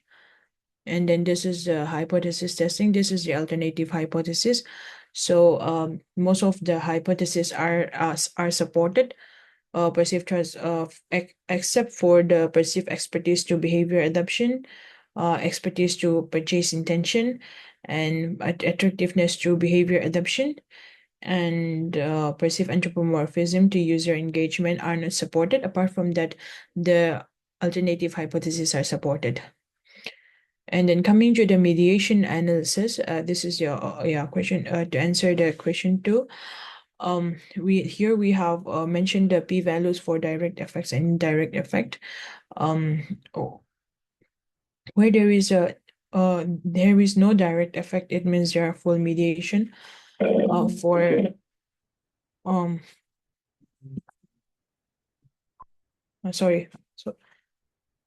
Here we have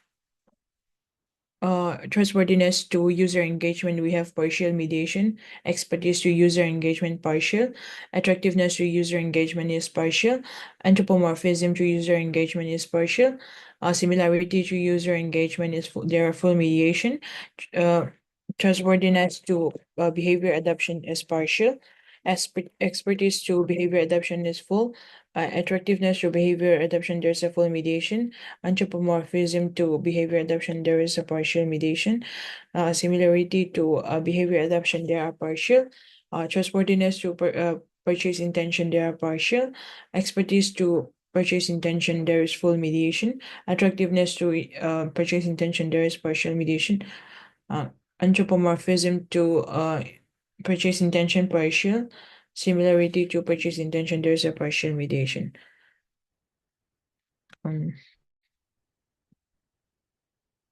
Wait. Yeah, this is the SEM model. And then coming to the key findings, trust, attractiveness, and similarity significantly drive the engagement and purchase intention. Expertise mainly affects engagement, while anthropomorphism strongly influences behavior adoption and purchase decision. These findings suggest that virtual influencers design should prioritize trustworthiness, relatability, and human-like qualities over technical expertise for optimal Gen Z connection. Trustworthiness, attractiveness, and similarity to virtual influencers create also creates emotional connection, stronger perceived trust and relatability lead to higher parasocial interactions levels with the virtual influencers. Emotional connections drive engagement, behavior adoptions, and purchase intention. Parasocial interactions explains why users respond to virtual influencers' recommendation despite their artificial nature.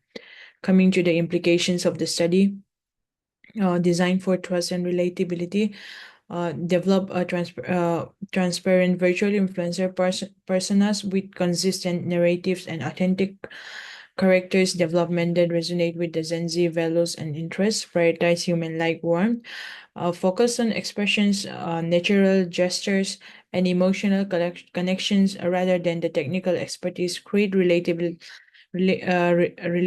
personalities that foster genuine parasocial relationship, leverage storytelling, create compelling character arcs, and utilize Instagram native formats to deepen emotional connections and guide user to engagement to purchase this decision. These are the limitations and future scope.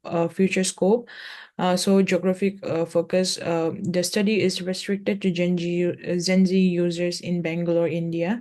So regional cultural norms may limit generalizability.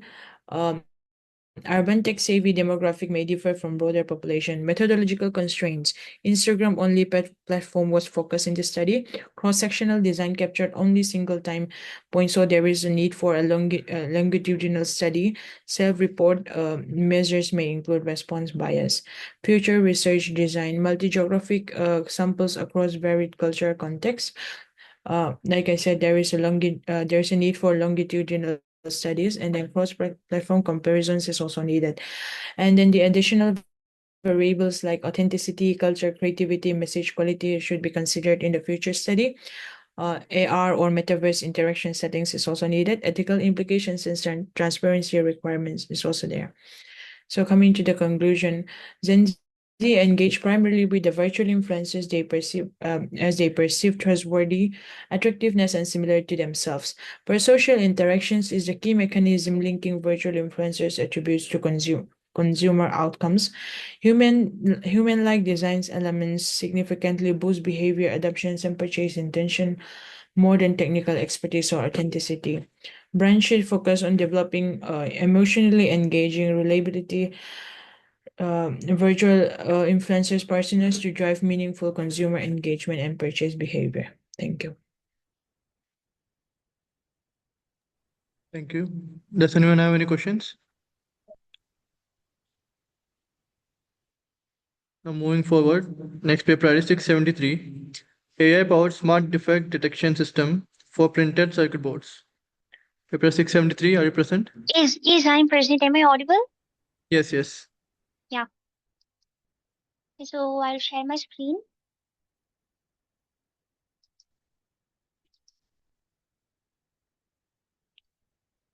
Yeah, is it visible? Yes. Yeah. So hi, I'm Srinidhi from India, and our paper ID is 673, and it deals with AI-powered smart defect detection system for printed circuit boards. So, as we all know, PCB boards are the backbone of all electrical components, and even if you have any small defects on the two layers of the PCB, such as a surface layer and the trace layer. Surface layer is nothing but the outermost layer of the PCB boards, and trace layers are nothing but the internal circuital layers inside the PCB boards. So we have existing methods such as human inspection method, which is so manual and too time consuming, and also we have high-end AOI systems which are available, but they are expensive and they are inaccessible for SMEs at all. And so we propose a dual AI inspection system which uses YOLO V11 for surface layer and MobileNet for the trace pattern layer.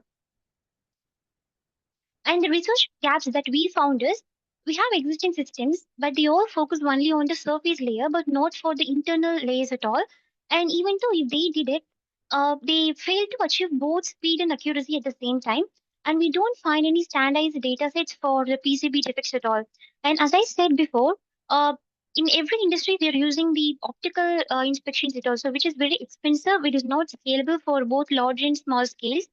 And so our objective is to build a two-layer defect detection system using YOLO V11 and MobileNet, which is absolutely in our model it works even with simple mobile cameras at all. So which is scalable for both small and large scale industries, and we achieve high precision, recall, and speed at the same time. And so these are the literature reviews we done.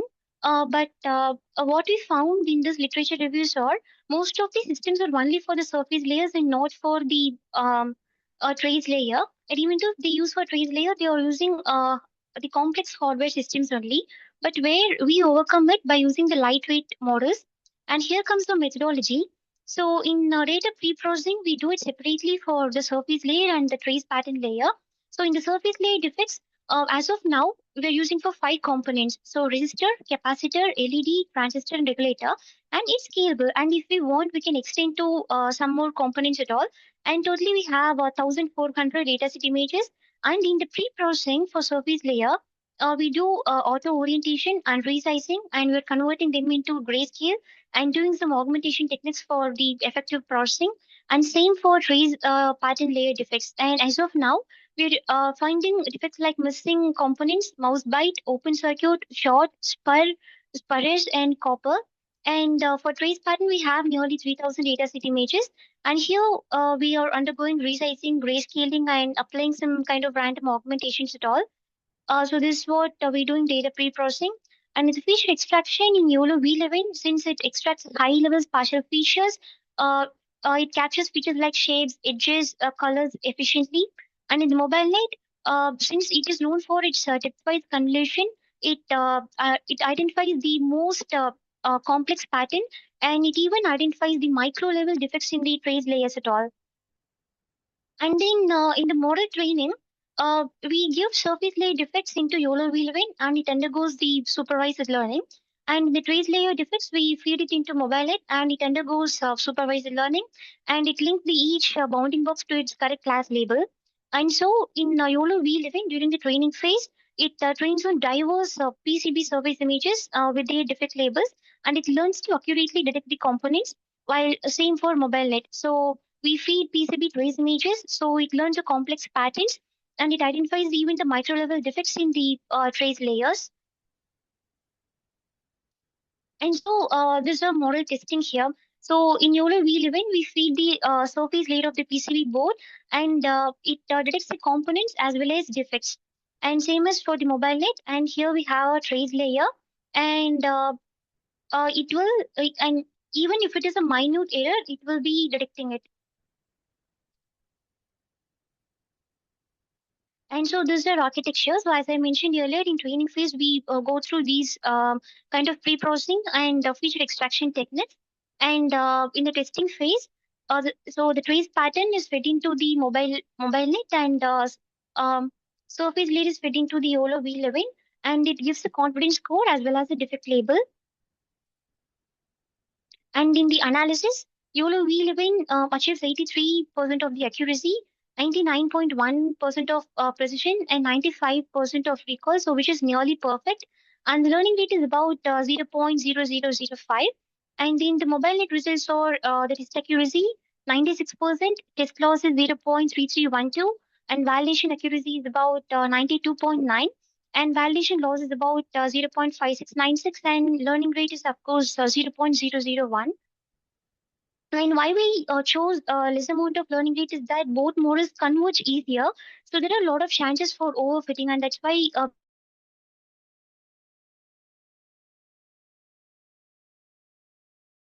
in the performance graph, just a minute. So as you see in the performance graph, so the losses are reducing and the performance is increasing gradually for both models. And the findings of our model is so the findings of our model is we improved the detection accuracy by using YOLO V11 and MobileNet. And of course, our model works well with the low-cost camera, and we reduce the inspection times. And of course, the model is scalable. The outputs which are ready for quality control inspections at all. And then when it comes to implications, we reduce completely human manual inspectors. So it optimizes the human resources. And when it comes to industrial impact, we give completely cost-effective product, and it reduces the percentage of defect PCB boards. And when it comes to scalability, we can still extend to automated robotic inspection arms and real-time conveyor systems. And in future, we can integrate to advanced IoT sensors and real-time alerts at all. So thank you. Thank you. Does anyone have any questions?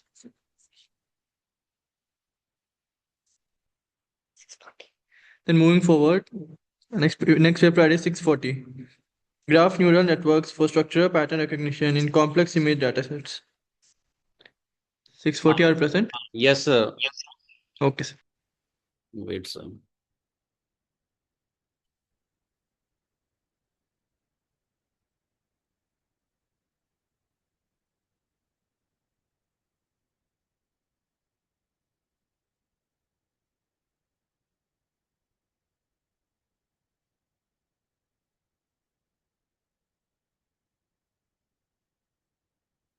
Yes, sir, it is visible. Yes, sir. Okay, good evening, sir. My name is Dr. Yogesh Kumar Sharma. I am working as a professor in KLDM 2B University, Guntur, Andhra Pradesh. My paper ID is 640 and the title is Graph Neural Network for Structural Pattern Recognition in Complex Image Dataset. So in that, actually, what we did, we implemented some machine learning techniques. So for structural pattern recognitive have become necessary because of the quick growth in complex image dataset in medical imaging, along with the autonomous system, remote sensing, and biological analysis. So the image classification and object detection along with segmentation tasks have achieved their best result through deep learning approaches, focusing on CNN together with RNN. So the structural design of these existing model align with the particular data structure, which cause difficulty in cognition of non-local dependencies and image complexity in the real world. So that's why we did in this graph neural network act as a strong deep learning paradigm which transform accurate learning into non-accurate applications to produce more efficient structural pattern recognition. So despite the success of CNN in image-based tasks, they exhibit key limitation complex dataset. So the primarily changes addressed into this work is effectively represent and learning of spatial and topological pattern in complex image dataset using GNN.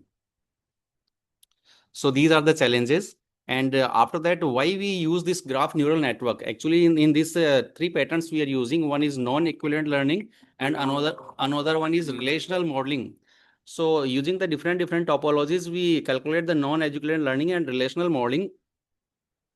These are the evolution graph network theory. So in this we literature a few papers in that some introductive CNN architecture documentation recognition faced by the authors. So in that the limitation was that that the grid structure and data relational lack was there. And in the another paper, few authors find out the achieved performance of ImageNet classification, but in that few limitation was there. They not use the particular computational cost, so that's why the high computational cost will was there. So that's why they struggles with non-equivalent data.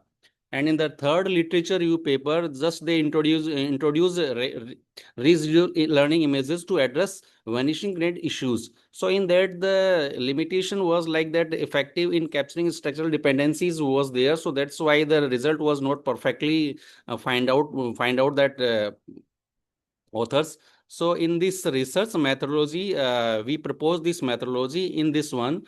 The first step of the process includes image pre-processing that conduct normalization and augmentation method while transforming images into graph representation. So in this graph, you can see all the steps properly. So this step graph constructing changes images data into a graph-based structure. So which offer opportunities for new relational modeling So that's why during the GNN model design phase, one should select an appropriate architectural solution between graph convolution neural network and graph attention network to achieve effective spatial and spectral pattern extraction.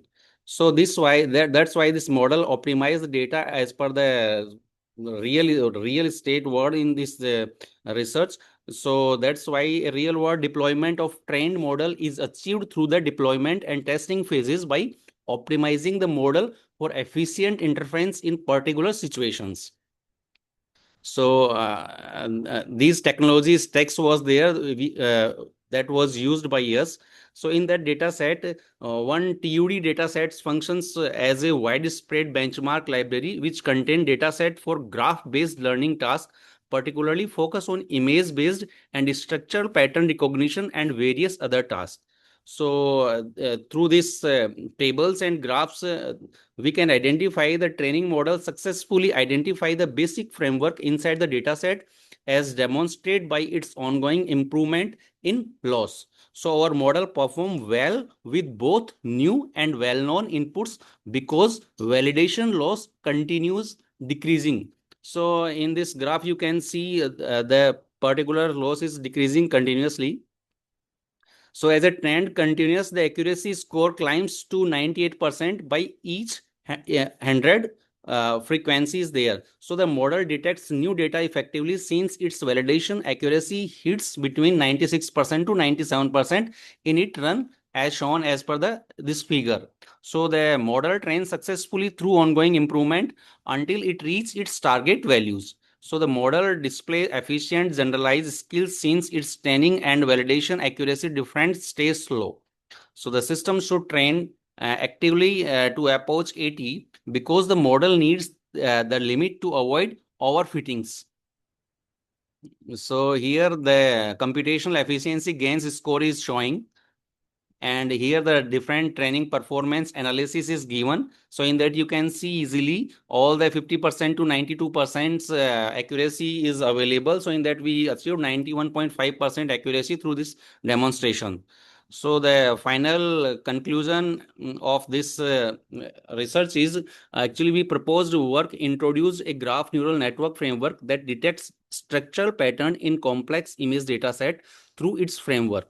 So the implemented GNN model enhanced recognition results by enabling effective pattern detection from topological and relational pattern compared to traditional CNN models. So the proposed method reaches an accuracy level of 91.5% and perform better than CNN and hybrid CNN-GNN architectures. So the model decreased training time by 11% and boost interface speed, which makes it appropriate for working with extensive data sets. So these are the conclusion. Thank you, sir. Thank you, sir. Does anyone have any questions? Okay, so now with the completion of all presentations, we will now move into closing of the session.